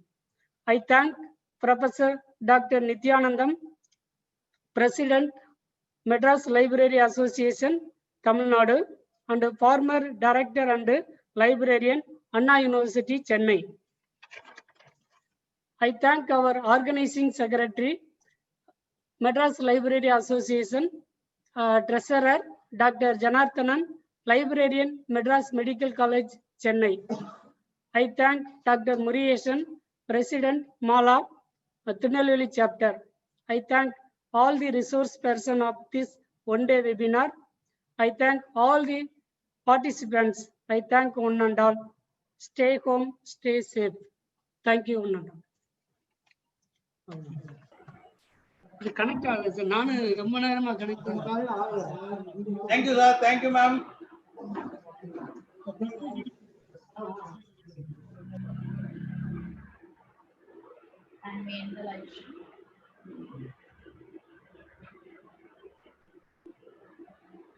எல்லாருக்கும் வாழ்த்துக்கள். ரொம்ப நல்லா சிறப்பா நடத்தி கொடுத்துட்டீங்க librarian days celebration. Thanks ma'am. Thanks sir. Balasubramaniam sir, ரொம்ப நன்றி. Very happy Librarians Day to all librarians. I thank all our speakers and all participants. Thank you so much for this opportunity. எல்லாரும் கொஞ்சம் வீடியோவை ஆன் பண்ணிங்க. எல்லாரும் வீடியோல தெரியலாம். எல்லா வீடியோ கொஞ்சம் ஆன் பண்ணிங்க. வீடியோவும் அன்மியூட்டும் பண்ணிங்க. ஏன்னா சார் சொல்லுங்க சார்.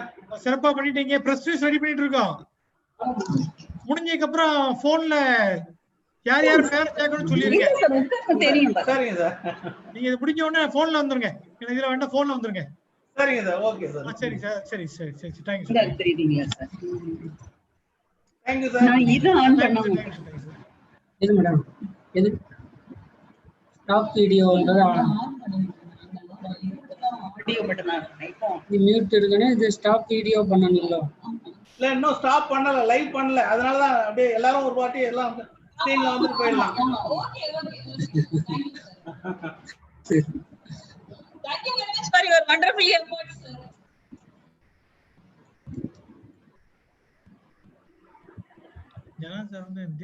ரெண்டையும் ஆன் பண்ணணும். நம்ம இது கேக்குது சார். நான் இது மட்டும் தான் அது பண்ண, இதை நான் ஆன் பண்ணல. அதுக்கு பிறகு தான் யோசிச்சேன், ஐயோ ஏன் வரல அப்படிங்கறது. இப்போ இதை இது பண்ணோம்னு தான் இப்போ அவங்க நம்ம ஃபேஸ் தெரியுது இல்லைங்க சார். மேம் ஆடியோ ஆன்ல இருக்கு. எஸ் மேடம், ஐ ஹேவ் ஸ்விட்ச் ஆஃப். நீங்க பேசுறது கேக்குது. சரிங்க சார். எல்லாம் பண்ணிக்கலாமா? சைன் பண்ணிடலாமா? க்ளோஸ் பண்ணிடலாம் சார். சரிங்க சார். நன்றி சார். நன்றி. Thank you. Thank you very much to everyone. Madam Malathi madam, thank you ma'am. Thank you ma'am. Welcome. Thank you Kannan sir. Thank you Thirumagal madam, ரொம்ப நன்றி.